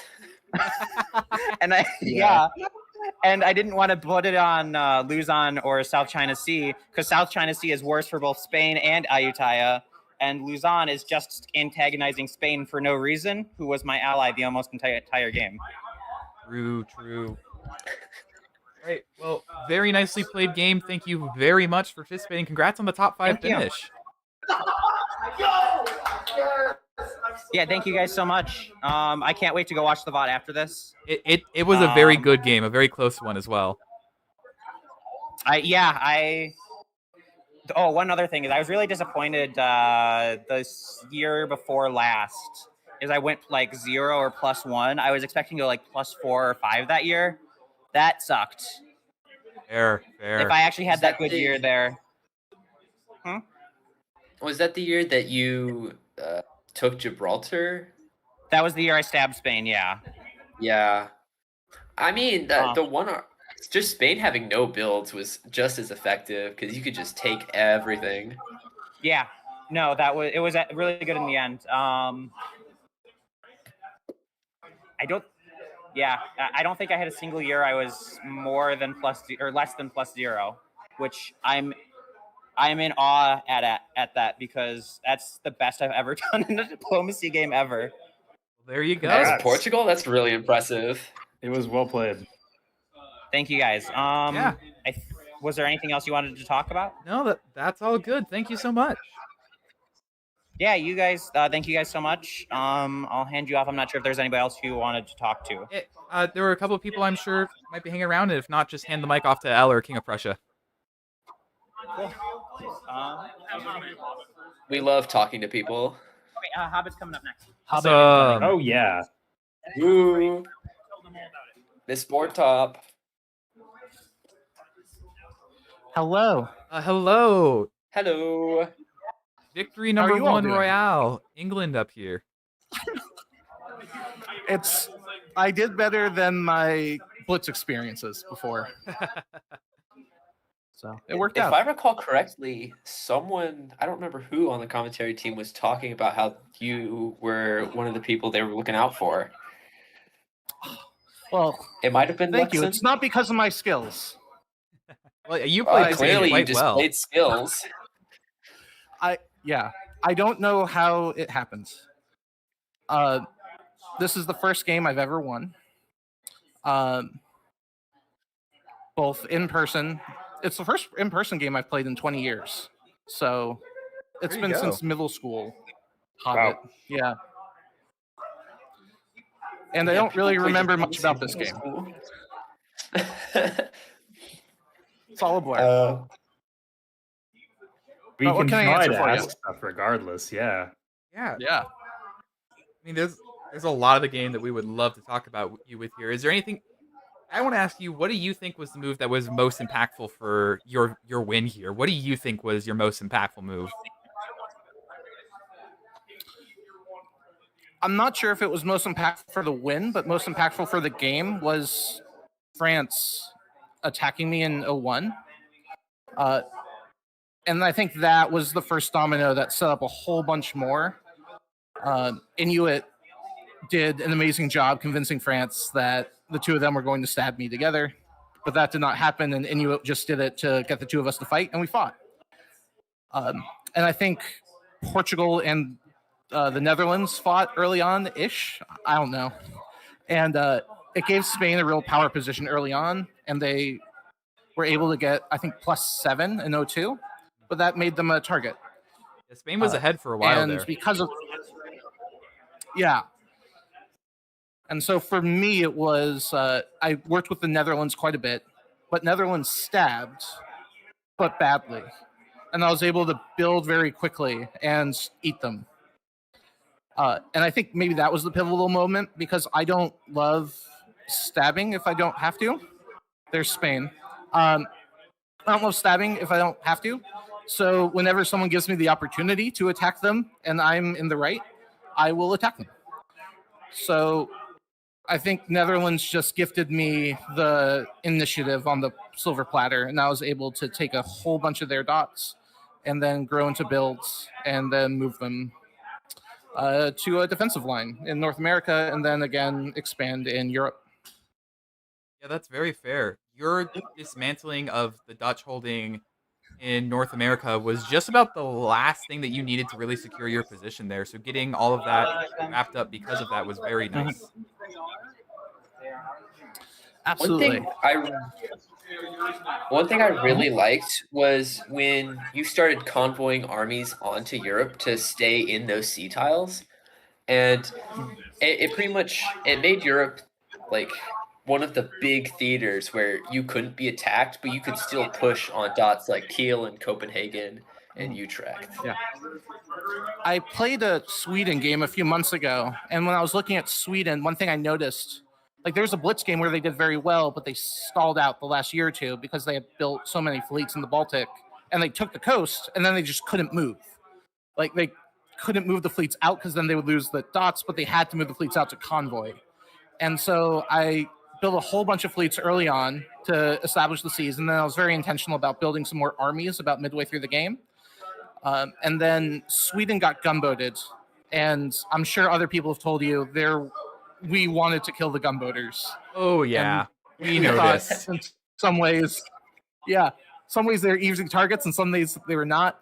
But it also just gave us an opportunity to talk to each other and establish relationships without someone being in the room that we were pissing off. That's And very so fair. I was able to go into Sweden, but also because all the fleets were in the area, I was able to just transfer that really quickly against Netherlands. And then the hope was to continue pushing against Poland, so I don't think I maximized what I could have done in the last year.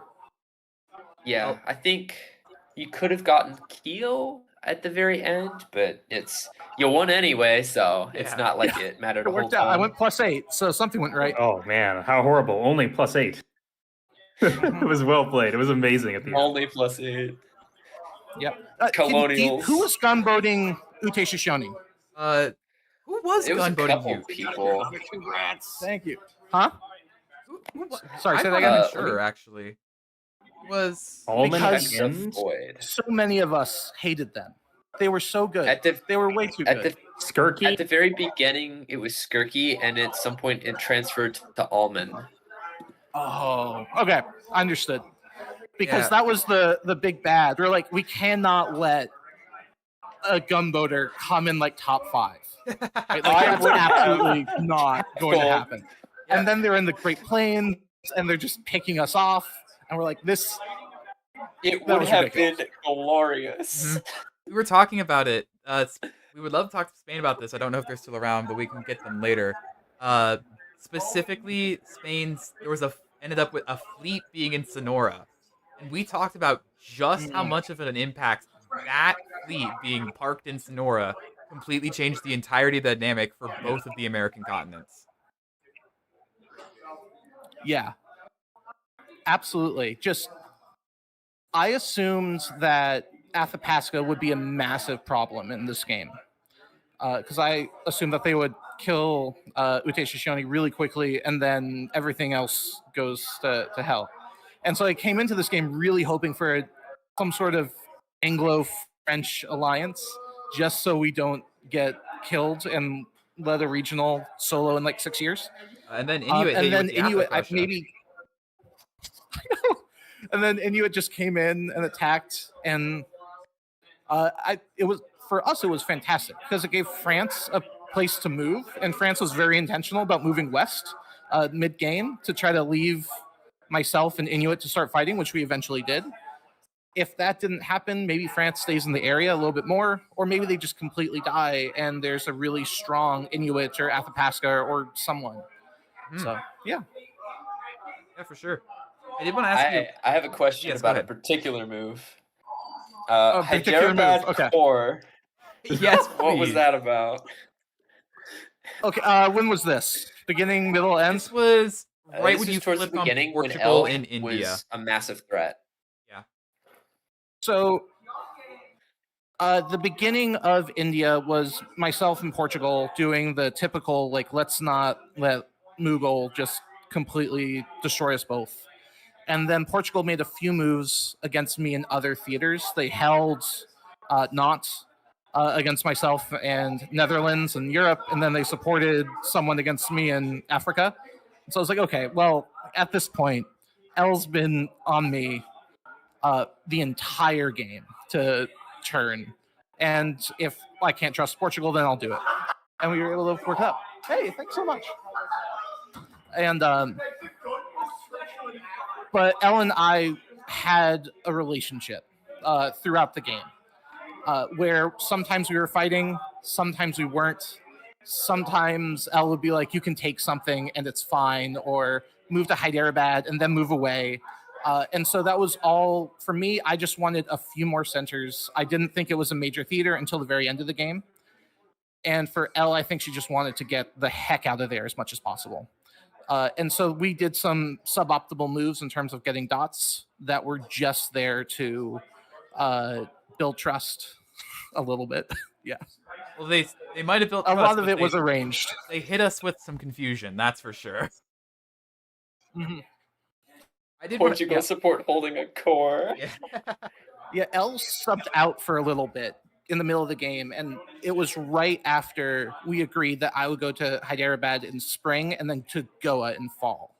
And then she subbed out and didn't tell the person who subbed in that this was arranged. And so the person who subbed in Aurora was like, you just stabbed me. I was like, wait a minute. We gotta find out. Like, this is not. Please. I swear. It's very interesting, England Mughals gameplay. God, believe me. So, yeah.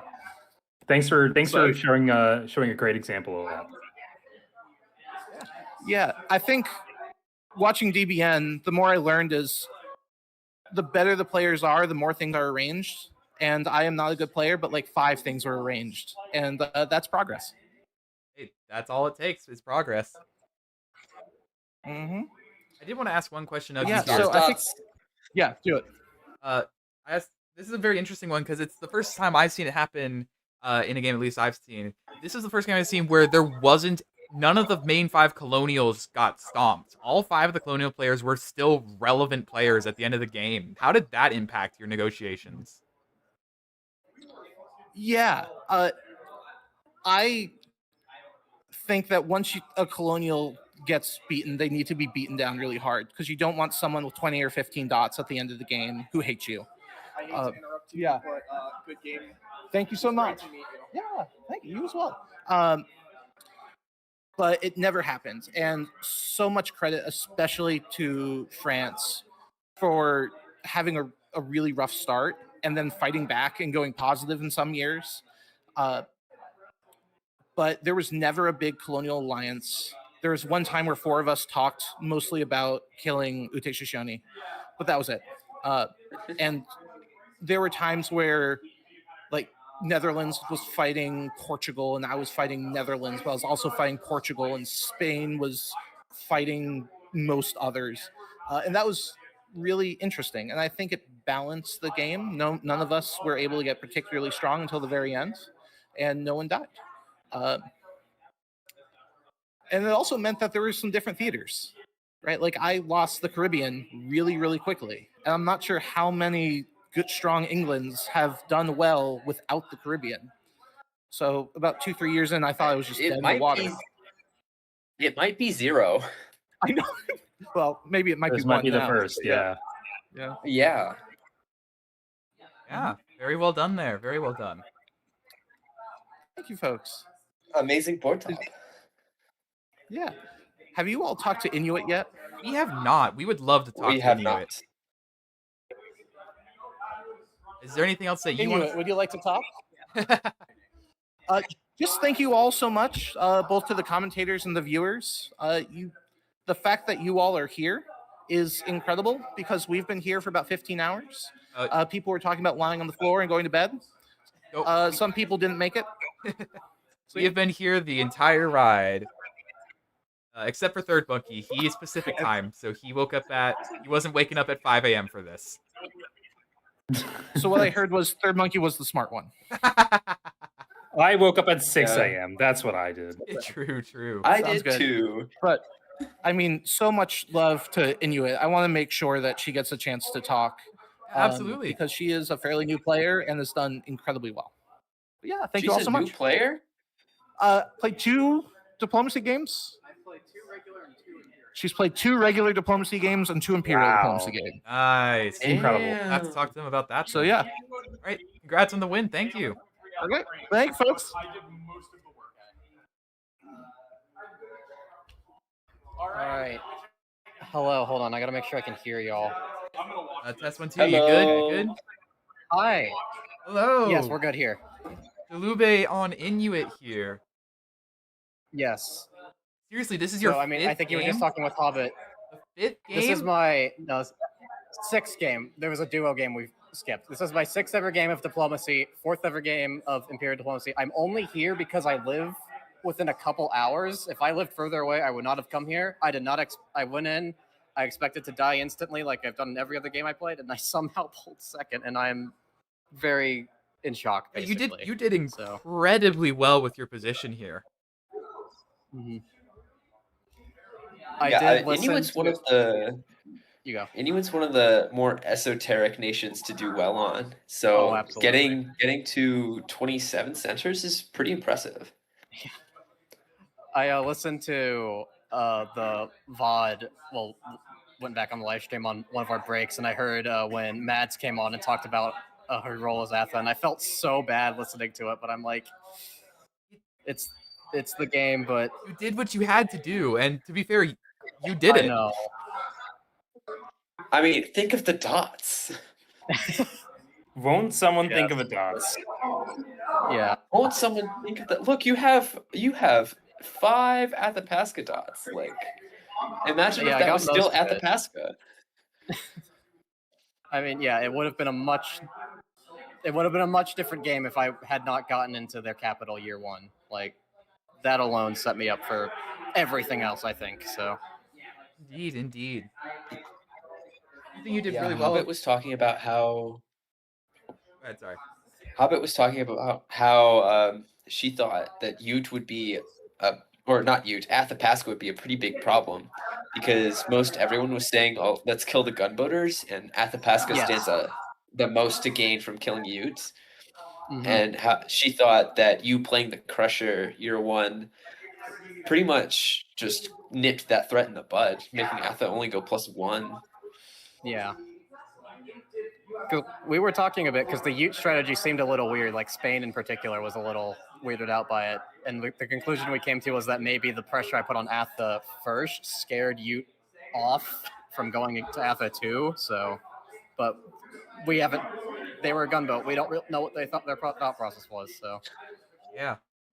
Perhaps we'll be able to get some insight from them after the game in the Discord channel here. I would love to hear the gunboaters' thoughts because it was incredible. Oh, we have a Ute player in the chat. So, Ooh, awesome. Ute, if you are also in the live stream, I will have to pull it up separately, but if they say anything, we'll let you know. I also wanted to commend that Awesome, thank you. you had a really good ability, especially during the late game. You did a really good job at basically you let Toku and Ming take care of the Russian wall that needed to happen, and then you just walked in behind them to take all the gains.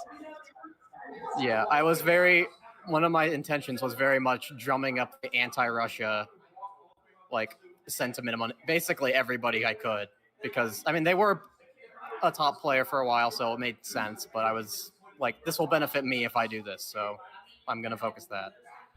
Yeah, but I can't yeah, imagine that Laptop Sea Fleet holding forever was all that comfortable for you. No, that was a pain point for a bit, but by the end of it, it's like once Russia started declining, it was like, okay, this is fine. Like, They have bigger problems. yeah, they had much bigger problems at that point.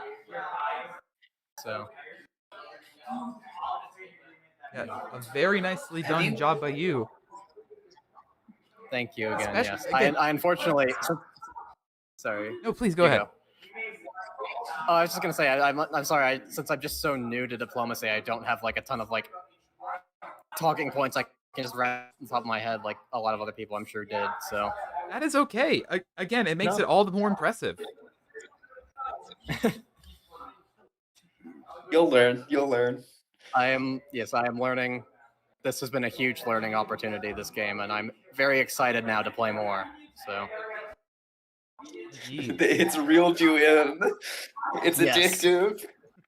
I went from being like, oh, this is a fun thing to do, to like, oh, I'm definitely like playing this as much as I can now. Yeah, it is an obsession. You'll be stuck in a 6-month-long game soon enough. Mm-hmm. All right. Well, I'm hoping to see here if we get Ute to say anything about specifically their early stuff here. It looks like they're typing in the Discord server and may get a response from them there. While we wait on this, I wanted to ask a little bit about some of your relations with the colonials, especially France. Yes. It seemed like you were pitting. Okay, You were yes. really good at pitting France against England, and then France pitted you against England. Yeah, I mean, when I started, I figured that I would have to fight either France or England, and I figured France was the bigger threat. So I basically just went in kind of like soft anti-France, which evolved into a really strong English alliance for a while. But it was not like an intentional like, oh, I'm gonna sow discord between France and England to make sure I can come out on top, because I did not think that far ahead, because that was not the mindset I was in at the start of the game. But it worked out well enough for a while, so It worked out really well for you in the end. I mean, at the end, obviously England and I were competing, and I just was in a worse position to defend. So, but Yeah, the tactics were a little rough. That They last got year into was- Labrador Sea. Mhm. But yeah, Yeah, but it looked like a really clean game for an Inuit. And yeah, I was surprised how smooth it went. Like, other than like the continual like kind of grind in like Atha and like the North Atlantic or North Pacific, it was pretty smooth, and I was kind of shocked how easy a lot of it went. So Yeah, you did quite We have well. both Ute players in the chat. Oh, there were two, right? Yeah. Allman has basically said I mean, that yeah, we did play for a while. Allman has basically said they were only the last 2 years, and the other player did most of the good stuff. So Skirky is typing up here, who was the gunboat player for the Awesome. first 4 or 5 years of the game. Once we have a response from them, we'll let Nice. you hear that. Is there anything else that you That would want to be add? great. Honestly, I'd just like to thank you all for being here. This was awesome. I'm really glad I can like go back and watch and gonna get the picture of everything else that's happened with a lot of interesting commentary, because I've been so focused, especially at the end. I got so focused on my own stuff that I'm like, there's so much interesting stuff that I'm sure I've missed, and I'm really glad that you all have been able to document it so well. So Yeah.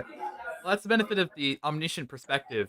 When we're gonna go everything, yes, we don't have the context of the conversations that you all are having, the deals that are going on, and the stabs that are being planned. So Yeah. we only get the raw moves map, and in some ways that's good, in some ways that's bad. Yeah. And I mean, if you have any questions, feel free to ping. Feel free to ping me at least, because I'm always around. The other two can decide, but I can talk your ear off about what certain things mean and optimizations and strategy. And I'm a nerd. Yeah. And Nerds are I mean, I good. think I've got a long way to go with this game, but this was a very pleasant surprise. So, indeed. Yeah, congrats. We do have a message from Ute, who is saying, I was trying my best to not overextend, so when Makes Atha was attacked, I figured I could have a safe back and try to get what I could methodically from Spain.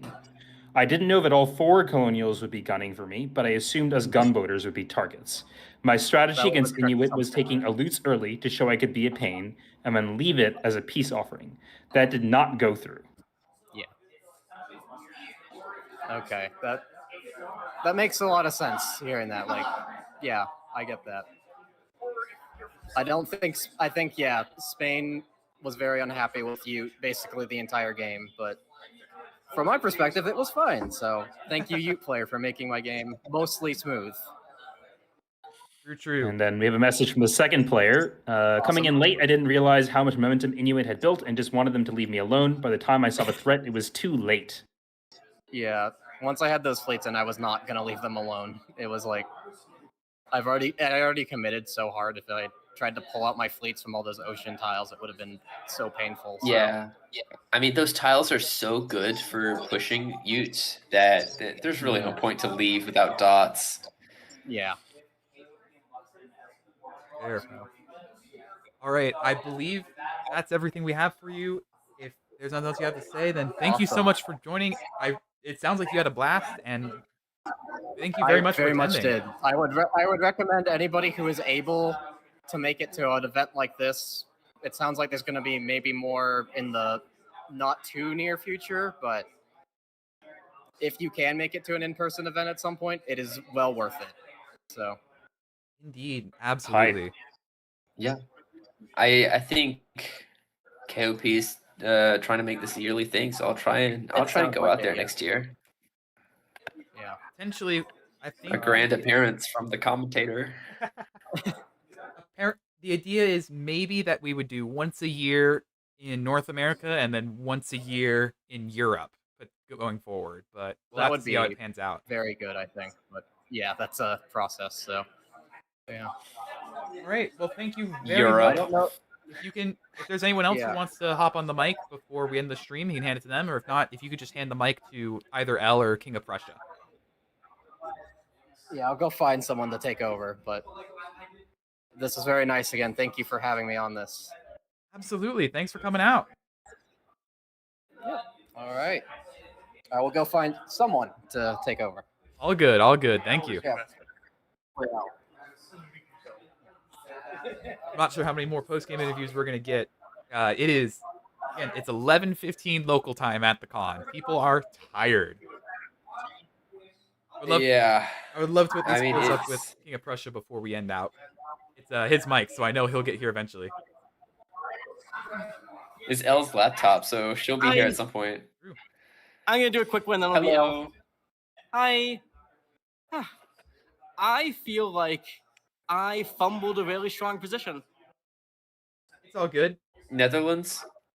The Netherlands, yeah. I was Netherlands. I was board top at the end of year 3, and then year 4 started death spiral that I just never recovered from.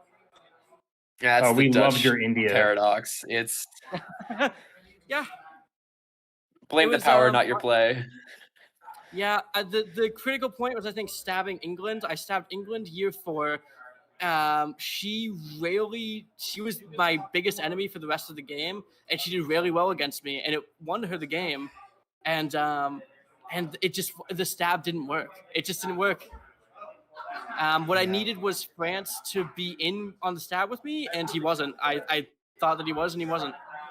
Yeah, that's Luxon was saying that if it was like a France-Netherlands stab on England, it would have been pretty killer because England just wouldn't have been able to do anything about it. That's what I needed, but France just didn't trust me because I've been stabbing him all game. So when I came to him and proposed it, he's like, "Yeah, sure," and then he just didn't do any of the moves because I'm sure he's thinking, "Well, he's been attacking me all game." Ouch! Ouch! Yeah. Brutal. The other sticking point against England, especially in Europe, is that I couldn't coordinate with Sweden. It would have been nice to be able to like tell Sweden I want to support you against England here, and I couldn't. For better or for worse, the gunboats certainly shaped the game. They did. The gunboats were a huge problem for me in Africa. Because everybody. There was a gunboat hug box in Africa, and I never broke Congo. Because there was no Ajuuran or Abyssinia attacking Congo, I just never got there, and I just sat on like 5 centers in Africa until the end of the game. I pity you, but it was so funny. It was watching all funny. of their I boys. kept bashing my head against Congo, and I almost got them, and then I just got pushed back again, and I was so bothered by it. It was all It's game. like the web dip bots. Just burr. Alliance go burr. If I could talk to even one of these African regionals, I would thank God. I needed them. I needed to be able to press with one of them. I think what I found most impressive was year 2, Spain took Monado, but that colony never really died for you. It always stayed around. That colony, that was probably the place I was most focused on the entire game because it was very close to dying several times. The big players there are Ayuthayya, Spain, and Portugal, and we went back and forth stabbing each other just all game. What do they call it? Mapuche also got involved towards the end of it. It was I kept stabbing Portugal, and she just sort of stayed on 2 or 3 the entire game. And then Spain and I just went back and forth against each other, and Ayuthayya and I went back and forth against each other, and none of the 2 of us ever ganged up on the other. But I managed to keep it alive because I never got ganged up on. It was always one-on-one. Yeah, we talked to Salt earlier, and he just described it as a mess. It was a mess. Salt and I were getting into his back lines the entire game. We would make a deal. One of us is lying. We'd make a deal the next year, the next phase, and the other is lying. We tried to coordinate so many times, and we just never trusted each other. Yeah, I imagine something about Salt there certainly did not help the trust factor.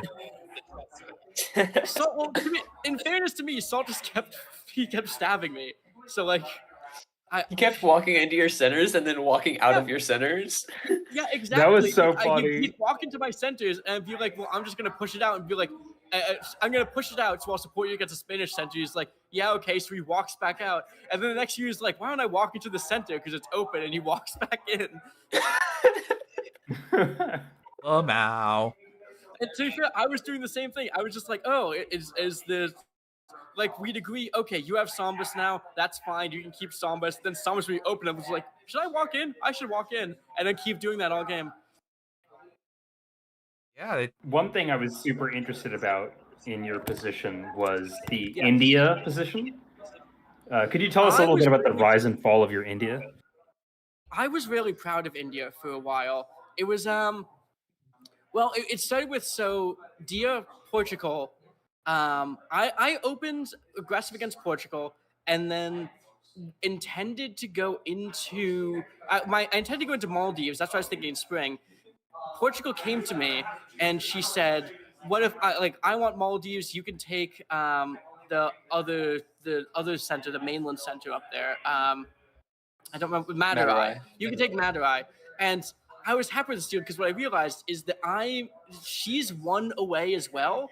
But like, if she ever gets in a war up there with England and or Mughals, then she's not going to be able to care about holding Maldives. And so what it was, I can maybe hold Madurai, she can't hold Maldives. So that exactly happened. In year 2, she got into a war. I just later took Maldives.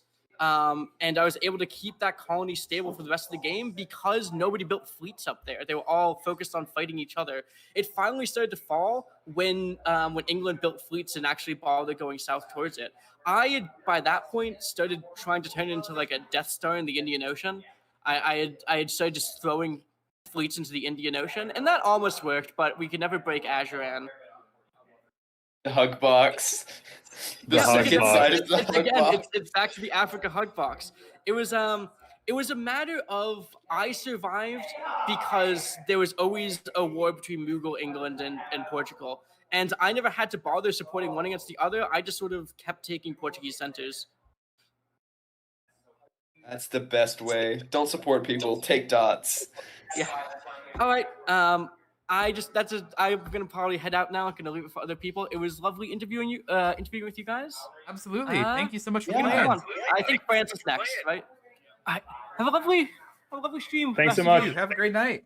Bye. That was Jewel of Winter on Netherlands, in case the username was never said here. And then, all right. Hello. Hello. Oh, and this is Roudee on France, correct? Yes, that is correct. Hi. How are we doing?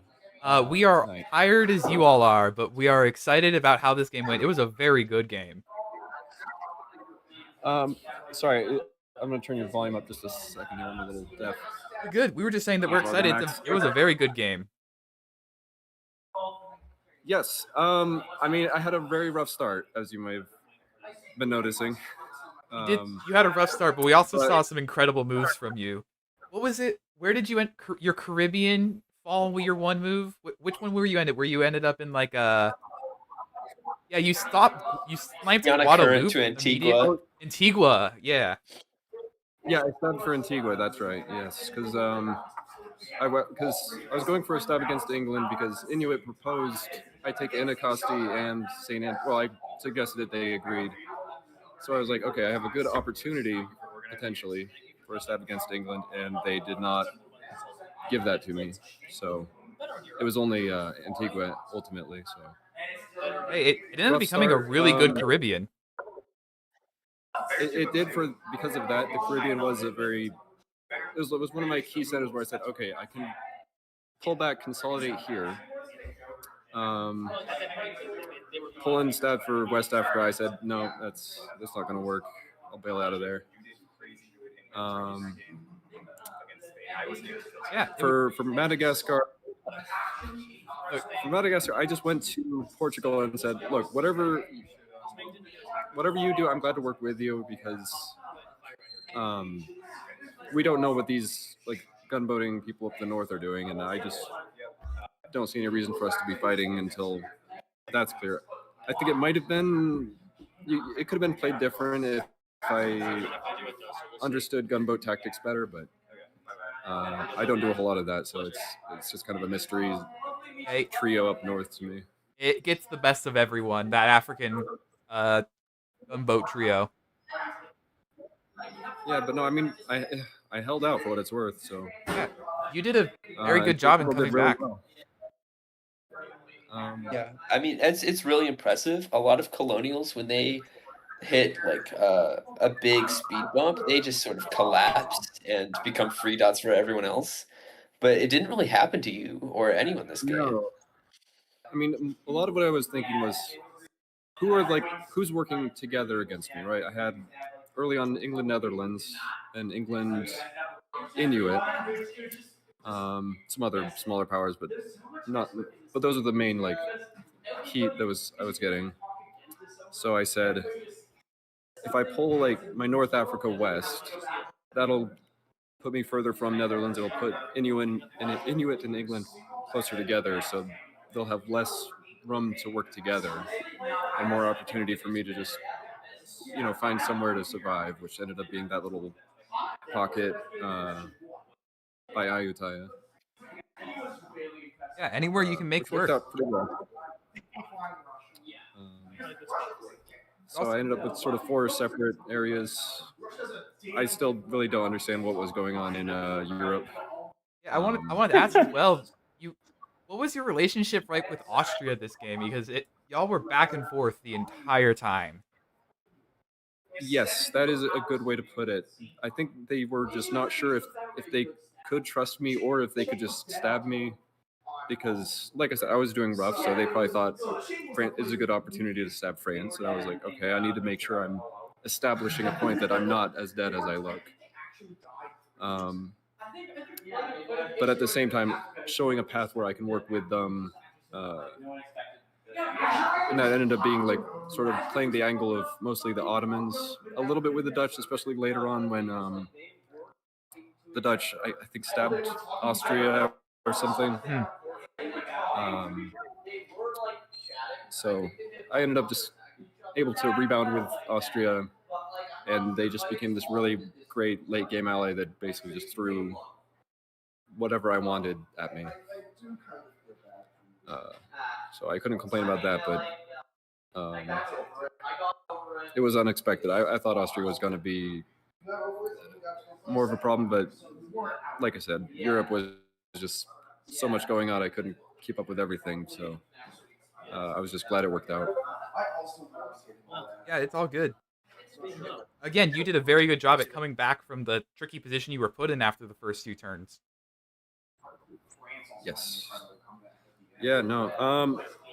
I do like to just never like give up on a position. I say, well, I mean, the whole like game as a whole. Like I gave up on West Africa, of course, as a position because 1 center, not even a core, is like, okay, well, it's not worth fighting over, I think, and it's just going to upset Poland, Portugal, someone else that I could probably work with later. So just use that for something else.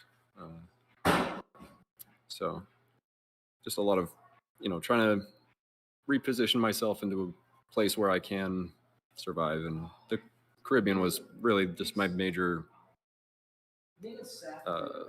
my big gambit. Yeah, it paid off very well for you.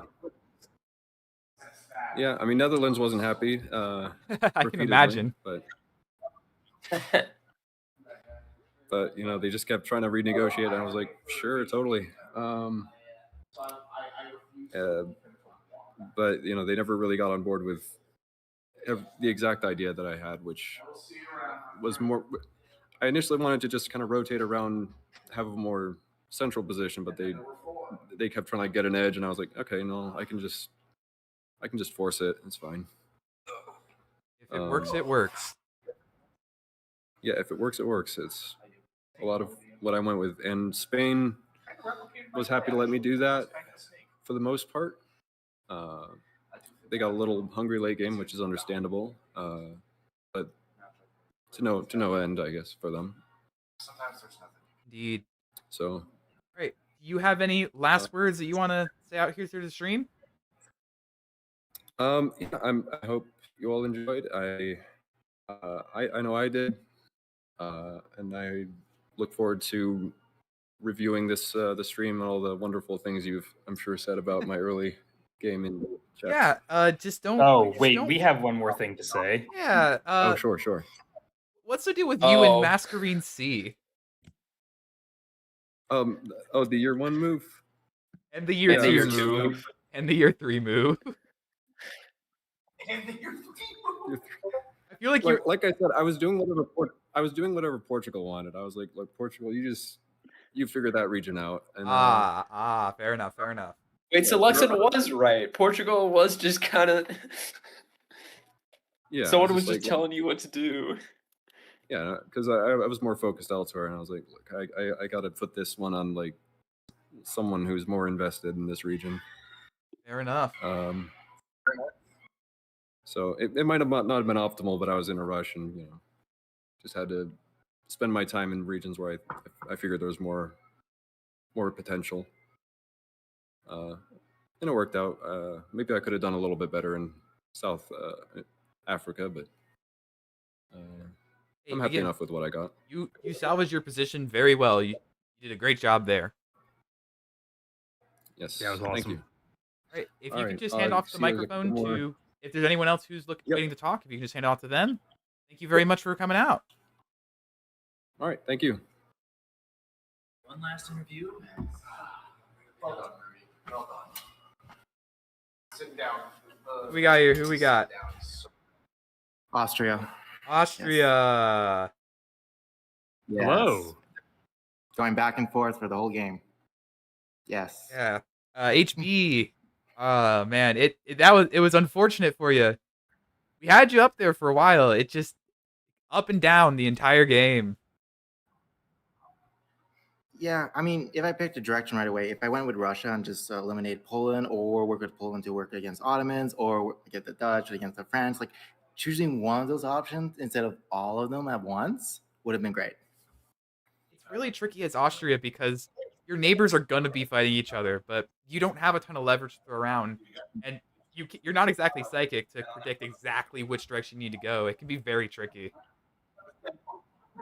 Definitely. What I find as Austria, you always need to team up with someone to always get an advantage. Like I did team up with Dutch briefly to go a little bit against France, Russia. No, we're closing up by 11:35. 11:35. 3 minutes. It's all right. Yeah. Yeah. Do you have any?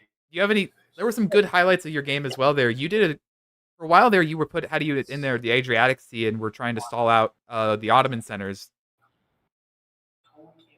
Yeah, that was the beginning of a possible future and also the beginning of my demise. Ottomans saw that after retreating to Constantinople and just went full blast in, Poland support. Yeah. Yeah, unfortunately, there's not too much you can do once they want you dead. But that's a game about diplomacy. You need to be able to get people to work with you. Indeed, it is. Yeah. All right. Well, sorry we got you at the end here, and you're under a little bit of time cap here. Is there anything that you want to say on the stream here before we head out? No, I just thank you for doing the commentary and just being able to analyze this game. I mean, we had a lot of wonderful people who came out to play. Thank you. Absolutely. Thank you for playing, and to everyone else for making it possible. All right. I'll wrap us up here. Yes, at absolutely. Carnage, so I'm gonna let you guys handle it. Yeah, we're just gonna do You some guys have a closing wonderful messages. Once more, thanks to you for getting all of this run and maintained on your end over there. Of course. The least I could do. Well, not the least I could do, but I enjoyed it. Oh, it was very fun on our end as well. We were saying this. It was a great game the whole way through. Thank you. Well, I'm gonna call it quits. I gotta go. I don't know. I guess I'm gonna go drink or something. That's what we're gonna do. I think is the plan, and then go to bed. Fair enough. Feels like the appropriate way to wrap this up. Fair. I hope this does become a yearly thing, because then I get to go next year. Ooh. Or whatever else it runs. All right. Okay. In that case, then we're gonna close it up here. Thank you every single person who made this possible, from the people running the game, people who are helping in the commissary booth here, playing the game, all of the gunboaters as well in that regard, all of the people who have stuck out throughout the stream here. Plenty of y'all I've been noticing were here pretty much the entire time in the chat. We very much appreciate it. So huge thanks to everyone here. It was a fantastic game the entire way through. Really hope you all enjoyed it. I've been Sports Balls. I've been joining commentary booth here by Basil, Third Monkey, and Luxon as well. This has been a fantastic stream. Thank you all. Good night. The stream is down.